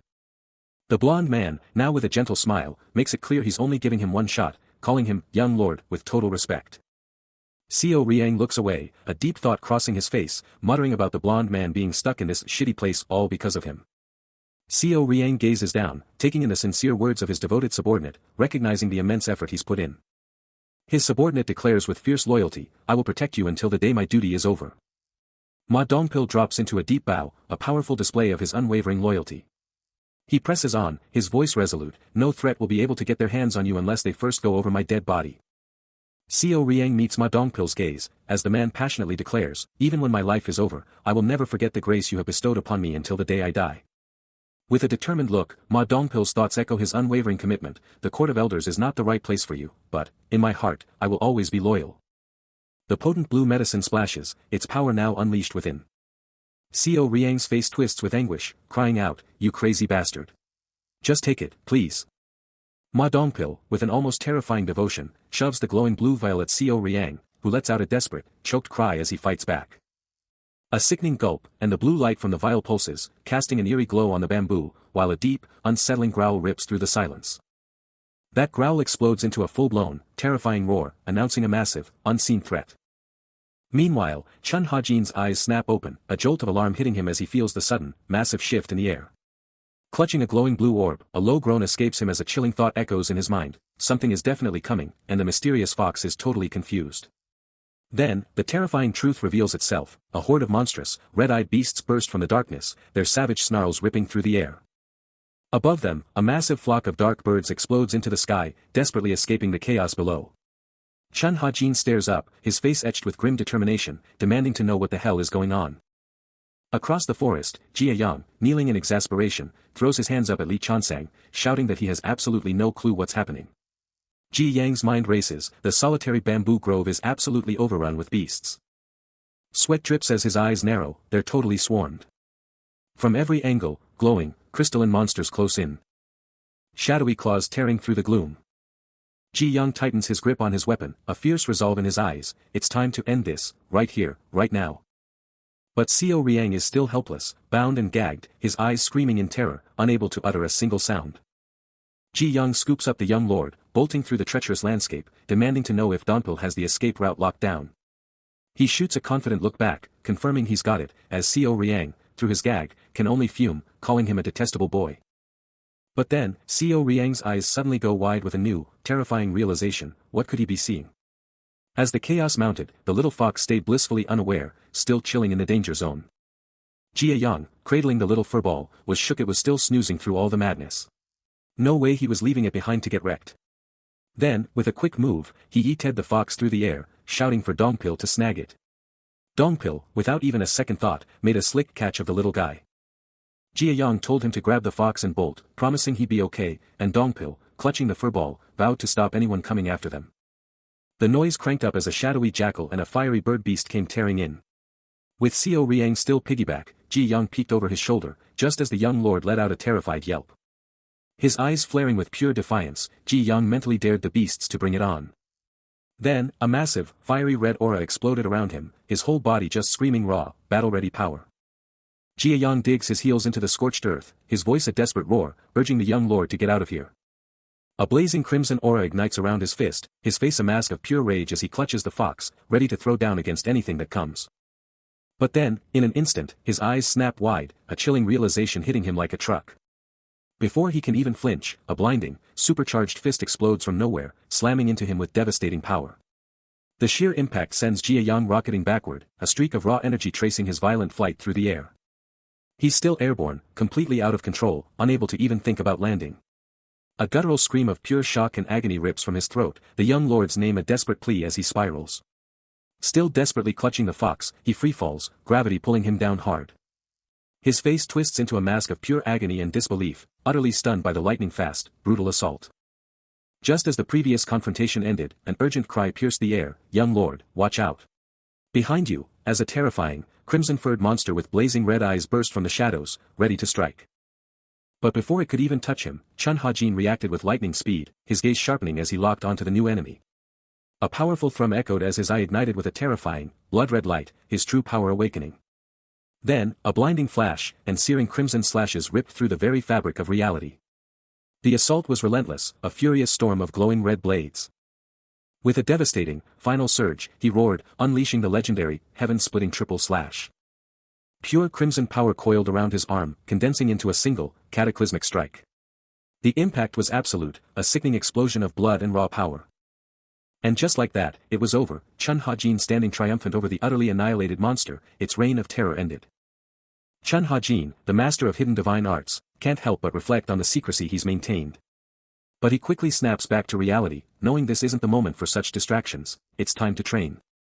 High above, he surveys the landscape, the wind whispering secrets past his ears. Suddenly, a chilling shriek rips through the tranquil mountains, shattering the peace. Elsewhere, a mysterious, robed figure stands in regal black and gold, their gaze fixed on an unseen event. Then, a small, white fox-like creature bursts from the bamboo, making the robed figure exclaim, "A jackal. It's actually here." The legendary owner of the solitary bamboo grove has finally left its sacred domain, revealing itself to the world. The robed figure's face twists in bewilderment, muttering, "This makes no sense." A mysterious figure, their dark hair flowing, sheds a single, poignant tear. What epic tragedy has befallen them?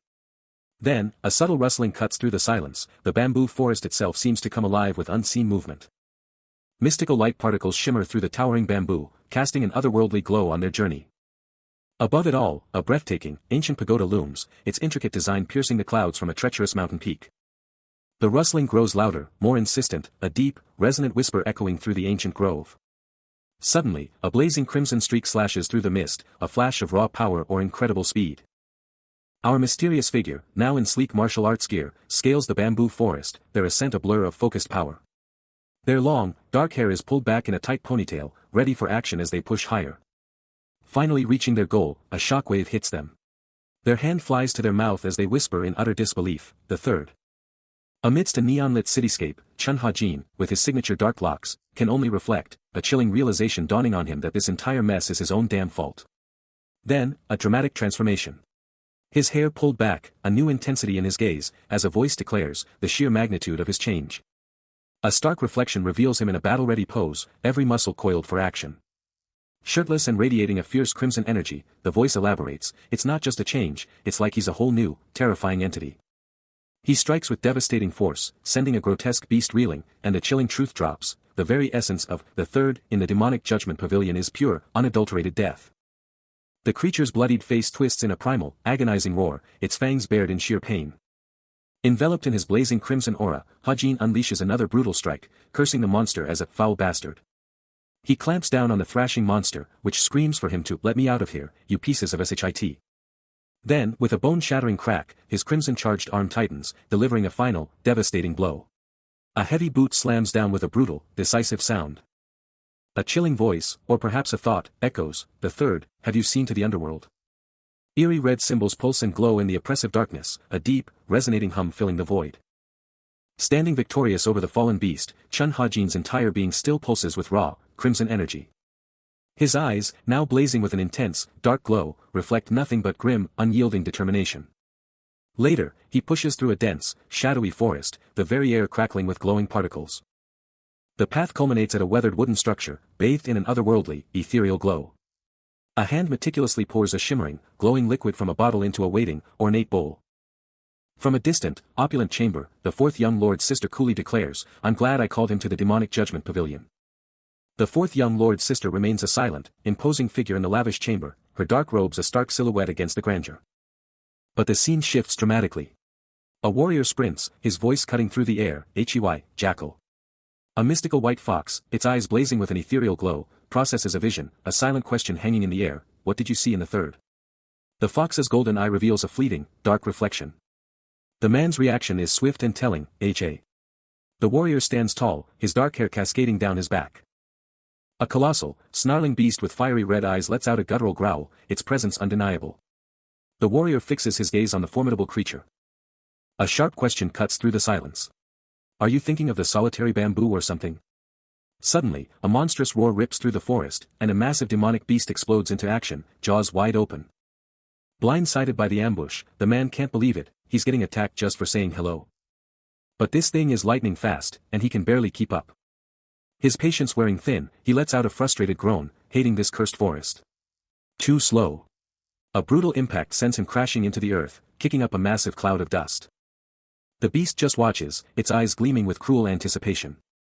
No escape. The man pushes himself up, ready to take this fight to the next level. His eyes blaze crimson as he unleashes a devastating technique, shouting "Grasshopper Ascension." A crimson aura explodes around him as he rockets towards the beast, screaming that he's taking it head-on. The demonic beast unleashes a primal roar, charging with terrifying speed.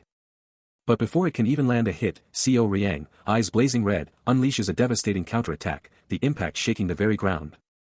A blinding explosion of dust and smoke erupts, swallowing the beast whole. As the dust settles, Co Riang stands, still glowing with power, already analyzing his moves, realizing he could weaponize the beast's own footwork with Grasshopper Ascension.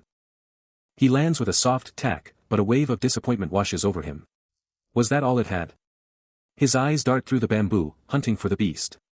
A determined look hardens his face as he mentally challenges the creature, demanding it show itself. Then, the ground rumbles. A colossal, shadowy form, eyes burning with malevolent light, bursts from the earth, growing exponentially. A smirk finally graces Co Riang's face as he sees the beast's true form, this is what he was waiting for. Out of the dust, the demonic beast bursts forth, bigger and meaner than ever. Co Riang is stunned by its monstrous growth, barely able to process the beast's new, terrifying form. Before he can even blink, a colossal leg smashes down, cracking the very ground beneath them. The force sends him flying, a grunt of agony torn from his throat. A brutal explosion of dust and crimson energy detonates, swallowing the very spot he just occupied. But the beast isn't done, it snarls again, eyes locked onto its target. Its colossal claw ignites with a sinister purple glow, charging up with raw, destructive power. Then, with a lightning-fast, brutal swing, it unleashes a ground-shattering attack that rips the earth apart. And from the impact, a flurry of glowing tendrils explodes outward, snapping and lashing to trap anything in their deadly grasp. The demonic beast unleashes another terrifying growl, its monstrous presence still overwhelming the shattered battlefield. Meanwhile, Co Riang is completely out, sprawled on the ground, utterly defeated by the beast's brutal onslaught. But just as hope seems lost, a new figure steps into the fray, their voice dripping with contempt. "You oversized cats." Chun Hajin's eyes ignite with an infernal red, his face contorted in pure, unadulterated fury, ready to unleash hell on the beast. Co Riang is down, long hair splayed across the desolate ground. His body still, seemingly defeated. But a defiant voice escapes him, mocking his unseen enemies as oversized cats. His eyes blaze with a fierce, crimson glow, a chilling question echoing from his lips, "Do you want to die?" Suddenly, a monstrous roar rips through the air, a massive beast with glowing yellow eyes and white fur lunges forward. Seo Riang clenches his fist, acknowledging the beast's ridiculously overpowering strength, knowing that one more step could tear him to shreds. He's been through the ringer before, tasted defeat more times than he can count. But there's no way he's letting this monster get the better of him now. A raw, red power flares around his clenched fist, the demonic energy feeling unlike anything he's encountered. It's the bamboo forest's spiritual energy fading, he realizes. And with it, his own psychic strength is draining away. A monstrous grr rips through the air as the beast charges. No time for fancy potions, Seo Riang thinks, facing down the enraged creature. He's going to have to rely on his stealth arts. But the beast is too fast, its massive claws slamming into him. Battered and bleeding, Seo Riang gets rocked by another hit, realizing these guys are seriously strong. He lets out a pained grunt, realizing their coordinated assault is brutal, even for a peak master like him. His back is already shredded with deep gashes, and he knows this relentless fight will kill him if it keeps up. Then, a guttural roar rips through the air behind him, and the demonic beast ambushes him with a lightning-fast, brutal strike. The beast snarls, its red eyes blazing, as the young lord's eyes go wide. It came from behind. No way he's getting hit twice. Seo Riang spins and lands a devastating punch right to the beast's face, sending blood flying. The creature stumbles back from the hit, its head snapping as blood smears its fur. Even with the counter, he knows this isn't working, he can't just punch his way through all of them. He gets it, if he keeps fighting like this, all by himself, he'll hit his limit and be done for. Suddenly, two ferocious cat-like demonic beasts burst onto the scene, their guttural growls shaking the very ground. He glances up, only to realize he's completely outnumbered, more of them appearing out of nowhere. A fierce resolve hardens his gaze as Seo Riang knows there's only one way out, a desperate gamble. His eyes blaze crimson, a terrifying dark aura erupting around him as he declares this normal fight is over. He's taking them all down, right here, right now. His demonic arts might be failing, but he'll channel every last drop of psychic energy, even if it's just for a second, to power up. Bathed in a blinding red aura, Seo Riang charges his ultimate, game-changing move. He explodes into motion, a vortex of red energy in his wake, screaming his promise to annihilate every single one of those cursed beasts. His hand ignites with raw, bloody power, screaming the name of his ultimate technique, Explosive Mountain Blast. The attack slams home, a cataclysmic explosion of red energy and shattered earth. The explosive mountain blast detonates, a raw, crimson torrent absolutely shredding through the demonic beasts. Their forms blur and distort under the sheer, overwhelming force, their battle cries morphing into desperate screams as the power absolutely devours them. The devastating energy hits its absolute peak in a blinding, explosive flash. Then slowly begins to recede, leaving behind nothing but a desolate, smoke-choked wasteland. From the lingering haze, a figure stumbles forward, gasping, fighting to regain his composure after that insane gamble. A wave of pure relief washes over him as he realizes he actually survived the desperate gamble, he finally made it out of that insane situation. Completely exhausted, he leans forward, hands on his knees, the sheer, brutal toll of that technique etched into every fiber of his being. Seo Riang lets out a guttural roar, the sheer force of his ultimate technique still tearing through his body. The very earth shudders and cracks from the aftermath, sending the little fox scrambling for safety. Despite the ground still rocking, he pushes himself up, his eyes now locked onto the ominous building in the distance. With a swift motion, he scoops up the little fox, holding it protectively.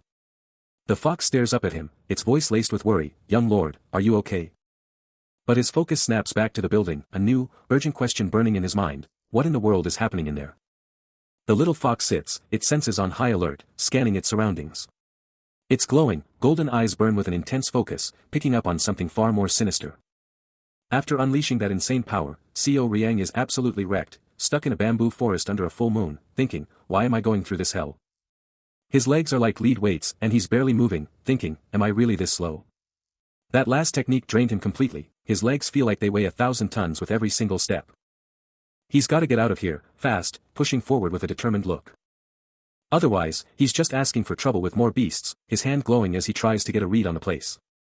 But then, something weird catches his eye, this whole bamboo forest is bone dry, not a drop of moisture anywhere. He touches a stalk, and it hits him, every single bamboo plant here is completely dried out. Still bearing the faint red marks from his last power-up, he stops, taking in the bizarre, parched forest.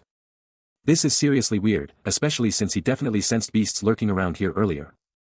Pushing deeper into the bamboo, a monstrous, scaled form erupts into his path. Seo Riang can't help but wonder if he's taken a wrong turn.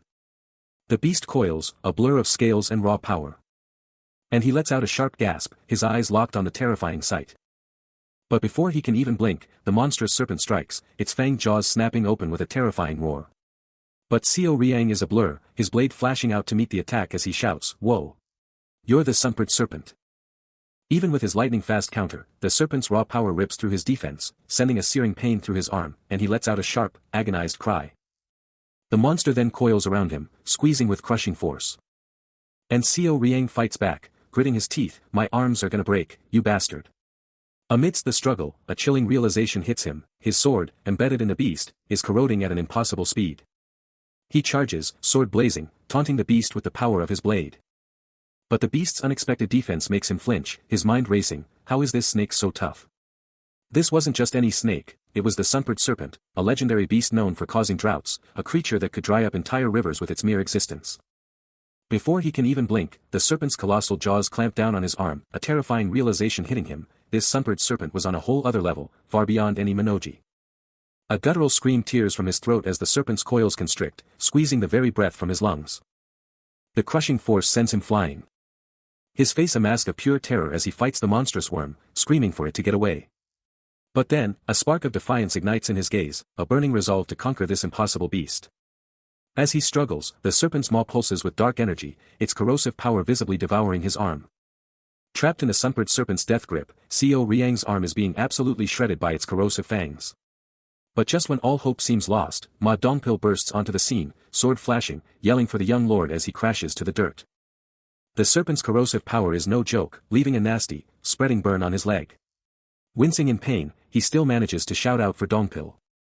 Without a second thought, Ma Dongpil charges, his sword slicing into the serpent, forcing it back from Seo Riang. The serpent shrieks, reeling from the hit, its fangs now dripping with its own dark blood. Threat neutralized, Ma Dongpil checks on Seo Riang, relieved he's not totally wrecked, and tells him to get up. His jaw tightens, Ma Dongpil clenches his fist, absolutely ready for round 2. But before Seo Riang can even fully recover, a new, fierce woman pops up, totally ripping into him for almost getting sliced by his own guy. Their hands locked, Ma Dongpil's resolve was absolute, refusing to leave his lord behind. But Seo Riang, with a determined gaze, vowed he'd make sure his loyal guard escaped this nightmare.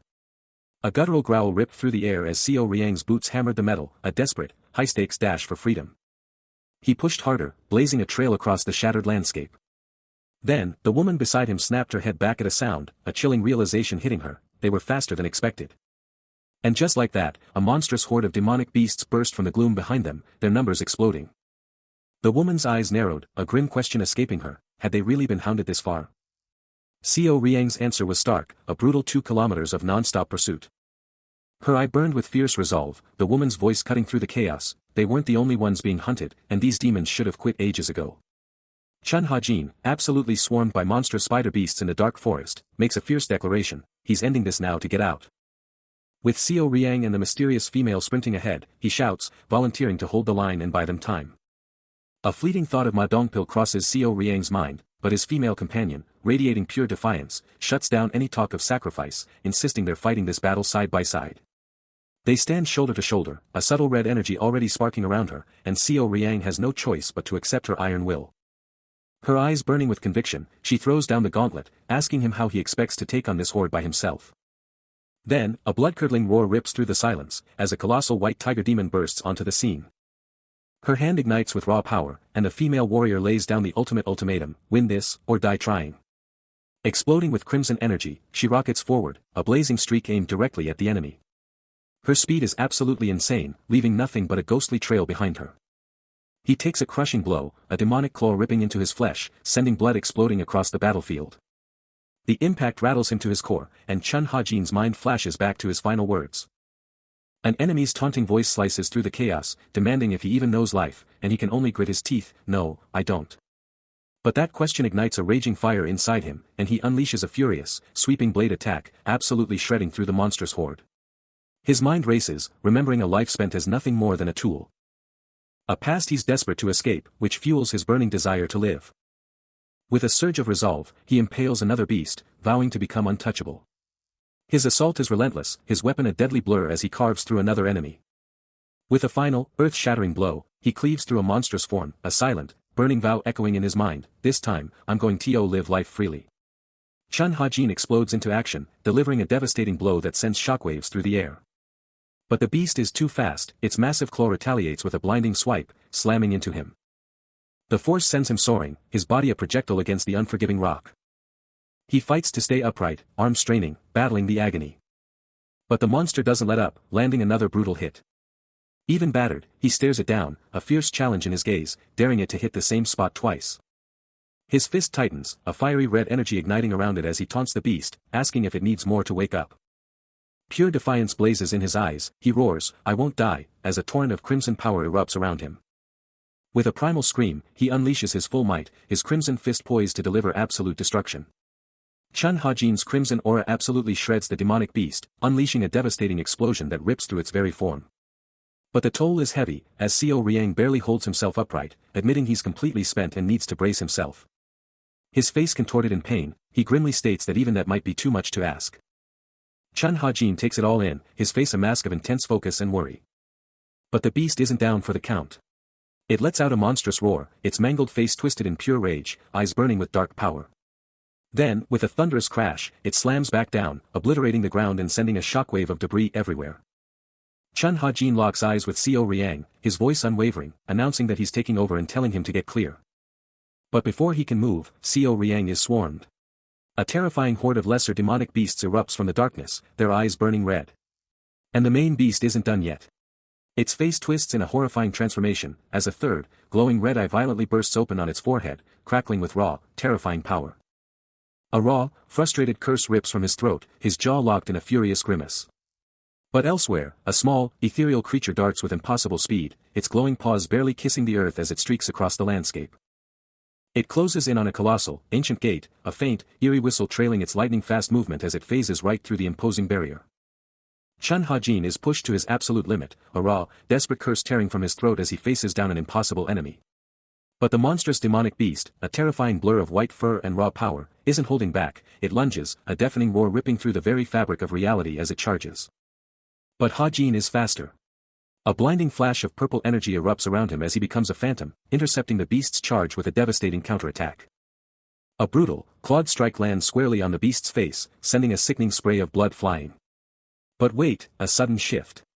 In a moment from the past, Ma Dongpil stands triumphant before the unnamed female character, exclaiming, "I managed to come back alive after all that pain." Back to the present, Ha-jin's eyes burn with fierce determination, his inner voice screaming, "I can't let it all end like this." Suddenly, a new voice, a blonde subordinate, cuts through the noise, shouting a desperate plea, "Young master, the only thing you need to run away in the direction I came from." But the beast isn't down. It lets out a guttural, enraged roar, its massive fangs bared and drool flying, still a terrifying, unyielding force. The demonic beast unleashes a savage roar, its power radiating, daring anyone to challenge it. Then, with a deceptively soft step, its colossal paw slams down, sending glowing energy rippling across the earth. Its golden eye ignites, blazing with raw, crackling power. But wait, the threat multiplies. Two white beasts snarl, their bodies crackling with an ominous glow, ready to overwhelm. But then, a new player enters the field. As Chun Ha-jin and his subordinate watch, a tiny, glowing fox spirit materializes, radiating a mysterious blue aura. Shock and concern flash across their faces, the sudden appearance of the spirit catching them completely off guard. The fox spirit's eyes ignite with golden fire, and it unleashes a deafening shriek, its blue aura exploding with power. Then, from the raging, stormy sky, massive bolts of purple lightning erupt, striking down with a deafening boom and electrifying crackle. The entire world erupts into a maelstrom of pure energy, engulfed by a cataclysmic storm of glowing purple lightning. The air absolutely explodes with raw energy, blue and purple lightning ripping through the very fabric of reality where that fox spirit just went all out. Leading to a blinding white explosion that just rips through the ground, shaking everything to its core and sending debris flying. Even the smallest creatures nearby are freaking out from this insane power, with a couple of rabbits freezing, one staring up like it just saw a ghost. The whole area is in chaos, sending birds absolutely bolting, their wings a blur as they get out of dodge. But get this, amidst all that chaos, the little fox spirit is totally fine, and it's playfully nibbling on Chun Ha-jin's ear while he's out cold. Then, it just chills out on his bare chest, like it's the most normal thing ever for this tiny spirit to be hanging out with a knocked-out warrior. Both Chun Ha-jin and his blonde subordinate are still totally wiped out on the grass, slowly coming back online after that insane magical blast. Then, Chun Ha-jin's eyes finally flick open, his mind slowly rebooting after the shock. And the fox spirit, seeing him wake up, just stares with this totally shocked, wide-eyed look. Waking up from the brink, Chun Ha-jin groggily pushes himself off the ground, his mind reeling from the impact. The first thought that hits him. Did he just die again? Every inch of him screams in pain, and the tiny fox spirit on his shoulder is practically interrogating him, like this isn't the glorious heaven he was promised. His eyes snap open in pure bewilderment, finally noticing the bizarre little creature staring back at him. With a shocked yell, he flinches back, sending the fox spirit flying off his shoulder. Panicked, he screams, fearing the worst, is this thing going to eat him? The fox spirit, its golden eyes flaring with pure shock, snaps back with an equally indignant "get off." Then, in a bizarre twist, it turns to the still-out-cold blonde subordinate, poking him with a paw and demanding he do something about it. The tiny spirit stands guard over the fallen subordinate, leaving Chun Ha-jin to just stare at the utterly wild situation unfolding before him in the desolate wasteland. The little fox spirit, absolutely fed up, screams at the unconscious escort guard to finally snap out of it and do something. Then, the view pulls back, revealing the absolutely massive heavenly demon divine cult capital, a breathtaking sight of ancient, sprawling architecture. Inside, hands are pressed together in deep reverence, a hushed, almost sacred sound filling the space. Two men, an older and a younger, stare up in absolute astonishment, barely able to believe their eyes as they whisper the name of the heavenly demon divine cult. Completely overcome, they proclaim, their hearts bursting with tears from the sacred god's blessing. The view expands, showcasing the sheer, mind-blowing scale of the cult's main hall, a massive, luxurious chamber culminating in an epic throne. Countless figures stand in perfect formation along the endless red carpet, all eyes fixed on the distant throne, waiting for something monumental. Seo Riang is not having it, staring down at the still unconscious blonde subordinate, a clear ugh escaping him. He's trying to shake him awake, hand on the shoulder, but the blonde is just not budging, only a weak groan in response. But hold up.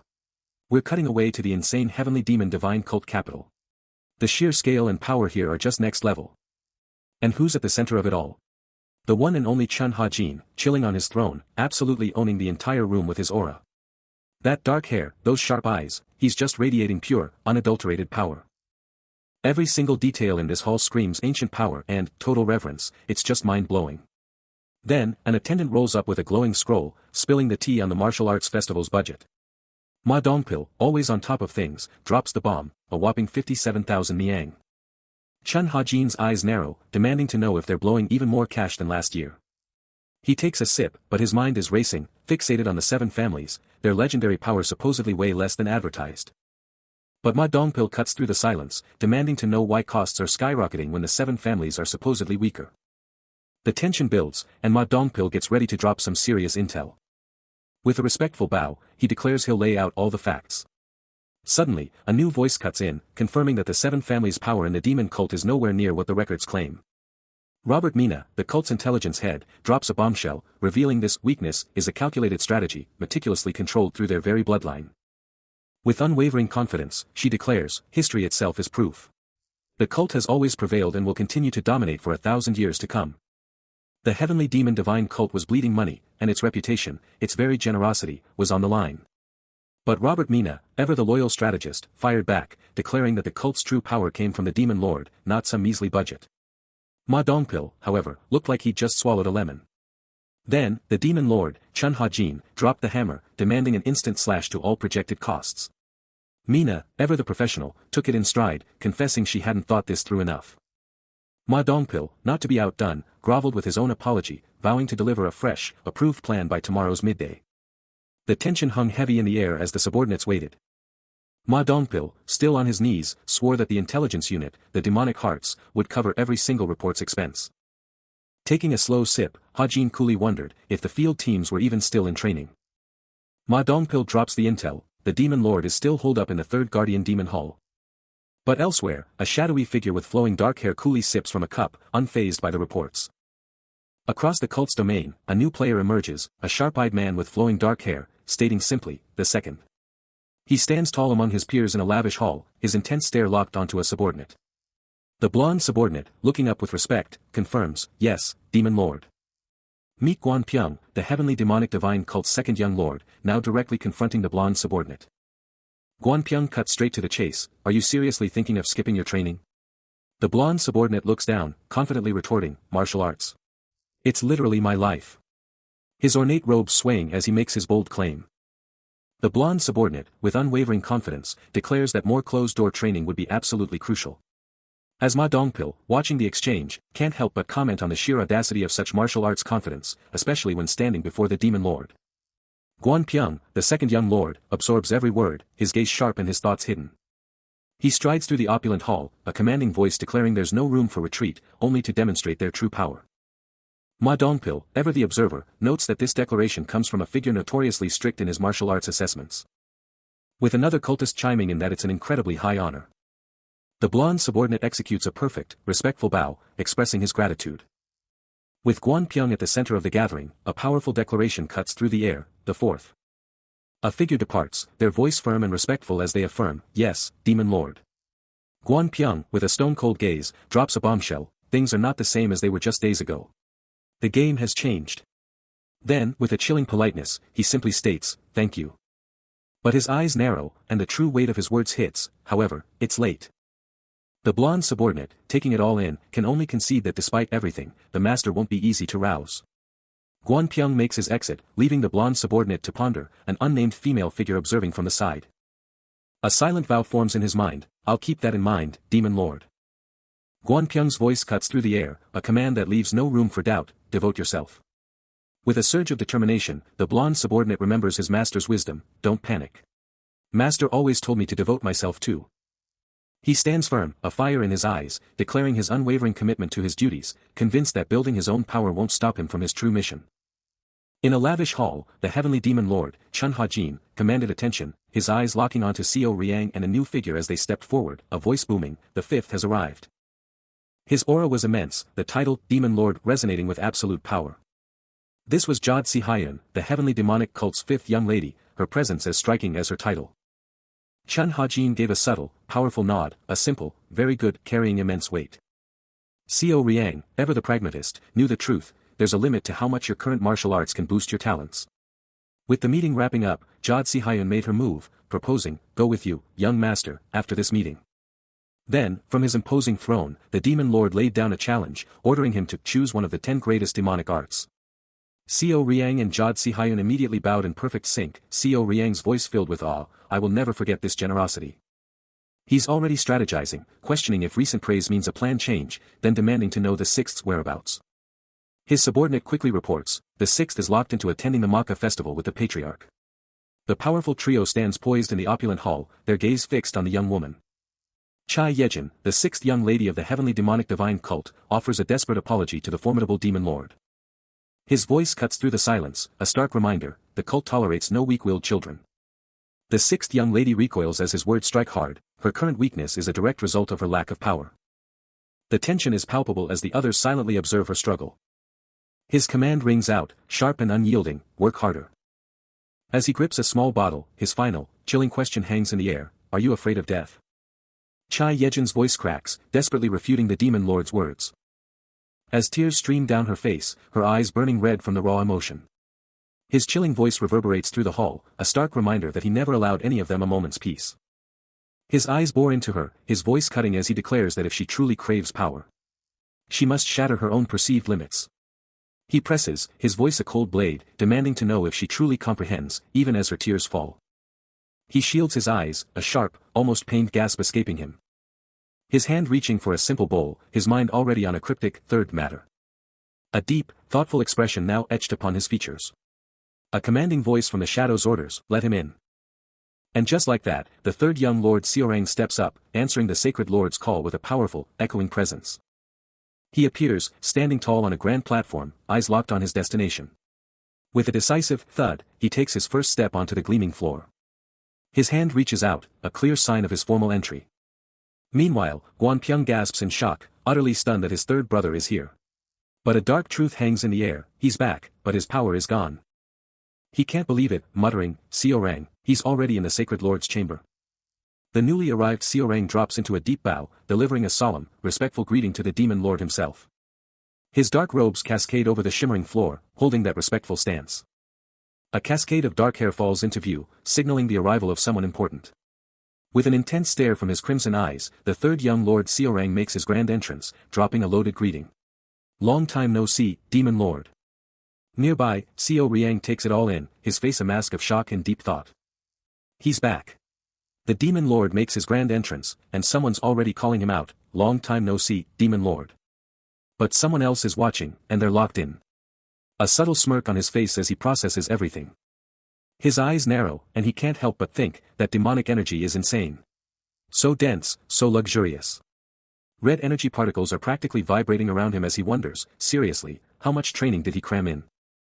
Chun Ha-jin, the Demon Lord, is absolutely radiating with a vibrant crimson aura.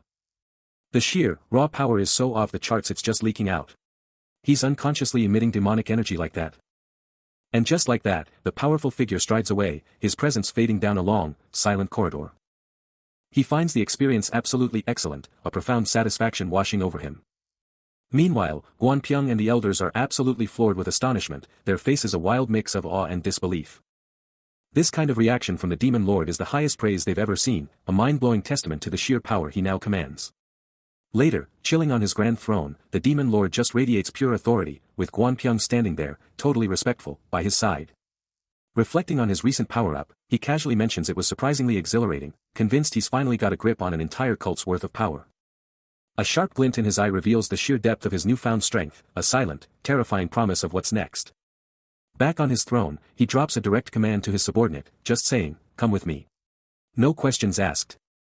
Gwanpyeong is totally blindsided, letting out a shocked gasp, his brain absolutely melting at the idea that he's been out cold so long the cult's power got dumped on him for more training.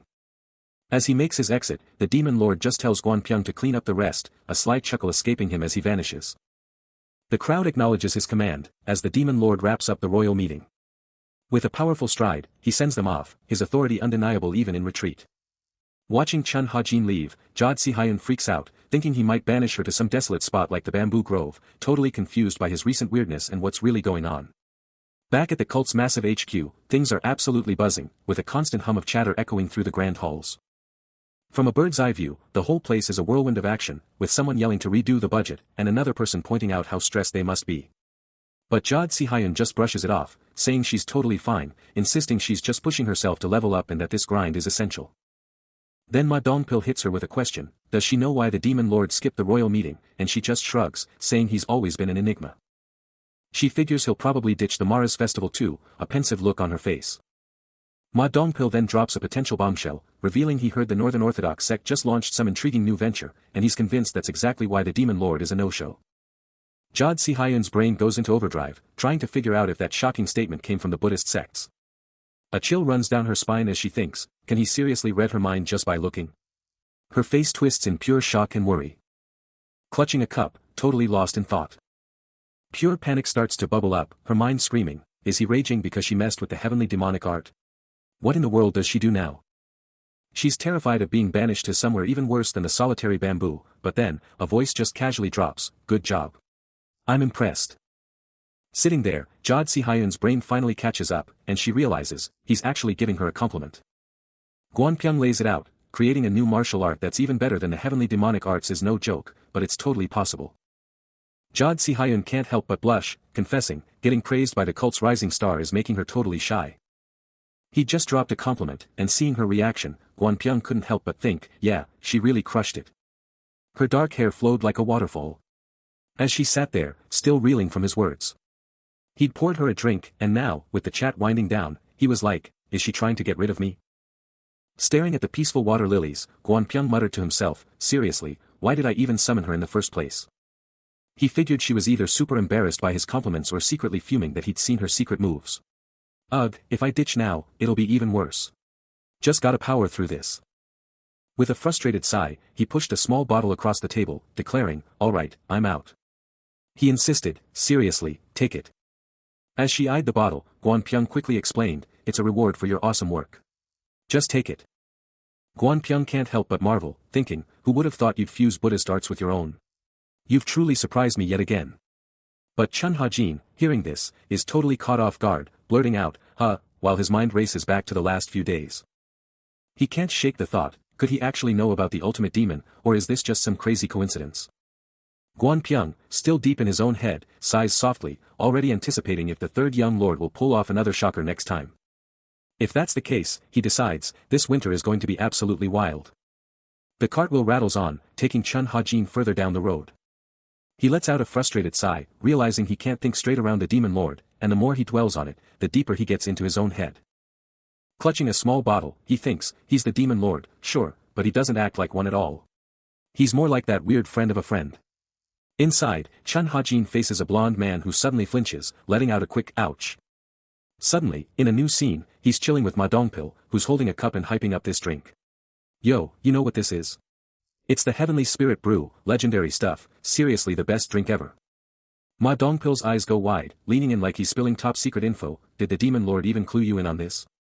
He goes on, spilling the tea that this Heavenly Spirit Brew is some super exclusive, top-tier liquor, made from the best stuff in the East, and only the demon lord gets to drink it. Apparently, it's not just a drink, it's supposed to give you crazy spiritual insights and even legendary glory. Ma Dongpil awkwardly looks away, a total fanboy moment, he's seriously obsessed. Chun Ha-jin just watches him, a deep look on his face, taking in the sheer fan energy. Still a bit red-faced, Ma Dongpil declares, nah, once I'm out, I'm heading back to my resistance, back to my duty. Chun Ha-jin, with a straight face, replies, it's been an honor working with you.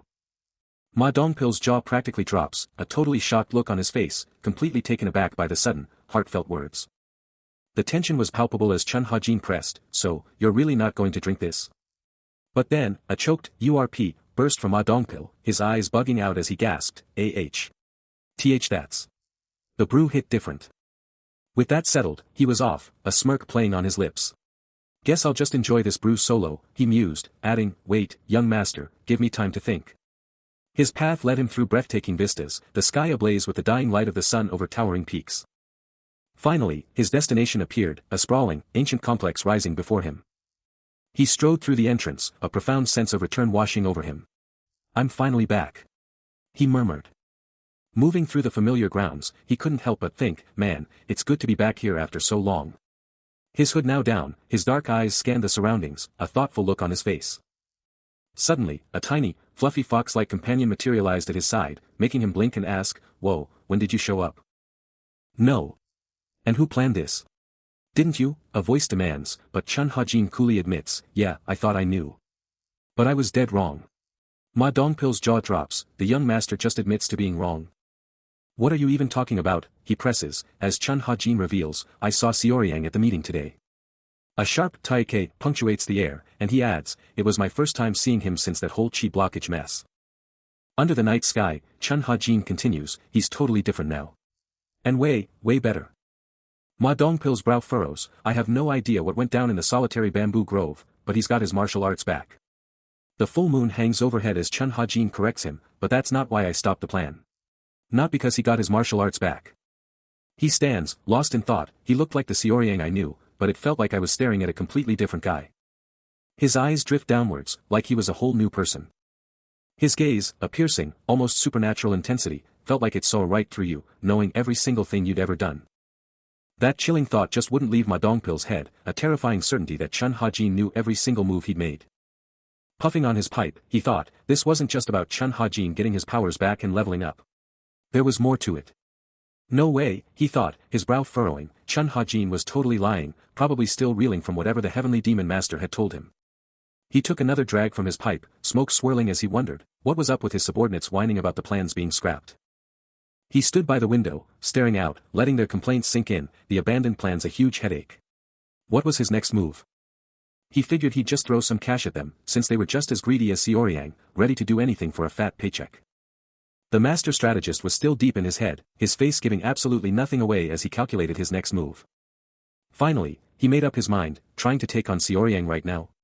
Absolutely not a good idea. He's back, and the first thing on his mind. Food. What's the next meal gonna be? A door slides open with a dramatic rumble, and he enters a classic, dimly lit building, ready for whatever comes next. But inside, a feast is already laid out. A nervous voice chimes in, I just had a feeling you'd say you already ate, so I went ahead and prepped this. My bad. Chun Ha-jin's jaw drops at the sight, totally blindsided, yelling, what is all this? A young woman, Manhwa, is right there, telling him, Manhwa made it. Get over here and eat. He settles in, but the young woman's still looking super anxious. Manhwa, practically shaking, stammers out, why young master, are you sure it's cool, for me to actually sit and eat with you? She's practically vibrating with nerves, her discomfort radiating off her. But Chun Ha-jin just looks totally baffled by her, muttering, wait, shouldn't I be the one freaking out here? Manhwa is still on edge, meticulously picking up food with her chopsticks, her face a total giveaway of her anxiety. Chun Ha-jin and Ma Dongpil are already at the table, and Ma Dongpil is hyped, shouting, "Shush! We're all going to eat. Start." The guys clink their cups, a quick cheers before digging in. Manhwa keeps serving them, trying to be perfect, but you can still feel her tension. But her nerves totally get the best of her while pouring a drink, and she spills it everywhere, making Ma Dongpil yell, "Young master." The drink splashes everywhere, a total mess right in the middle of dinner. Later, as the moon shines, the traditional building looks super peaceful, all lit up at night. Inside, the feast is over, just empty bowls and plates left on the table. Manhwa stares at the empty table, totally shocked, muttering, "Huh. We're out." Still reeling from her earlier mishap, Anshua observes as Ma Dongpil, bottle in hand, tries to call it a night on the drinks, but Chun Ha-jin just waves him on, clearly not done yet. Undeterred by the subtle hint, Ma Dongpil just keeps the drinks flowing, looking completely at ease. Anshua, still a bundle of nerves, can't help but whisper to herself, "You're already wasted. How much more can you even handle?" Despite her inner turmoil, her hands remain steady as she serves. Then, Chun Ha-jin cuts to the chase, telling Ma Dongpil to bring someone in once they're done eating. A visibly tipsy Ma Dongpil shouts his agreement, calling him "young master" with gusto. Mid-meal, Chun Ha-jin lays out his demands. He needs to talk to someone who knows everything about the organization's ins and outs, its entire network. The unspoken question hangs heavy, does Ma Dongpil even have a candidate for this kind of deep intel? A thoughtful pause, then Ma Dongpil's face lights up, "Oh, there is a person. He's got someone in mind, a true master of the organization's secrets, someone Chun Ha-jin absolutely has to meet." Chun Ha-jin processes the intel, then cuts straight to the chase, demanding to know who he needs to meet next. Without missing a beat, Anshua drops the name, the Internal Enlightenment Facility Master. A subtle breath, and then Chun Ha-jin gives the order, "Send a message to No Yeonshim, the Facility Master." Ma Dongpil takes it all in, his face a mask of contemplation. Anshua and Chun Ha-jin watch from afar, as Ma Dongpil starts to lay out the potential problems. He warns them, the Facility Master might hold a grudge, especially if they demand her cooperation. But Chun Ha-jin isn't deterred, declaring that getting her out of the Internal Enlightenment Facility would be a massive win. His eyes are locked on the prize, his resolve absolute. But elsewhere, a mysterious figure with glowing violet eyes declares that the lynx has transformed into a deadly viper, demanding they change their entire arsenal, their very weapon. The morning after a wild night, Anshua is already on the grind, sweeping the courtyard. Her moves sharp and on point, letting out a quiet sigh. Chun Ha-jin watches her unleash a powerful kick, thinking about how absolutely wasted he got last night. He flashes back to the previous night, a total blur of drinking and partying, with Anshua just watching the whole thing go down. Yeah, it was definitely an extraordinary night, with a broken piece of furniture as the ultimate proof. Then, Chun Ha-jin just explodes into motion, a total blur across the training ground, moving so fast you can barely even see him. He slams a staff down with insane power, the impact practically shaking the ground. Anshua watches, her jaw practically on the floor, totally blown away by his incredible moves. Chun Ha-jin, scarred and resolute, delves into his past, recognizing the brutal truths forged in solo combat. From afar, Anshua can't help but stare, a silent wow escaping her as she takes in his sheer, undeniable coolness. His foot slams down, a testament to the grueling session, but he just sighs, "Phew. I'm tired." He wipes sweat from his chiseled chest, his battle-hardened scars on full display, and Anshua can't help but think, no surprise you got those marks, Seorang. She ponders his earlier declaration, a knowing smirk gracing her face as she thinks, "Young master, you thought." He strides closer, and she snaps to attention, offering a cheerful, "Oh. Welcome," while still internally finishing her thought, "You were thinking." He reaches out, taking the new blade, which Anshua proudly states is custom-made to match his old weapon's length. A curt thanks is all he offers, but his grip on the new weapon speaks volumes. Then, without warning, his eyes ignite with a terrifying, crimson glow, a raw, explosive surge of power erupting from him, hinting at something far beyond human. After his power surge, the young lord makes his grand entrance, arriving at the legendary Spring Flower Pavilion, a place of luxury and secrets. Stepping through the threshold, a mysterious voice greets him with a simple but impactful, "You're here." The young lord, still cloaked in mystery, moves forward with his entourage. Inside, he comes face to face with none other than the Internal Enjoyment Facility Master, a powerful woman radiating grace and command. A bowing attendant immediately greets the young lord with utmost respect, ushering him in and hinting that the pavilion master is ready, but perhaps the arrangements won't quite suit his high standards. But the pavilion master quickly takes charge, making it crystal clear, the Spring Flower Pavilion is under MY management. With a sly glance, she confidently states she knows exactly what kind of food is on offer, and pointedly hopes the actual owner of the Spring Flower Pavilion has been sent as far away as possible. Moments later, everyone is gathered around a lavish table, the tension palpable. Until the pavilion master cuts to the chase, demanding, "So, why exactly did you invite me here?" He plays it cool, dropping a casual, no particular reason for his unexpected visit. But the pavilion master isn't buying it, casually throwing back that she just wanted to buy something, then dropping the mic with, "It's nothing." Her eyes are like lasers, dissecting his every move, seeing right through his act.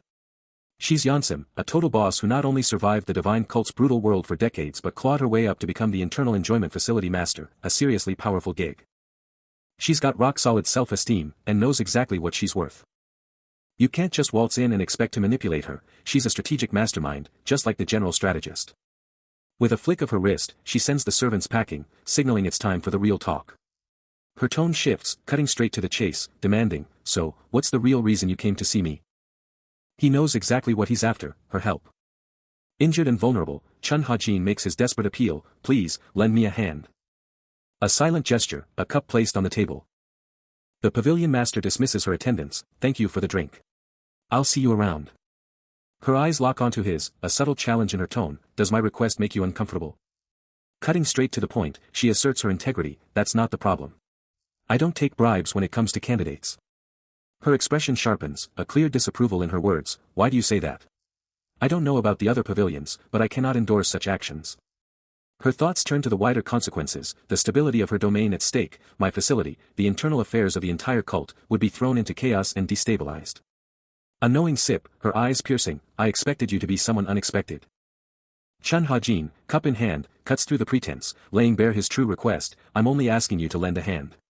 I'm asking you to side with me." Yeonsim, the pavilion master, doubles down on her position, seeing no distinction in his audacious request, even with her facility's unique status. She lays down the law, declaring they won't back any candidate, period.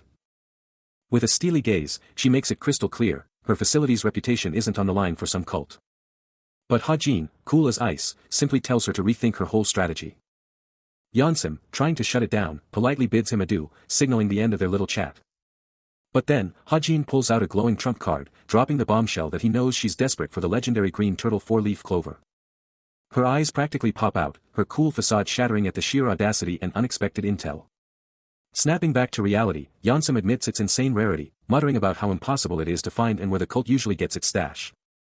Ha-jin finishes her sentence, pinpointing its origin deep in the eastern seas, then casually offers it up if she's really that desperate. Pavilion Master Yeonsim, cup in hand, starts to speak, but her words just stop. You can practically see the gears turning in her head. With a flash of suspicion, she whips her head around, eyes narrowed. She confronts him directly, demanding to know how he got his intel. But he just brushes it off, a close-up on a mysterious chest as he asks if it even matters. She's not having it, staring him down and insisting he spill the beans. Then, a power move, she suggests a trade, demanding something in return for her knowledge. Grabbing some food, she makes it crystal clear, she's not making any deals that don't benefit her. Her face tightens, and you can practically feel the tension crackling. The scene cuts to a bowl, and the narrator drops a truth bomb, this whole situation is about to get seriously complicated. She's all about that give and take, a true master of the deal, and he, knowing exactly what she's thinking, challenges her. If she wants the intel on the green turtle four-leaf clover, she better lay out her demands. Her face, a mask of stone, doesn't flinch, her eyes locked on him, calculating. A slight movement of her fingers, a silent command, underscores her unwavering position. A smirk plays on his lips, clearly enjoying her unyielding nature. She finally gives in, but only to hear his pitch. Her eyes pierce him as she lays it bare, "Spill it. What's your price?" He plays it cool, shrugging off her intensity with a "nothing much." She starts to walk off, clearly unimpressed, but he quickly drops the real ask, he wants to give a secret order to a servant, a friendly favor, that's anything but simple. Her hand freezes mid-air, inches from the teacup, her face a blank slate as she weighs the implications of his audacious demand. Still reeling from his cryptic demand, Pavilion Master Yeonsim cuts straight to the chase, asking if he knows a servant named Anshua. A brief, almost imperceptible shock flashes across his features, then he drops the bombshell, she's his servant. Yeonsim's mind races, connecting the dots, a third young lord servant. She immediately formulates a plan, hire Anshua, get her to spy, and uncover every single detail of his life for the next 3 days. Her gaze sharpens as she confronts him, demanding to know if he's got something planned for Anshua, a pointed reminder that their deal forbids unanswerable questions. He just shrugs, cool as ice, pointing out that she started it by asking for a difficult favor herself. Yeonsim's brow furrows, then she challenges him, is his request really that tough? She lays it out plainly, yes, it is, especially if Anshua gets busted spying on his every move. Then she hits him with the real question, what happens to her if Anshua gets caught? A sly, almost arrogant smirk plays on Chun Ha-jin's lips as he coolly declares, they just need to ensure no one gets caught. Simple as that. Pavilion Master Yeonsim, still reeling from the implications, can only utter a single, worried phrase. But her mysterious counterpart brushes off her fears, coolly stating that Anshua just needs to keep up appearances, delivering a simple letter after her shift. Yeonsim's mind races, it sounds easy, but the hidden dangers are immense. She turns, the gravity of the situation etched onto her face.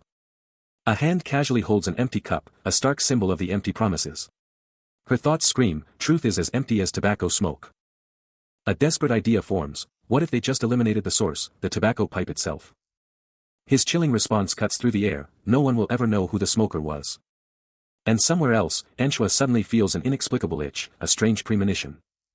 As night falls, a majestic, ancient building looms, its intricate architecture hinting at secrets within. Inside, the pavilion master lets out a frustrated sigh, her voice laced with exhaustion as she declares, it's still too early to ask of me. Her face contorts in frustration, a sharp, almost self-admonishing cry bursting forth. Facility master. With a decisive clasp of her hands, she cuts through the pretense, enough with the blatant lies. She turns, her resolve unwavering, making her position crystal clear, I don't even know what kind of person Manhwa is. I can't have her on my staff for me. Her solution is simple and direct, then, just change it to someone else. To someone you can trust. A subtle nod seals her point, something like that. With a decisive shing, her hand closes around a small, white bottle, her mind clearly made up. Clutching the mysterious bottle, she lays down the law, declaring, I know you can do anything as long as you decide to. This isn't a request, it's a statement of power. Her eyes narrow, and the ultimatum drops, I will not ask again. The tension is palpable. With the bottle still in hand, she pushes the envelope, I'll take your silence as consent, yes? No room for argument here. A confident smirk spreads across her face as she declares, well then, I guess the deal is sealed. She just locked it down. Her declaration hits like a shockwave, Chun Ha-jin letting out a silent exclamation while his bearded companion is left utterly bewildered, a giant question mark practically hovering over his head. The bearded man's confusion explodes into pure disbelief, as he shouts, what? He cannot believe what he's hearing. But she just brushes off his outrage, the pavilion master cutting him down with a sharp retort, how long are you gonna sit on those old clips? She's got dirt on them. Chun Ha-jin's frustration boils over with another exclamation, and his associate tries to speak up, but he's instantly silenced. A furious red aura flares around Chun Ha-jin's feet, his patience completely gone, as he explodes, I'm running out of patience. This is about to get real. Chun Ha-jin is absolutely fed up, gripping his cup as the pressure in the room skyrockets, his tiny winged companion a silent witness.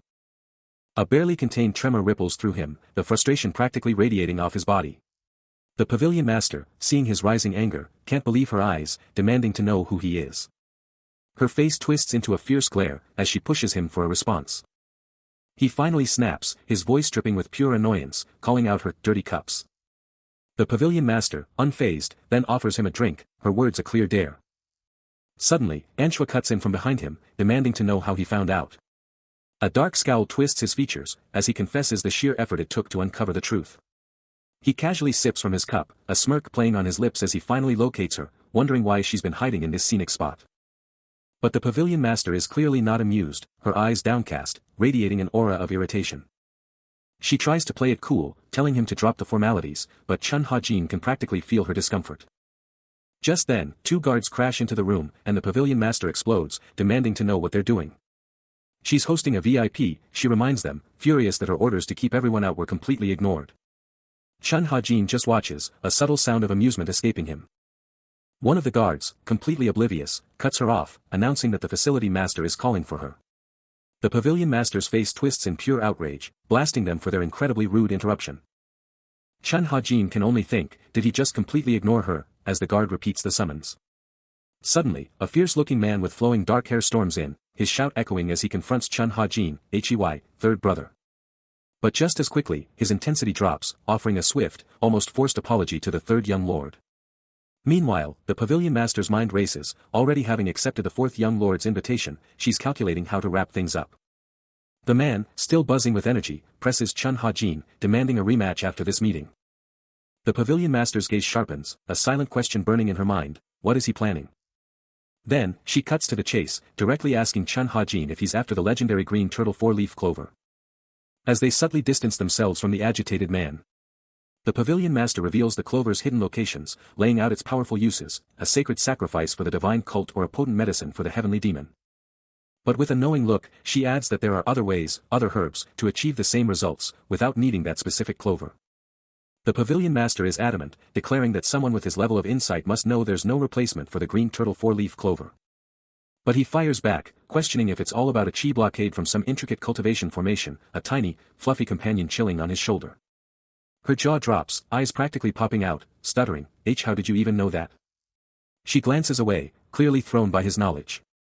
He confesses he's actually more eager to get his hands on it, his expression unreadable. The pavilion master, delicately holding some purple treats, cautions that it could totally mess with the yang qi, not just calm the yin qi.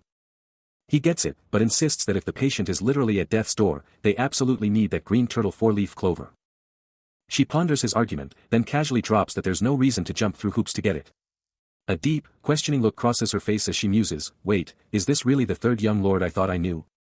The pavilion master is absolutely floored, her voice dripping with disbelief as she can't even process the wild claims she's hearing. Chun Ha-jin, cool as a cucumber, just shrugs it off with a casual, are you serious right now? But she's not backing down. The pavilion master's eyes narrow, calling him out, does he really think this is how a young lord acts? Slam.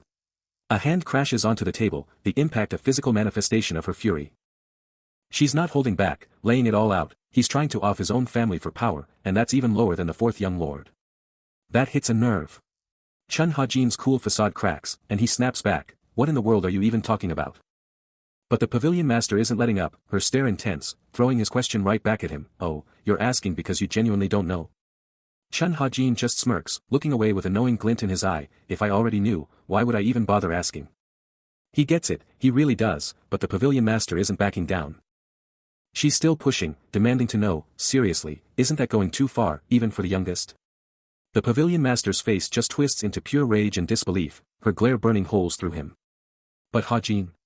He's totally chill, just dropping the bomb, she's literally just a 10-year-old kid. Then he hits her with, did you? Meanwhile, the seventh young lady, eyes wide and shaking, watches the whole thing unfold from behind the pavilion master, who's clearly losing it. The pavilion master's fury explodes, her voice practically screaming, the one who took out the fourth young lord. I won't stand for this garbage, even if it's coming from my own brother.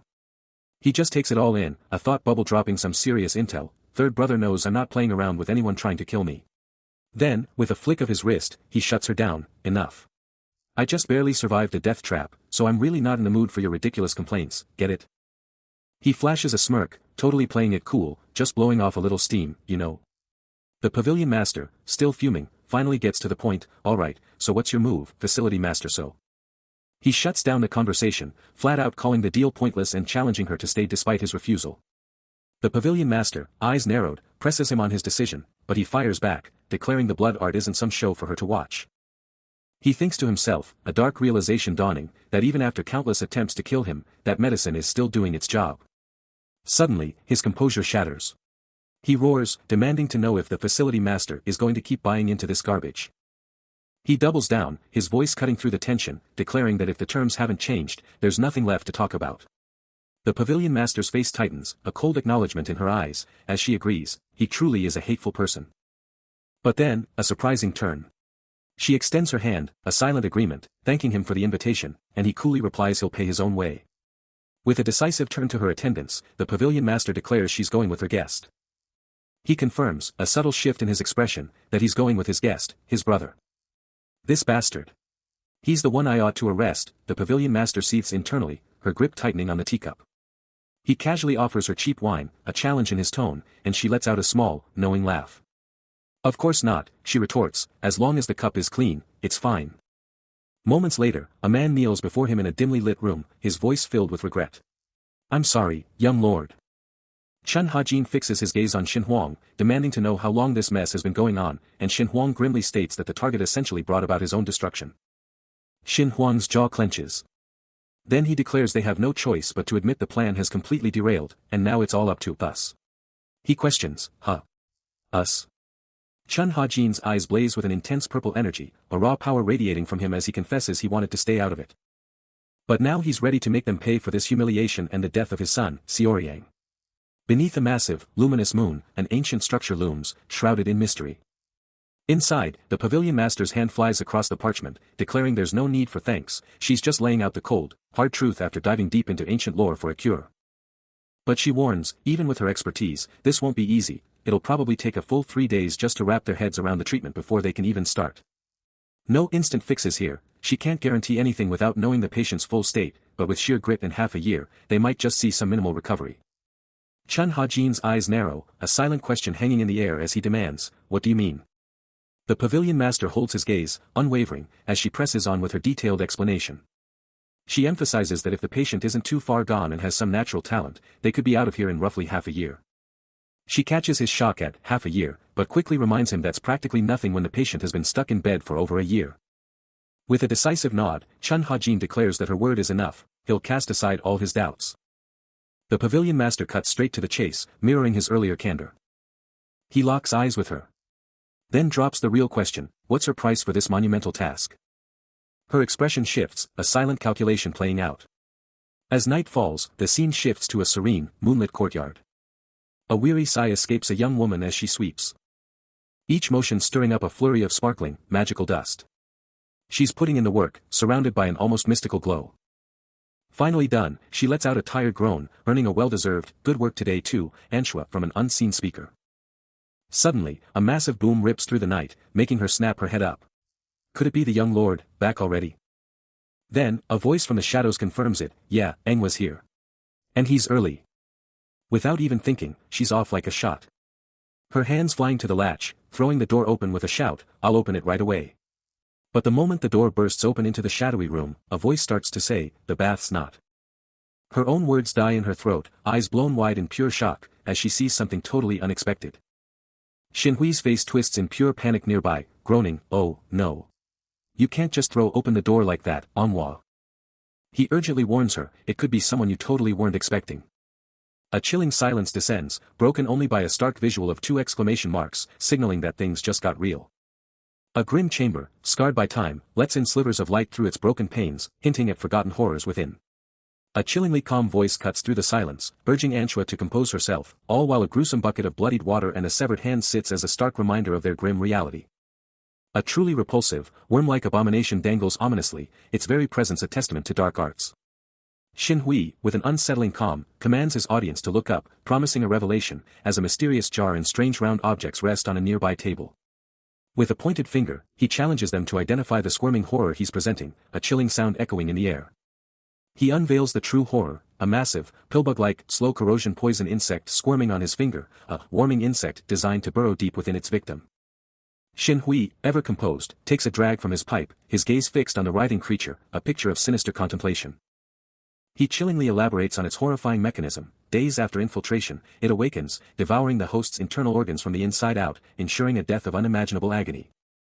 He lays out the chilling details, revealing that taking the antidote beforehand is the only way to escape the horror. Manhwa, utterly terrified, can barely force out the words, "Why are you telling me this?" Outside, the world spins on, but the message is clear, never trust anyone, because you never know when you'll become a pawn for the antidote. Xinhui's voice drops, a sinister command echoing, "You will do this, and no one will ever know. Understand, Manhwa?" She can't even look at him, her body trembling. A desperate, strangled cry tearing from her throat as the implications crash down. The monstrous slow corrosion poison insect looms in her thoughts, as Xinhui's chilling promise rings out, "Obey, and you'll be safe." But then comes the terrifying warning, "Lose your vision if that poison gets in your eye." And with a final, terrifying order, he demands, "So, open your mouth." A desperate plea rips through the air, a single eye wide with terror as a surge of blue energy engulfs its owner. A sharp, violent impact echoes with a deafening crack. Later, in a serene courtyard, the pavilion master cuts to the chase, demanding to know what he truly wants from her. She sees right through him, knowing his help comes with a price, a hidden agenda. But, acknowledging his crucial knowledge saved one of her people, she offers her unwavering gratitude, pledging to do anything within her power to repay him. She doubles down on her offer, her gratitude absolute. Chun Ha-jin coolly responds, reminding her that even in his past life, he was a savior of lives. Just as a pained cry erupts from a bloodied figure lying broken on the ground. He flashes back to his past, a ruthless assassin for the righteous Heavenly Alliance, taking down their biggest political threats. But now, back in the present, a scarred man lets out a tired HAA, his face etched with exhaustion. Suddenly, a voice shouts to him, revealing they've found 2 girls still alive. Chun Hajin watches as the scarred man kneels, giving his report, the tension palpable. The kneeling man quickly explains that the girls seem to be just subordinates of the fallen, not important targets. A harsh voice suddenly cuts in, demanding to know how they thought they could hide. Anshua, holding a terrified child, faces an unseen aggressor, who sneers, "You little." 2 menacing figures, one bald and one with a top knot, watch the scene unfold, the bald one declaring, "Rats. Luckily, these 2 aren't on our kill list." A greedy voice then booms, "We're gonna get a lot of money out of you guys," and Anshua screams in terror. Anshua's scream rips through the air, a desperate cry as tears stream down her face. She fights back, thrashing against the bald henchman's iron grip, screaming for him to release her while the other henchman just stands there. But the bald henchman holds her tight, his face a mask of cold resolve as she curses him as a demon. Her pleas for her sister's freedom are met with a chilling retort, they should just be grateful they weren't killed outright. Then, the bald henchman's gaze snaps to Chun Hajin, still on the ground, a chilling promise that his turn is coming next. A menacing fist clenches, promising to break him and make him utterly tame. From above, the henchmen drag both Anshua and the terrified child away, her desperate cries of "sister" echoing as they disappear. Anshua's struggle intensifies, her pleas desperate, but the bald henchman just barks at them to stop. Chun Hajin's eyes blaze with cold determination, as he makes a chilling declaration, their mission is over, and they're going back. The top-knot henchman shuts down his bald partner, demanding he cut the unnecessary chatter. The bald henchman fires back, demanding to know if he has any idea how much pain he went through just to sell them off. Anshua, utterly distraught and weeping, begs the top-knot henchman, acknowledging the mission but confronting him about the brutal murder of her best friend's wife and child. Spotting Chun Hajin, the bald henchman snarls, ordering him to back off, hinting at a bigger reward if he just cooperates. With a sinister chuckle, the top-knot henchman boasts, eager to join in the torment, openly admitting he slaughtered Anshua's best friend's family without a flicker of remorse. A sneering laugh escapes the bald henchman, as he vows to report his partner for this unexpected generosity. Out of nowhere, Chun Hajin explodes into action, delivering a devastating strike that sends the bald henchman flying with a shocked yell. Staggering, the bald henchman roars, furious and disbelieving, challenging the audacity of the attack and promising swift retribution. But before the bald henchman can even react, Chun Hajin is already gone, his blade a blur as he carves into the top-knot henchman, eliciting a sharp cry of agony. Chun Hajin's eyes ignite with an electric blue, a blinding flash as he strikes. The bald henchman's face twists in pure agony, screaming, "Let me go, you bastard." A lightning-fast, brutal stomp follows, eliciting a gut-wrenching "kuagh" as blood explodes from the man. His blade flashes like a phantom, a deadly blur of steel and crimson. Then instantly shifts targets, slamming into the top-knot henchman's chest. He screams, "UAGH." The second henchman barely manages a bewildered, desperate, "WH, what are you doing?" before another devastating strike silences him with a choked, final gasp. Both men crumple to the ground, their bodies utterly still. As Chun Hajin stands victorious over them, his swift, brutal justice delivered. The brutal aftermath is stark, a blood-soaked blade the only witness to the swift violence. A single, chilling drop of crimson hits the floor, followed by a terse, unyielding command, "Go." The assassin, his back to the carnage, then points towards a glimmer of hope, declaring, "There's a village about 10 kilometers east of here." But the young woman, shielding a terrified child, can only manage a stunned, questioning silence, her gaze fixed on him.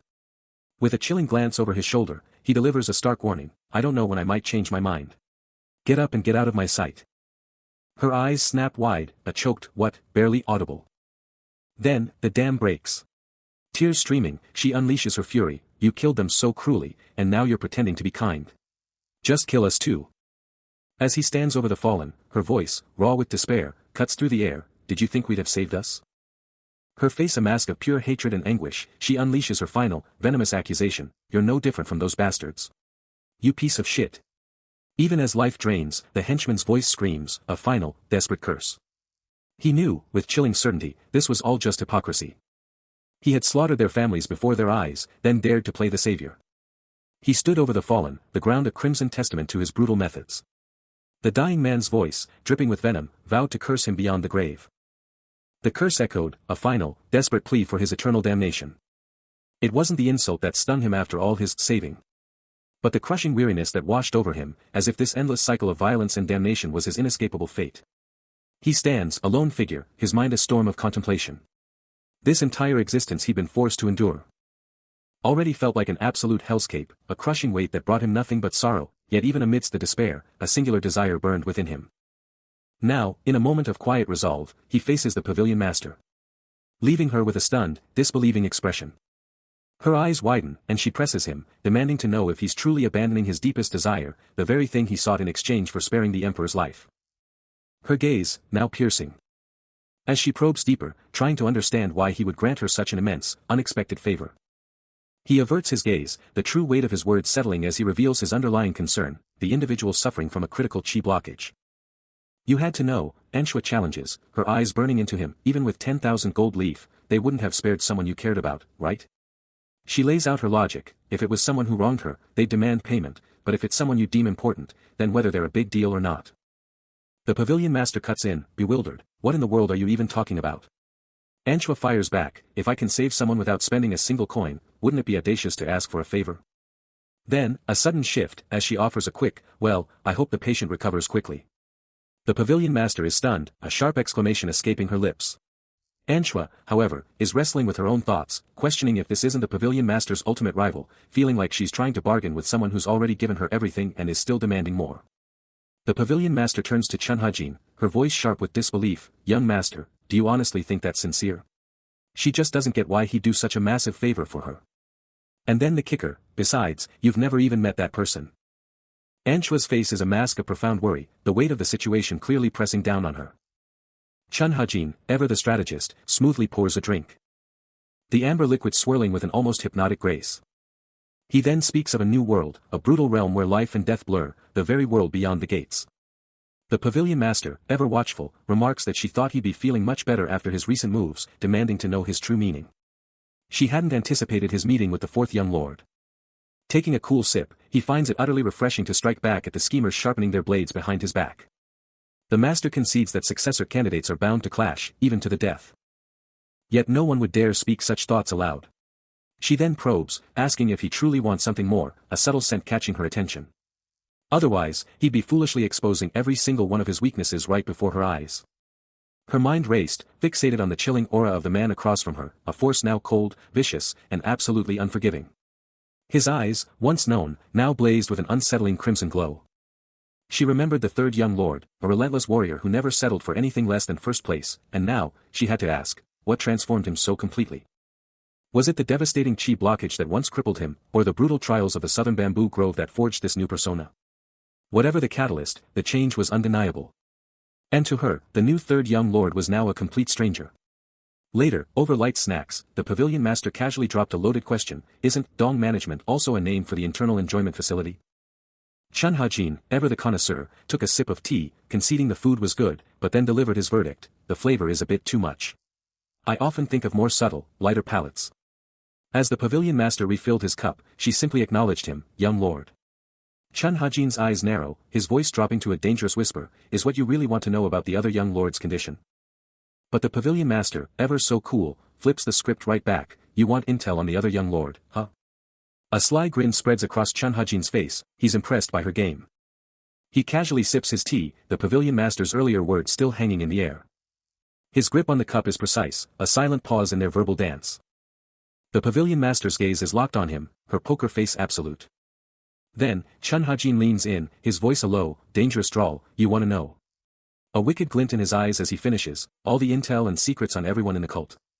Under a breathtaking full moon, cherry blossoms glow, setting a surprisingly calm scene. But the calm is broken as a mysterious hand opens a hidden box, revealing ancient scrolls and secrets. After a decisive victory, Chun Ha-jin coolly dismisses his defeated foes, saying, thanks to you, I had a good time today. Turning to his ally, he acknowledges her crucial support, declaring, I've received great help from you. Manhwa observes his departure with a knowing look, her squad leader mirroring her intense focus on the vanishing hero. As Chun Ha-jin disappears into the distance, Manhwa and her loyal squad leader follow, a tiny cat curiously tagging along. Suddenly, the squad leader voices his deep concern to Manhwa, Master, if that intel you gave him falls into the heavenly demon's hands, we're in serious trouble. But Manhwa remains unfazed, her calm reply chillingly confident, don't worry. I'm aware of that. She weighs the intel, knowing the massive value means massive risk, and she's ready to take it. Elsewhere, the squad leader tries to call it a night, but the young master is not having it, demanding more drinks. Anchua's mind races, remembering how sure she once was, convinced she had the divine cult all figured out.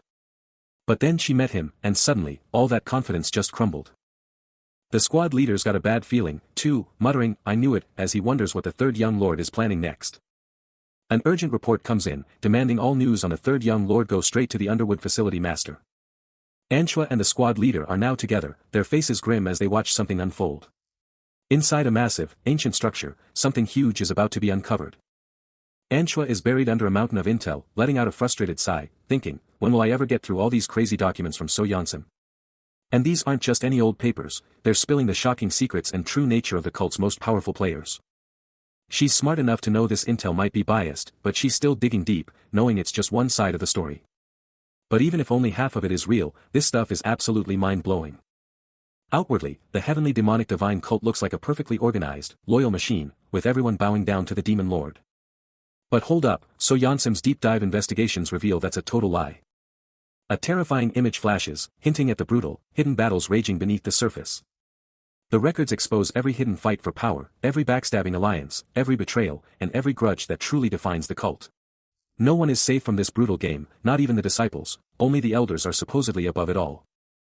He's deep in the archives, dissecting the divine cult's power structure, a low, barely audible as he uncovers its secrets. His gaze sharpens on the text, a quiet, This guy sounds interesting, hinting at a deeper intrigue. The plot thickens, and he resolves, I'll read more closely from here, ready to dive deeper. Later, at the dining table, a servant inquires, "Young master, will you enjoy your meal?" He hesitates, it's. A spread of delicious-looking food awaits. He takes a bite, then wonders, The food tastes a bit more bland, a subtle shift in flavor. Anchua, ever attentive, quickly explains, "Yes, we've been using blander ingredients lately. Wasn't that your request?" Her eyes meet his, a hint of worry in her voice as she asks, "Oh. Is that not?" He notes her incredible memory, thinking, she's someone who remembers small matters. He then calls out to her, "Mr. Fox." With a subtle nod, he offers, "Try this." Cradling the adorable, fluffy fox, she can't help but beam as its tail wags with pure joy. She then turns to Chun Ha-jin, who's casually eating, and asks, "Wait, you're actually calling this Mr. Fox?" Taking another bite, he casually confirms, he's still brainstorming a proper name, so Mr. Fox is just a placeholder for now. Anchua, brimming with ideas, excitedly pitches Okan, convinced it's the cutest name ever, but he just stares back, utterly unimpressed. Meanwhile, the fox's tail gives a subtle, knowing twitch. So Anchua, undeterred, tries again, suggesting big ear because, well, it has big ears. Chun Ha-jin's only response. A stunned what? With another playful wiggle from the fox's tail, she instantly switches tactics, declaring big tail is the perfect fit for its fluffy asset. Chun Ha-jin, utterly done with the naming game, shuts her down with a blunt, terrible, before a sarcastic, "Oh, they're so cute," and finally, "Forget it, I'll name him myself." Anchua's face falls, but the fox, looking utterly smug, lets out a tiny, triumphant humph. Anchua stares at the tiny beast, instantly dubbing him Goldie, a golden fox. And get this, the little guy's tail thumps in pure approval. But then she whips around to Chun Ha-jin, totally calling him out, like, seriously, how is that any better than MY names? Chun Ha-jin just brushes her off, flat out saying her names were trash, and Goldie, chilling on Anchua's head, totally backs him up with a happy on. Anchua, absolutely thrilled, asks the little fox if he's digging the name, and Goldie gives her another enthusiastic on. Chun Ha-jin bursts into triumphant laughter, declaring himself the ultimate naming genius. Then, as he gets ready to bounce, he casually tells Anchua he might not be back tonight, so don't even think about waiting up. She gives a quick okay to his departure, then immediately pivots to Goldie, giving the tiny fox a stern warning not to skip dinner. And with a final, "See ya, young master," he's off. Anchua stands, a silent sentinel, her thoughts a whirlwind. The sky above, a canvas of endless possibility. Then, a sudden, sharp sound rips through the air from a nearby rooftop. Suddenly, a new warrior, sword flashing, moves with deadly precision, his mind racing. The young master's martial arts are on another level. He unleashes a devastating, focused strike. His body a whirlwind of motion, engulfed in swirling, raw power. The sheer force of his technique explodes outwards, shattering the very earth beneath his feet. He ponders the young master's uncanny ability to adapt and innovate, realizing that's the secret to his explosive growth and power. The ground is absolutely obliterated, ancient secrets laid bare beneath the impact, and squad leader Yang is just staring. A single, powerful thought burning in his mind, if I can be like that. A smirk plays on his face, a quiet, reverent, that was amazing. Then, he turns, spotting someone, and snaps to attention, second leader. Squad leader Yang of the Guardian Court bows, a deep respect in his voice, thank you, sir. Mission accomplished, all thanks to your help. I'll send you the bare minimum. The other figure, hair pulled back in a tight bun, just stands there, watching everything unfold. A subtle scar on his neck, and he's thinking, I'm still. Squad leader Yang then turns to the third young lord, a knowing look on his face, you've definitely leveled up since we last saw each other. The third young lord of the Guardian Court responds, you always give me something to talk about. Squad leader Yang drops a bombshell, revealing someone was hunting for the young master, but he managed to deflect them, claiming training. But the real shocker? That person was tied to the infamous Berserk Demon Squad. His face hardens, the gravity of the situation sinking in, the danger is far from over. Suddenly, with a flash of steel, he whips out his sword, barking at Dongpil to move it and hold position. Then, a desperate shout rips through the silence, a frantic warning for the young master. His face a mask of fury and dread, he screams, the young master absolutely cannot get tangled up with the Berserk Demon Squad. The name alone, Berserk Demon Squad, sends shivers down your spine, a pure nightmare you want no part of. Because let's be real, they're not just dangerous, they're completely unhinged. And that chilling symbol of the Berserk Demon Squad? It's a flashing red light, screaming pure, unadulterated danger. Behold, a squad whose very name screams of the demons that compose it. They unleash a fighting style that absolutely decimates, showing zero mercy, compromise, or conversation. This is the divine cult's most terrifying squad, relentless until their enemies are torn to shreds. And get this, they don't even care if you're friend or foe. Elsewhere, at an ancient, imposing structure, a voice cuts through the rising tension, questioning how long it's been since their last battle. A massive crowd surges, their excited chatter growing louder as someone shouts about drinking themselves into oblivion. Amidst the throng, a striking figure with fiery red hair stands, taking in a chaotic energy. Then, a thunderous declaration rips through the air, we're here, followed by an explosive impact. A devastating kick rips through the very fabric of the air itself. While Anshua, bewildered, surveys an eerily empty courtyard, questioning the silence, the absolute void. Meanwhile, the scarred face of Berserk Demon Squad leader Chai Guangwu contorts in rage, roaring why the gates remain shut.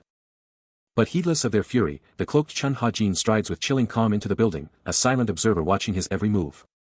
Anshua, her eyes locking onto the sudden presence, shouts a sharp warning. While Goldie's golden tail instinctively flinches, a ripple of unease. Her voice, now laced with irritation, echoes the unanswered question. Yet, in a blur of motion, a hand lashes out, clamping down on her wrist with bone-jarring impact. Suddenly, she's slammed against the wall, a cold blade at her throat. Anshua, defiant, demands his identity, asserting her high rank within the cult, but he merely scoffs, utterly unmoved. You seriously don't know who booked this entire place today? The henchman roars, his face a mask of rage. Did you rent it out? Get lost, because you didn't. And why exactly should I believe you guys actually rented it out? Chun Ha-jin retorts, his eyes sharp and unyielding. The henchman's temper explodes, what? You absolute punk. But before he can even finish, a lightning-fast blow slams into his face, sending him reeling from the sheer force. Unfazed, Chun Ha-jin strides forward, his presence commanding. A chilling declaration escaping his lips, she's here. And just as he speaks, another formidable figure emerges, a woman with blazing red hair and an aura of raw power. Her every step radiating fierce intent. As Eui Hungayan, the formidable leader of the Berserk Demon Squad, makes her grand entrance. The Berserk Demon Squad's leader, Eui Hungayan, locks eyes with her targets, her voice dripping with pure menace. Towering over the cowering subordinates, one dares to question her, while another frantically warns, stop acting crazy. Get back. But she just glares, her voice a dangerous whisper, do you even know who we are? But Chun Ha-jin, cool as ice, just shrugs off her threat, retorting, honestly, it'd be harder not to know who you are. A subtle smirk plays on his lips, completely unfazed by her rage. Eui Hungayan, absolutely fuming, unleashes a torrent of insults, you're all just mannerless idiots. Do you seriously think you can just? Her gaze sharpens, a lethal challenge in her eyes as she snarls, want to die? Unflustered, Chun Ha-jin studies her, his mind already calculating, you're clearly not some random thug, and you don't strike me as someone who just picks fights for fun. A subtle shift in Eui Hungayan's demeanor, a hint of recognition, as she snaps back, exactly. Seriously, you're the one starting this? Chun Ha-jin challenges, just sit down if you've got something to say. Listen to me. Eui Hungayan fires back, her disbelief palpable. He just smirks, a subtle, infuriating gesture. Because honestly, looking up at you is giving me a pain in the neck, Chun Ha-jin declares, dropping his gaze with utter nonchalance. Eui Hungayan's entire posture stiffens. Her single golden eye blazing with raw, untamed power. Asterisk whoa. Her demonic energy is actually pretty wild. Asterisk Chun Ha-jin thinks, impressed. His eyes now locked onto her, assessing the surge. Get moving. Eui Hungayan barks at her squad, storming off, but not before a chilling message rings out, watch your tongue. If you're not the young lord, then you, and everyone else, is getting extended. Chun Ha-jin keeps pushing, and Eui Hungayan's golden eye flares with raw demonic power, her rage about to explode. But before anyone can even blink, a squad leader charges in, yelling, "Squad leader! You can't touch him!" His brave charge is instantly shut down as Eui Hungayan, with lightning speed, grabs him by the collar, her grip like iron. Pure terror contorts his face as he chokes out a scream, instantly regretting everything. She glares, her voice dripping with pure menace, demanding, "What did you just say?" Her grip tightens, a silent, bone-chilling threat of what happens when you cross her. The squad leader, shaking like a leaf, stammers out an apology, I am sorry, why we can't touch him. We'll let you live." He can barely get the words out, his voice cracking as he tries to explain, he's. Then, the shocking truth drops. The young man with the intense gaze and dark, messy hair is none other than, the divine cult's third young lord. After the chaos, he finds a moment of peace, holding the adorable golden fox, who lets out a tiny, endearing cry.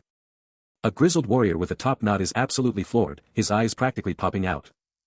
The shocking truth hits him, this is the divine cult's third young lord. And there he stands, Chun Ha-jin, cool as a cucumber, cradling a tiny golden fox. As the warrior lets out a choked gasp of pure disbelief. Another voice screams the revelation, he's a disciple of the demon lord.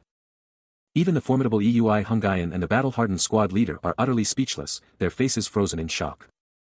The tavern is absolutely buzzing, with hungry patrons yelling for the owner.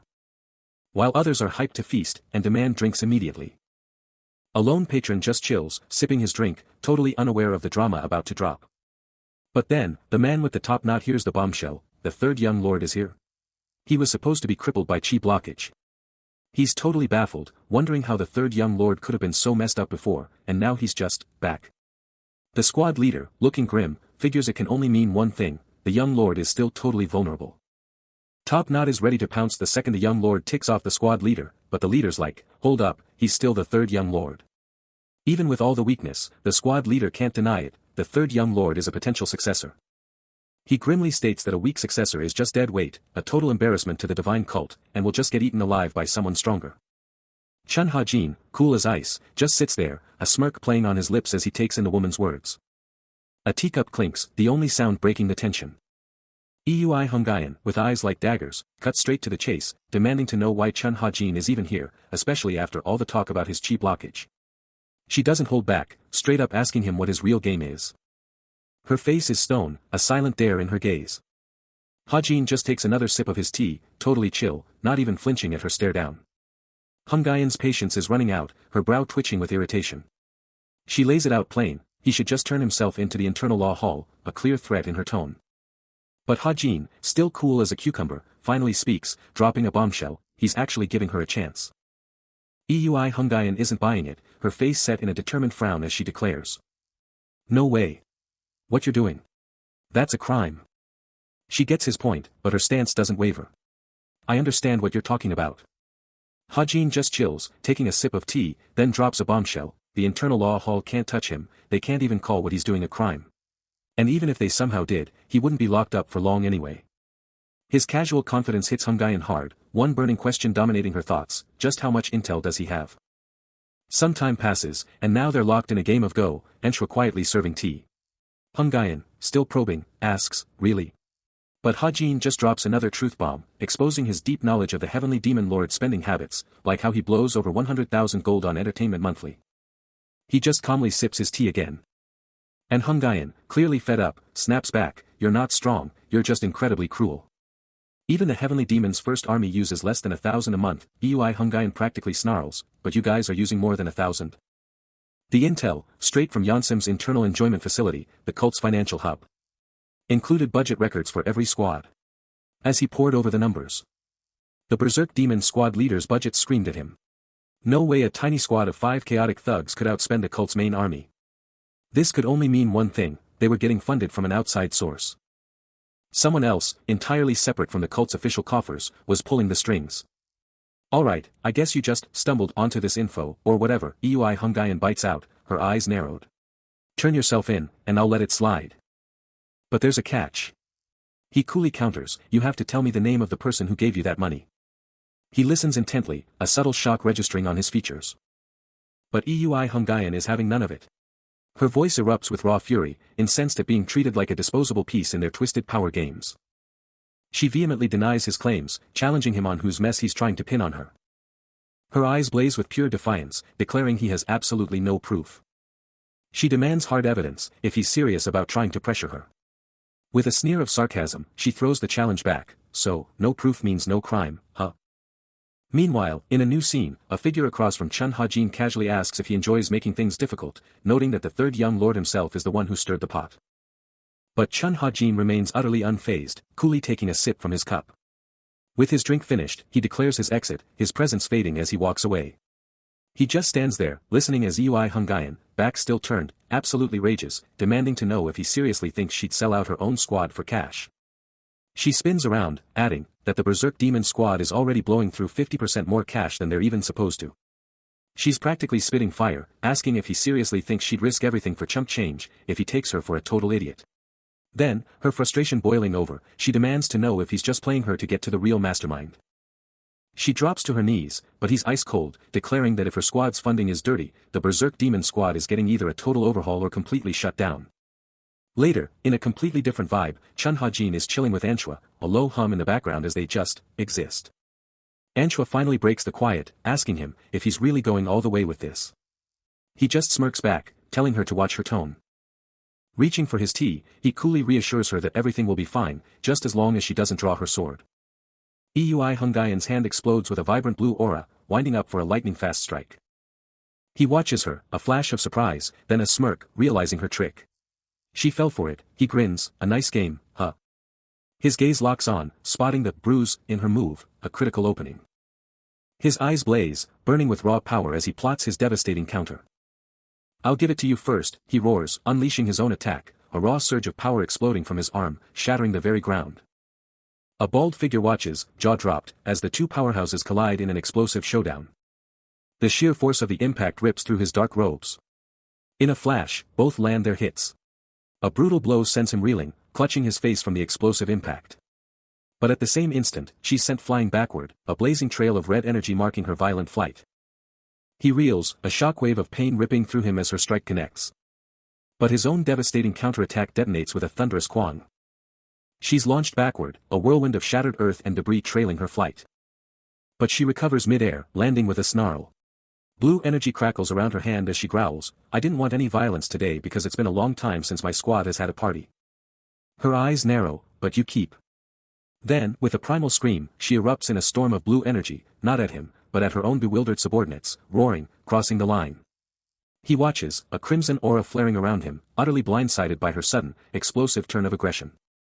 One of her henchmen barely has time to gasp, Yua, before her blue energy slams into him, sending both him and the squad leader careening backward in a devastating, unexpected blast. He's thrown back, a sharp impact rocking his entire body. The speed and precision are insane, even for him. The very ground beneath him shatters, a brutal testament to the force unleashed. Still flying through the air, he can't help but think, this opponent is seriously good. This whole chaotic mess, the first real disruption to his day, has him wondering just how powerful this person truly is. He thinks to himself, even if she's a demon lord's disciple, this power is insane. The eye patch-wearing warrior snarls back, telling him to shut it, because he's definitely not on the guest list for this party. But her rage isn't just for him. One of her own squad leaders gets absolutely blasted, sent flying by a vicious blue energy strike. Her eyes blaze with blue power as she screams at the subordinate, telling him he wouldn't even know what pride means. Her attack blasts both the squad leader and the top-knot henchman flying, leaving them utterly shocked and confused by their own commander's brutal betrayal. Chaos erupts among the ranks. The subordinates are losing their minds, screaming about the third young lord and their squad leader clashing, and the deputy leader already being taken out.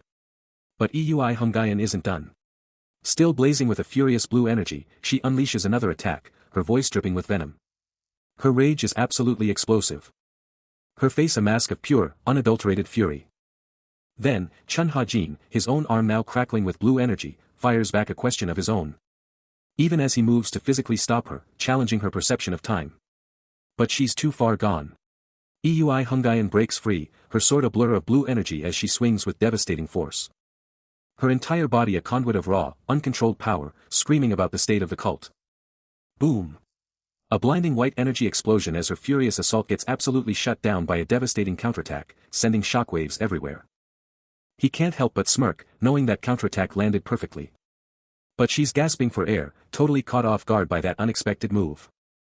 Even after that hit, her golden eyes are still burning with rage as she snarls, "You're dead." And the reply? Just a casual, "Sure." He just flicks his finger, totally unbothered by her threats. His eyes narrow as he throws down the gauntlet, "Bring it on." Meanwhile, in a completely different place, Anshua is freaking out, "Young lord. Did you hear? The heavenly demon lord is." But she already knows, I already know. She's thinking, he's totally coming for me, trying to split me and the Berserk Demon Squad leader apart. She brings a long pipe to her lips, deep in thought. An older man, seeing her lost in thought, asks if he should step in. But she's not worried, telling him the Berserk Demon Squad leader knows how to keep her mouth shut. In fact, she thinks the Berserk Demon Squad leader will just get even angrier if the third young lord messes with her pride. A smirk spreads across her face, it's actually better that they're fighting. She knows for sure, neither of them is walking away from this fight without a scratch. Both of them just stare forward, calculating, waiting. Let's see. She murmurs, ready for whatever comes next. A hand crackles with potent blue energy, unleashing the terrifying power of the demon arts, rumored to be from the Berserk Demon Squad leader's masters. Then, a figure plummets from above with insane speed, a blur of motion leaving a trail of brilliant blue light. Her eyes glow with an intense, predatory yellow as she hurtles towards the ground, ready to strike. Chun Ha-jin looks up, his face a mix of shock and disbelief, screaming, "What the hell? We're in a building." Eui Hungayan smashes through the ceiling with devastating force, sending debris and blue energy exploding outwards. The impact continues to rip through the structure, as someone realizes, "Huh. I didn't know that once you get mad." Chun Ha-jin, now engulfed in a blue aura, braces himself, realizing, "You're filled with rage." The rumors were right. As the dust settles, he surveys the extensive damage, a hint of exasperation in his voice, "Hey, I'm fine fighting and all, but don't damage other people's property." Eui Hungayan stands poised, her glowing yellow eyes locked on Chun Ha-jin, ready to continue their fierce confrontation. The dust settles on a scene of utter devastation, a figure sprawled amidst the wreckage while another frantically tries to rouse their fallen owner. Taking in the sheer scale of the mess, Chun Ha-jin can only grimace, thinking, well, looks like the fourth young lord's gonna foot the bill for this one.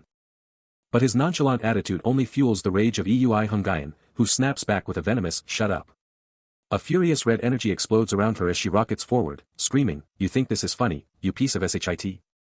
Her demon-infused fist collides with his blade in a deafening clang, sending a shockwave through him as he barely manages to block, muttering, "Damn, that was a strong punch." The sheer power of her assault shoves him backward, his stance faltering. Relentless, she unleashes a blinding barrage of blows, forcing him to desperately defend, his mind racing, "OOF, this follow-up attack is a strong one too." The sheer ferocity of her attack leaves him reeling, a desperate cry escaping his lips as he's driven back. His foot scrapes back, digging a trench in the earth, barely holding his ground against the onslaught. The relentless assault just kept coming, a devastating, blue-tinged strike absolutely rocking him, forcing a guttural grunt from his very core. The impact was so brutal, it actually drew blood. He was absolutely launched backward, the sheer force of the blow sending him soaring. A searing pain ripped through him, a brutal reminder of just how powerful his opponent had become. But his attacker? She wasn't letting up for a second, screaming a fierce challenge as she absolutely pressed her advantage. He just kept getting pushed back, completely unable to find any opening to counterattack.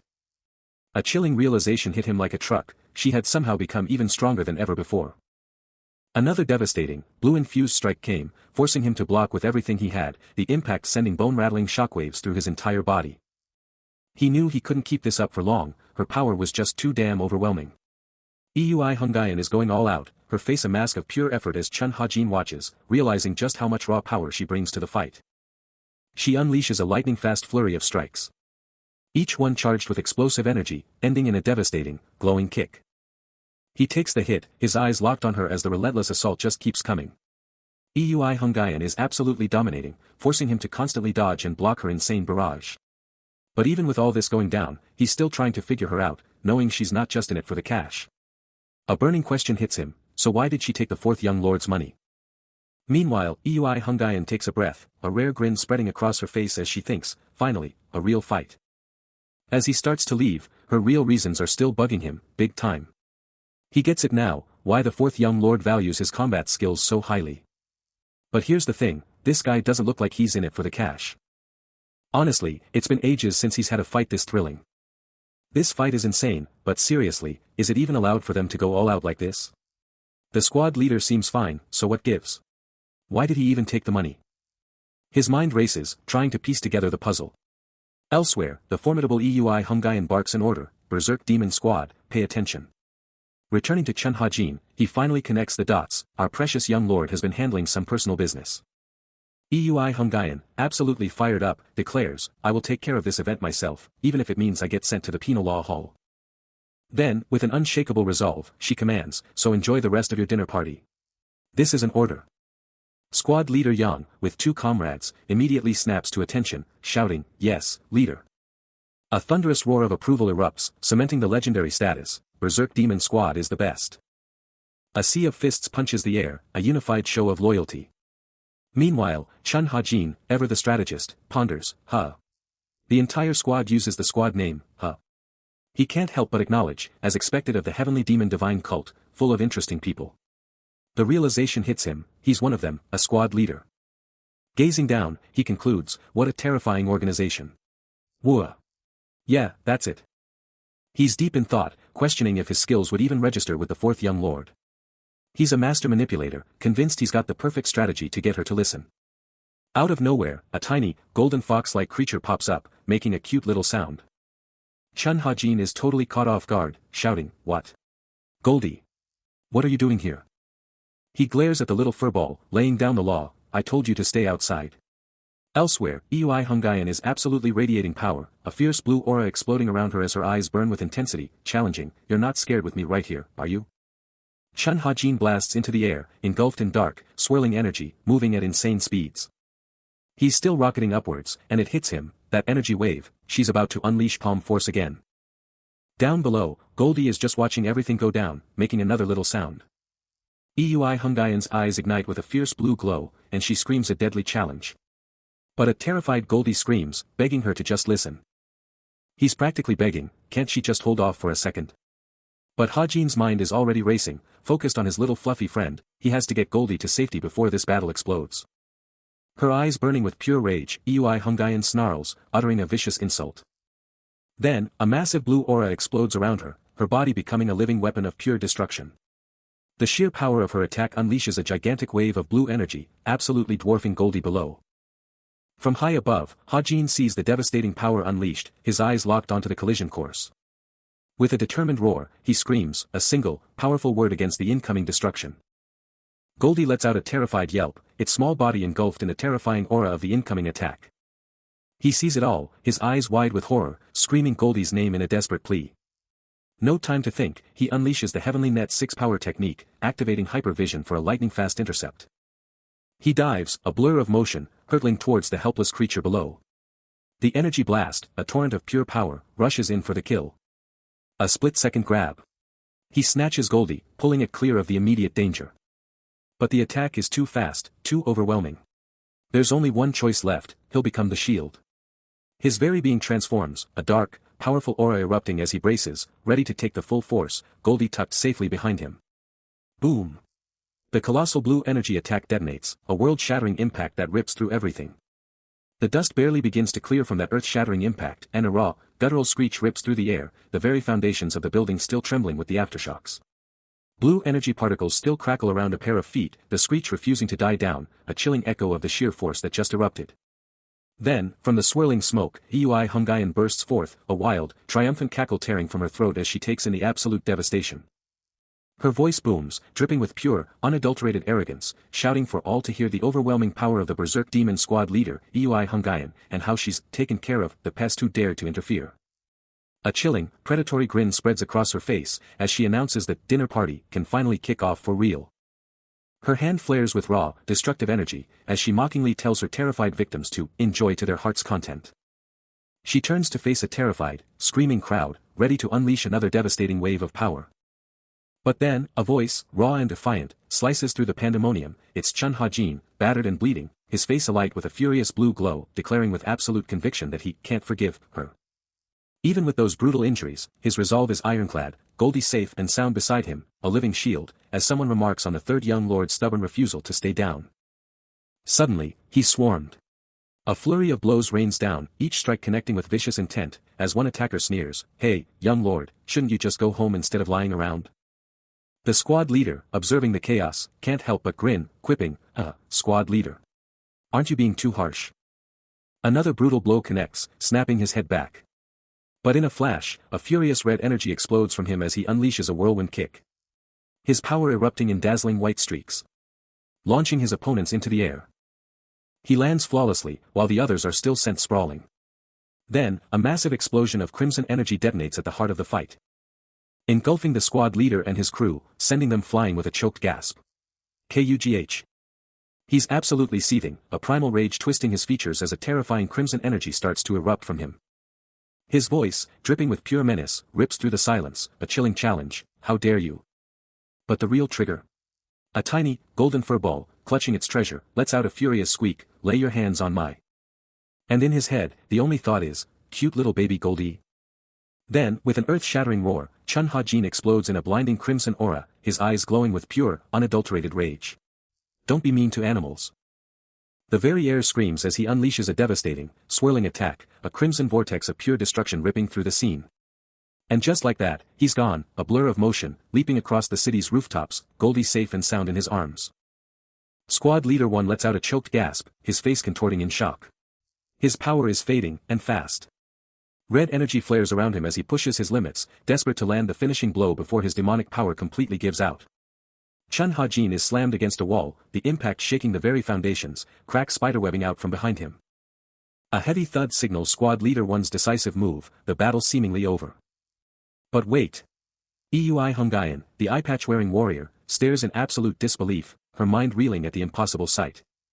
Because Chun Ha-jin is still standing, radiating a furious red aura, and he's just unleashed his full demonic power. Eui Hungayan's jaw drops even further, how is he still on his feet after that? It's impossible. Then, a small voice cuts through the chaos, Goldie calling out to his master, worried sick. Without a second thought, Chun Ha-jin grabs Goldie, shouting for them to get out of there, now. He stands defiant, his eyes blazing with a fierce red glow, a silent vow echoing in his mind, "Don't stop me." A chilling resolve hardening his expression as he thinks, "I'm not leaving this place until I've wrecked them."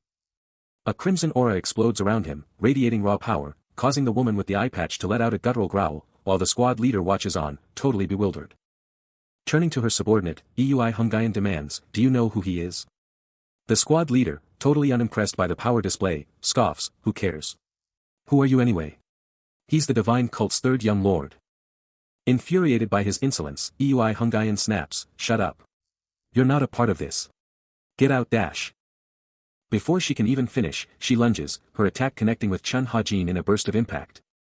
But he counters instantly, his own blow striking her with devastating force, sending her absolutely reeling.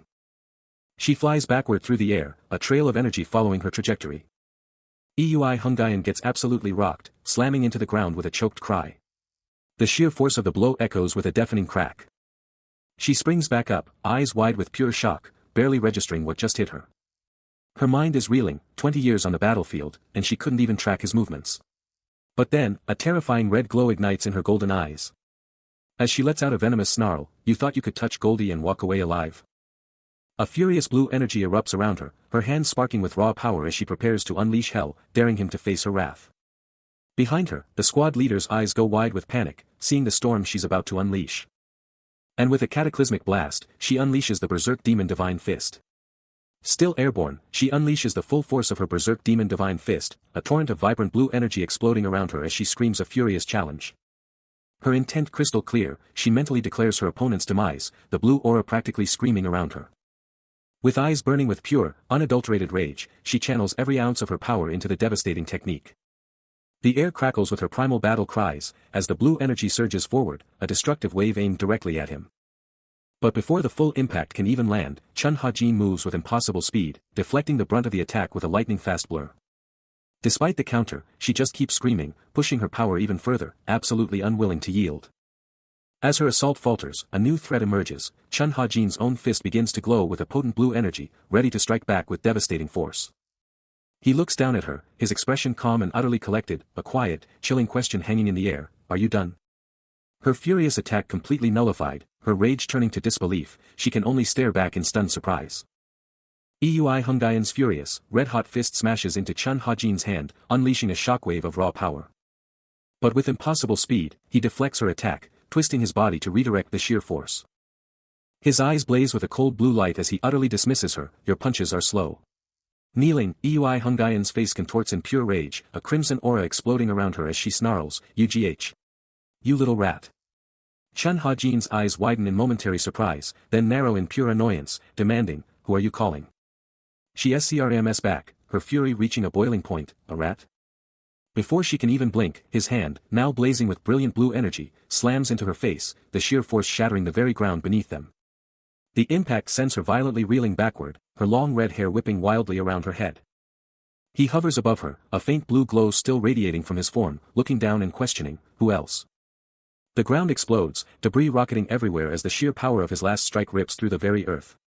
Amidst the destruction, Chun Ha-jin remains absolutely unbothered, his eyes locked on his target. But Eui Hungayan is sent flying, her body violently recoiling from the devastating hit. Yet, through the agony, she snarls back, "Is a rat afraid of you?" He just grins, oozing confidence as he lays down the ultimate challenge, "I can easily defeat someone like you with my berserk demon divine fist." Her face twists into a primal scream of pure rage, his words pushing her past her breaking point. But before she can even think of a comeback, he's already gone, a blur of blue energy as he slams into her once more. Even as he lands the blow, he twists the knife, "Someone like me." His fist, absolutely crackling with electric blue power, connects with brutal force. Battered and bewildered, Eui Hungayan can't process it, her berserk demon divine fist, her ultimate move, completely nullified by his internal energy. But there's no time to think as Chun Ha-jin unleashes another lightning-fast attack, slamming into her with explosive force. She hits the ground, blood spraying, a single, desperate thought screaming in her head, "He's strong." Is this the power of the Demon Lord's disciples? Are they all this insane? Another crushing blow connects. And she's forced to admit she's never faced anyone this utterly overwhelming in her entire warrior's life. Despair claws at her as she screams internally, "Is this really how it all ends for me?" Eui Hungayan is getting absolutely pummeled, taking hit after hit from an invisible assailant. Her mind screams in disbelief, she's actually going to die, after everything she's been through. Just a flurry of impacts, each one pushing her closer to the brink, as she can only think, just because of some fox. The sheer humiliation is crushing, especially with everyone watching her with those pitying eyes.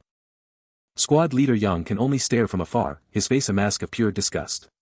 This is beyond humiliating, he seethes, watching her get utterly dismantled. Eui Hungayan hits the ground, her body screaming in protest, and she can't help but wonder if she really looks that pathetic, completely useless. But then, a spark ignites, a defiant realization of her true self. "I'm." Meanwhile, Chun Ha-jin is powering up, his form engulfed in a terrifying red aura, ready to unleash a finishing blow. The Berserk Demon Squad Leader. She hears the name, a jolt of recognition flashing across her battered face. But the hooded figure's thoughts are cold and ruthless, "Strike now. How dare someone from that family act so foolishly?" But she's not broken. She remembers a past where only survival mattered, and how she was treated was irrelevant. The squad leader observes, a grim memory surfacing of the Eui family's relentless harassment against the divine cult. After her parents' ruin, she joined the divine cult, but even there, she was just another nobody. She was thrown into the Berserk Demon Squad, a unit everyone else wrote off as worthless. A brutal strike sends her flying, but she just laughs, "Heh, I'm not backing down just because you're a kid." She remembers being an outsider, even among her own squad. Then, the hooded figure unleashes a devastating, glowing attack. The squad leader screams, realizing this power was forged through countless, brutal battlefields. Her hand clenches the sword, a brutal flashback igniting, she killed. And killed again, a shadowy blur tearing through her enemies. Even when cornered, a younger Eui Hungayan exploded with raw power, that's how she survived. Her scarred hand instinctively finds her blade again, because then she had to face the former squad leader in a brutal, defining battle. Her battered, defiant face tells the story of every trial she overcame, and finally, she rose to become the Berserk Demon Squad Leader, a title forged in blood and sacrifice. The crimson banner of her squad, a symbol of their unbreakable bond, reminds her that the Berserk Demon Squad became a family she was destined to lead and protect. Standing tall among her loyal members and vanquished foes, she embodies that unwavering resolve. No one in the cult dares to even whisper their name, but he's staring death right in the face. A devastating, crimson-charged fist explodes forward. But Chun Ha-jin is already gone, a blinding blue streak of pure speed, dodging the blow with impossible grace. The squad leader can only gape, his eyes wide with utter disbelief.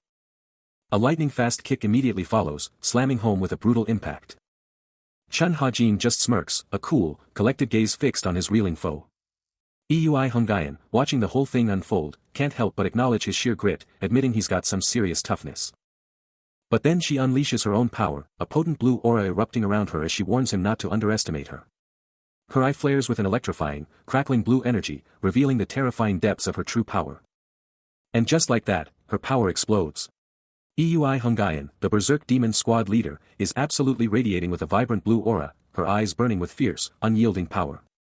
The sheer force of her mana is literally shattering the ground beneath her, blue energy crackling everywhere. Every second, the ground just keeps cracking and fizzling with raw power.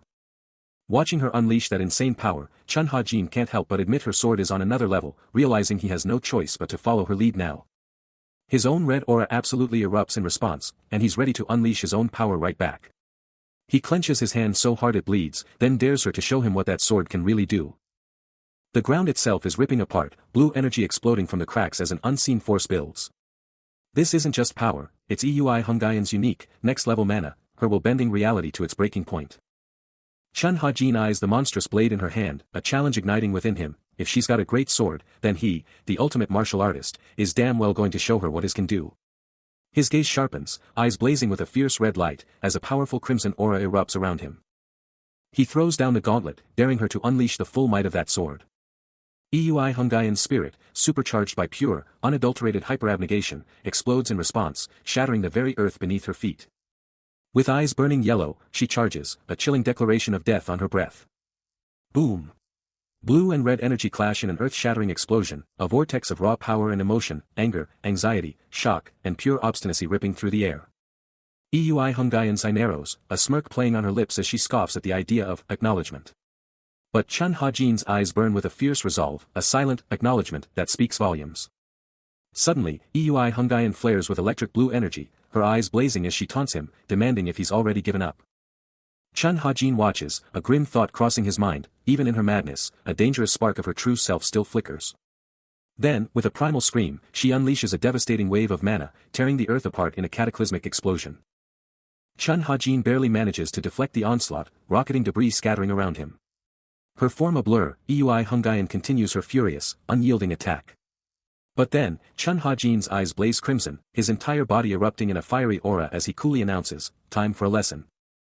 And with a blinding flash, he unleashes a devastating, mana-infused blade strike, cutting through the air with lethal force. He locks onto his target, a silent command to himself to watch closely, as his counterattack surges forward. But just as it's about to connect, a crimson glow explodes, forming an impenetrable barrier as she unleashes her steel wall hand technique, trying to shut down his attack. But his blue energy strike isn't just strong, it's overwhelming, tearing through the crimson defense, shattering it into a million pieces. The sheer force of the blow doesn't stop there, it rips through the very earth behind her. A gasp escapes her as the impact sends a shockwave through the air, her body violently recoiling. She's sent flying backward, engulfed in the lingering blue energy, her impenetrable defense utterly shattered. She crashes down onto one knee, staring in utter disbelief, her voice trembling with shock as she demands to know how her steel wall hand was breached. From a distance, Chun Ha-jin coolly acknowledges her effort, admitting that breaking through her steel wall hand was actually pretty impressive. But a slight grimace crosses his face as he feels the drain. Even with that epic block, the clash had eaten up a ton of his mana. He absolutely demolished the steel wall hand, a technique that could turn flesh into steel, by unleashing an explosive mountain of pure mana. The devastating impact had turned her flesh to steel, but it was a deadly blow that caused blood to absolutely explode from her hand. Hungayan stared at her mangled hand, a look of pure shock and agony twisting her face, the sheer force of the attack leaving her absolutely stunned. A sickening, wet cough ripped from her throat, splattering blood all over the ground. She struggled to even form words, gasping, "Kook. What kind of?" Her face, already scarred by an eye patch, was now absolutely drenched in blood, a brutal testament to the sheer power she had just faced. Chun Ha-jin turned his back on the utterly defeated Hungayan, a faint trail of mana still crackling around him, realizing he had burned through all his mana way faster than he'd planned. He then turned to face her once more, offering a stark, undeniable choice. He laid it out: she could spill everything she knew about the third young lord's murder, or face the brutal consequences for her involvement. Even battered and broken, Eui Hungayan unleashes one last defiant roar, her voice raw with pain. But Ha-jin just scoffs, a chilling smirk playing on his lips, mocking her defiance. He reminds her of their last clash, and the price of forgetting her place. His voice drops to an icy whisper, a final ultimatum: he's done talking, and this ends now. One word, sharp as a blade, cuts through the silence: goodbye. Then, in a blur, his blade flashes, leaving a searing red streak in its wake. Hungayan's eyes snap wide, a scream caught in her throat, as the devastating blow connects. Blood erupts from her lips, her vision cracking as the attack shatters her defenses. And then, darkness consumes everything, leaving her fate hanging in the balance. You've been acting like a human, Eui Hungayan snarls, blood staining her face, talking, laughing, looking like a human. Which is a lie. A sharp shing of steel. And Chun Ha-jin looms over her, demanding to know why she chose this. Because I couldn't, he mutters, then his voice hardens. Is that why you killed your own third young lord? Her eyes, fierce even in defeat, lock onto his. Are you accepting death? A cold, hard truth settles over him: the loser dies. That's the only rule. Her bloodied face is defiant. I didn't live a good enough life to have regrets or anything like that, she declares, now it's too late to die. Every battle she fought, she insists, was a matter of life or death. Her shattered weapon, a symbol of her broken resolve, lies abandoned. He stares at his own hand, a weapon that has taken countless lives. I knew that I would someday be killed by someone else's hand, he reflects, just like everyone else I've killed. Then, a surprising gentleness as he steadies her, his voice low. I guess so. I don't know, and there's no way of knowing either. His gaze is distant, a storm brewing behind his eyes. He stands there, a silent storm brewing within him. His fist tightens, every muscle screaming with suppressed power. And then, in a flash, he unleashes a devastating blow, slamming his fist into her face. He yanks her up by her hair, his voice a chilling whisper: this punch. That's for your insolence and every petty crime you've committed. She reels from the impact, blood erupting from her lips as she chokes and coughs. But even battered and broken, she spits back, her eyes burning with defiance: go ahead, try it. You'll regret it. Saving my life won't do you any good. His frustration boils over: I won't. I destroyed the bait myself. You think the fish will still bite the hook now? A dark thought crosses his mind: my plan was to use her to track down the fourth young lord, but he ended up dying anyway. He surveys the fallen, a cold humph escaping his lips as he stands victorious over the defeated. He looms over the battered Eui Hungayan, who, even in defeat, unleashes a furious accusation, convinced he orchestrated the fourth young lord's death and swearing vengeance. But he just scoffs, firing back that she's so far gone, even a street thug looks like a saint next to her. Then, he simply turns his back on her, his gaze sweeping over the scene. He then barks an order to a subordinate, telling Dongpil to move, and the man snaps to attention. Ignoring Eui Hungayan completely, Chun Ha-jin strides off, Dongpil right on his heels. But Eui Hungayan, still down, just growls, no. As he walks, Chun Ha-jin casually tells Dongpil to clean up and grab some drinks, leaving both Dongpil and Eui Hungayan completely stunned. Then, he flashes a small, round object, asking if she's coming to the dinner party, because everyone else is waiting. Eui Hungayan, completely blindsided, rethinks everything she thought she knew about the young lords, muttering that she always saw them as dirty cheats, but this third young lord is a whole new level of unpredictable. With the battle done, the third young lord and his right-hand man just walked away from the wreckage, leaving everyone absolutely speechless. Her subordinate, still trying to process what just happened, couldn't help but scoff, muttering. But elsewhere, under a massive full moon, an absolutely stunning traditional building was lit up by a ton of lanterns, its crazy details screaming, VIP only.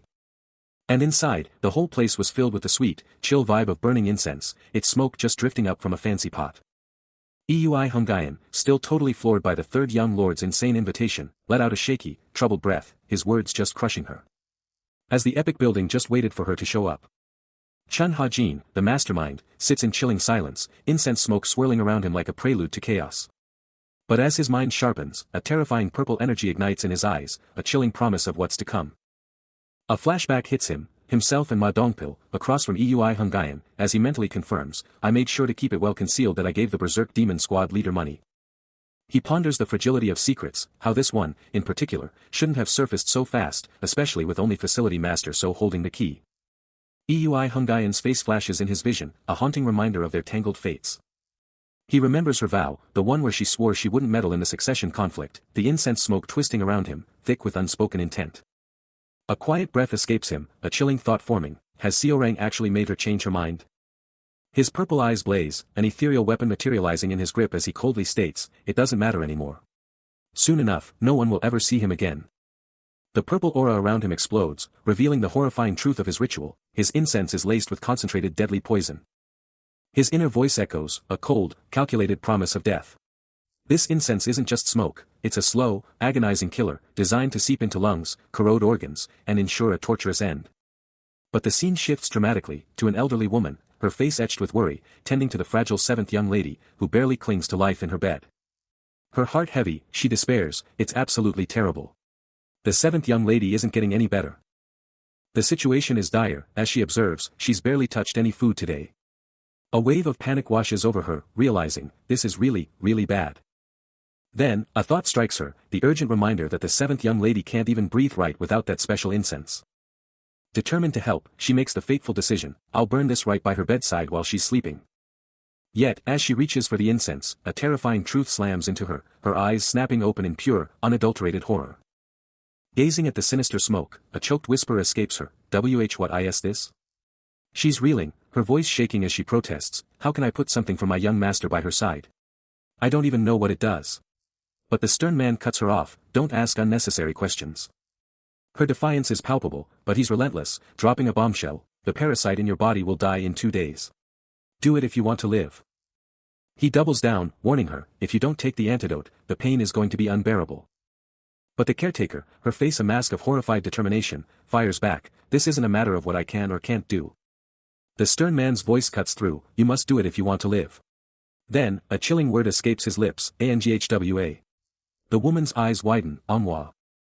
That single name, Anghwa, shatters her composure, her face contorting in pure, unadulterated horror. Dropping to her knees, she looks up, a desperate plea in her voice, did you call me, young master? But the young master brushes off her question, casually ordering, can you bring me some food for Goldie?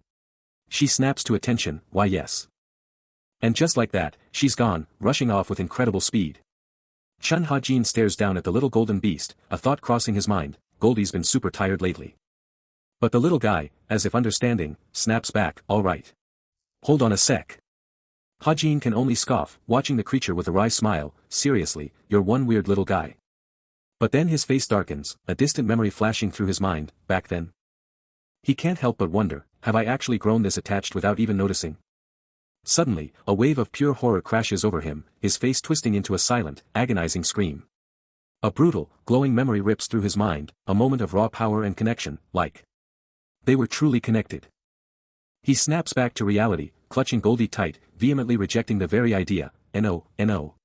As if sharing chi with a beast. Impossible. But even as he tried to deny it, he couldn't shake the feeling that this creature was different. Goldie let out a soft, almost questioning sound. No, he was certain, this was no ordinary beast either. The creature's golden form reflected in his eyes, a stark reminder of the unusual connection he felt. Another soft sound echoed, as if in response to his thoughts. His internal musings were abruptly cut short by a voice from outside, announcing the arrival of the penal law hall and demanding entry. It was Ma Dongpil, his face etched with urgency, calling out to him as, young master. Still, he remained by the window, his back to the door, contemplating the sudden intrusion. Ma Dongpil's expression grew more concerned, awaiting a response from the young master. Suddenly, we're at this epic, ancient building, a massive structure just radiating power. But inside, a furious voice rips through the air, screaming, what have you done? It's Eui Hungayan, trapped and chained, her body glowing with faint energy in a dark, stone prison. Her face twists in rage as she remembers, snapping, didn't I already get a punch for my crimes? She glares down, confirming, he totally did. But then, across the cell, Chun Ha-jin is just chilling, coolly asking if this is her idea of a good time. She snaps her head up, totally fed up, shouting, duh. That's why I'm stuck here, isn't it? The tension in the frigid stone cell is palpable, as Hungayan sits chained, her back to the newcomer, a suffocating silence hanging in the air. He cuts through the quiet, his voice sharp, utterly baffled by her attempted murder of the young lord or lady, searching for any shred of logic. With an intense gaze, he pushes, demanding her confession, pointing out that it's a death sentence, and questioning why she didn't come to him if she wanted out. But Hungayan, unfazed, throws the challenge right back, her face a mask of defiance. He's momentarily taken aback when she snaps at him to pull himself together. He grumbles, almost to himself, that he's pretty sure he didn't actually hit her head. Hungayan fires back, adamantly claiming she was hit hard, which makes him sigh in exasperation, urging her to just tell him what she's really thinking and why she did it. But she shuts him down cold, declaring she has no reason to tell him a thing. A frustrated grunt escapes him, the interrogation hitting a dead end. Still defiant, her cuffed hands held before her, Eui Hungayan is hit with the question, was her confession all because of the fourth young lord? Her gaze sharpens, the question hitting hard, was it all to keep a promise with him? Chun Hajin's voice cuts like a knife, demanding to know why she couldn't keep her mouth shut until the very end, and why she dragged him all the way here to save her. A sudden realization dawns on him, the pieces clicking into place. He gestures, his eyes burning with intensity, demanding to know if that's the real reason she confessed to harming him. A faint, knowing smirk plays on her lips, her defiance absolutely unwavering. He glares, a frustrated edge to his voice, realizing she's truly earned her title as the Berserk Demon Squad leader. Then, a sharp click breaks the tension. And Ma Dongpil suddenly appears behind him, asking if he was summoned, only for the young master to snap back, no. He's still grilling the Berserk Demon Squad leader, Eui Hungayan, trying to crack her, but she's just giving him that infuriating smirk, her true motives locked down. She's dropping bombshells, claiming she only taught her a lesson because she liked her, which makes absolutely no sense. With a stone-cold face, she casually drops, I couldn't control my strength. Unbelievable. Chained up, but still radiating pure defiance, she's got him questioning everything. Is she crazy, or is this some next-level manipulation? He can't deny the truth about the fourth young lord's connection, but the sheer audacity of her actions is mind-blowing. Her eyes are still burning with defiance as she throws it back at him, what more do you even want? He snaps his head towards Ma Dongpil, making it crystal clear, he's taking Eui Hungayan, no matter what she says. Then, Ma Dongpil steps up, cutting straight to the chase with Eui Hungayan, and hits her with the most unexpected question, do you like to drink? His face is a total poker face, leaving everyone stunned by the bizarre question. Ma Dongpil confronts the chained woman, his bizarre question echoing, yet she remains absolutely silent. Interpreting her silence as a green light, he presses on, alright, that's a yes. Find me when you're free, we'll grab a drink. And don't forget your servant, load them up with more tasks, keep them busy. Eui Hungayan, still bound, just glares back, her face a mask of defiance, utterly unfazed by his bizarre offer. Inside a grand hall, Ma Dongpil demands answers, why would the fourth young lord squad leader do that? Of course, Chun Hajin coolly responds, already knowing the answer. Ma Dongpil drops the bombshell, she took money from the fourth young lord. But then, the chilling question, did she confess just to stay alive? He explains further, she couldn't expose her secret deal, so her squad had to be kept out of it. With the truth laid bare, Chun Hajin's eyes narrow, processing every word. But Ma Dongpil isn't finished, challenging him on why he abandoned the scene after the battle, wondering if she could have just died instead of confessing. It's a grim reality, he notes, people sacrifice themselves for family, taking the fall to protect others. It happens all the time. But elsewhere, a new challenge looms, Eui Hungayan has a whole new problem brewing. She lays it out, if the fourth young lord had given the order to execute the Berserk Demon Squad, it would have been game over for the squad leader and her whole crew. Chun Hajin visualizes the squad leader's desperate move, the law hall was her only play, and she took all the blame to shield her squad, keeping them safe from the fallout. But the charges? Disrespecting the divine cult and trying to assassinate the third young lord? That's way too much for a simple plea. She'd be dead for sure. So why would she throw her life away for someone she barely knew? She admits it was reckless, yeah, but there's a deeper game at play. Chun Hajin completes her thought. Still, that was an insane gamble, leaving everything to pure luck. Ma Dongpil questions the sheer audacity, how did that even work out for her? Eui Hungayan's gaze sharpens, taking it all in. Chun Hajin cuts in, revealing the truth, she protected her subordinates. Ma Dongpil nods, yeah, she's wild, but she'd go to hell and back for her crew. A thoughtful look crosses Chun Hajin's face, processing the weight of that loyalty. Ma Dongpil can't help but stare at the young lord, thinking, seriously, how is he so wise at his age? Some people are just built different. Suddenly, a frantic bang-bang echoes through the hall, shaking a nearby door. A voice screams from the other side, HEY. You're gonna break the door, then immediately follows up with, it's open. Just come in. The relentless pounding on the door just won't quit, and Chun Hajin's face twists in a mix of shock and disbelief, blurting out, I made food to go with it. The door practically explodes inward, each thud a jarring shockwave demanding attention. Then, bam. The door flies open, and there's Eui Hungayan, looking totally fed up as she barks, give the drink you promised. She throws her hand out, like, hello, and then drops the bomb, I made food to go with it. And yeah, she's actually holding a whole package of grub, proving she's not messing around. Meanwhile, back inside, Chun Ha-jin's brain is short-circuiting, a total WOAH. Is this real? Moment hitting him hard. And Goldie, his little fox buddy, is just as blown away, while Chun Ha-jin can only manage a stunned, wow. The spread of food looks absolutely incredible, steam rising from every dish. Chun Ha-jin, Goldie, and Eui Hungayan are all gathered, and she's already hyped about how good it looks. He's totally caught off guard, asking if there's a problem. Goldie is just as confused, as Chun Ha-jin can't believe the berserk demon cult leader can actually cook. This is wild. He's still reeling from the shock of her hidden talent. Then, a drink gets poured, looking super rich and inviting. Goldie is stunned as Eui Hungayan, with a fierce declaration about proving herself, chugs the entire drink straight from the bowl. Chun Ha-jin takes a sip and is absolutely blown away, shouting about how unbelievably good it is, leaving Eui Hungayan to wonder if he's serious. She just stares, completely speechless at his reaction. After that mind-blowing meal, she's baffled by his inaction, but he's already locked in, vowing to shut her down. Then, she pivots, telling Dongpil to chill out and sit if he's not gonna jump in. But he's too wired to sit, his brain screaming about the berserk demon squad leader's wild card tendencies. What if she just snaps? Back to the young lord, his face is a total poker face. And he's thinking, Dongpil's loyalty. It's next level, even beyond Guan Yu. Eui Hungayan just casually drops, isn't that just love at this point? But inside, he's already marked her, total menace. Future problem. Then, with a fierce glare, she dares him, think you can stop me? Know your place. He just stares. And when he stays silent, she calls him out, seriously, no answer. She's not letting up, her voice sharp. A subtle smirk plays on his face as he retorts. But Eui Hungayan isn't deterred, her gaze unwavering as she challenges him. She brushes off his worry with a dismissive gesture. He leans in, his face a mask, and simply asks, what exactly she's getting at. He elaborates, reminding her that the fourth young lord is infamous. Eui Hungayan's eyes narrow, her voice sharp as she fires back. As the sun dips below the horizon, casting long shadows over an ancient, sprawling estate. Ma Dongpil, however, is having none of it, scoffing at the idea of calling in the true demon squad leader. If the berserk demon squad leader couldn't handle Seorang, what good would another be? His reasoning isn't about the third young lord, he thinks, but the chilling reality that the berserk demon squad leader is now free. He briefly considers the possibility of manipulation, but quickly dismisses it, steeling himself to handle the situation personally. Elsewhere, Eui Hungayan, ever the picture of calm, sips from her cup and coolly asks Chun Ha-jin about the poison incident.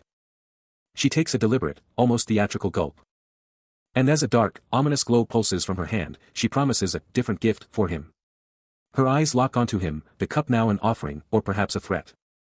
The chilling truth is laid bare, while Chun Ha-jin struts around with false confidence, he's already been trapped within his own domain, destined to become nothing more than a puppet, a mere plaything. Chun Ha-jin, the legendary assassin of the righteous Heavenly Alliance, is about to face a shocking truth. Sitting face to face with Eui Hungayan, he hears her chilling words, some want you dead, but others, like me, just want their payment. He demands to know why she's telling him this, but she just smirks, confirming his suspicions with a simple, that's right. Then, with a sly grin, she drops the bombshell, he's technically one of the very people hunting him. The tension hangs heavy in the air. Eui Hungayan cuts through the silence, declaring, this is my payment. Ha-jin's face remains stone-cold, absorbing her audacious claim. Without missing a beat, he grabs the pot, pouring himself more, and coolly demands, fill it up, please. As the conversation deepens, the moon watches silently from above, a silent witness to the brewing storm. He just stands there, unmoving, as Eui Hungayan hits him with a question. His response. A cool, go ahead. Her mind flashes to this absolute beast of a warrior, muscles flexing, who explodes into a ready stance, his massive blade practically humming with power. Snap back to reality. She then asks Chun Ha-jin, is he always like that?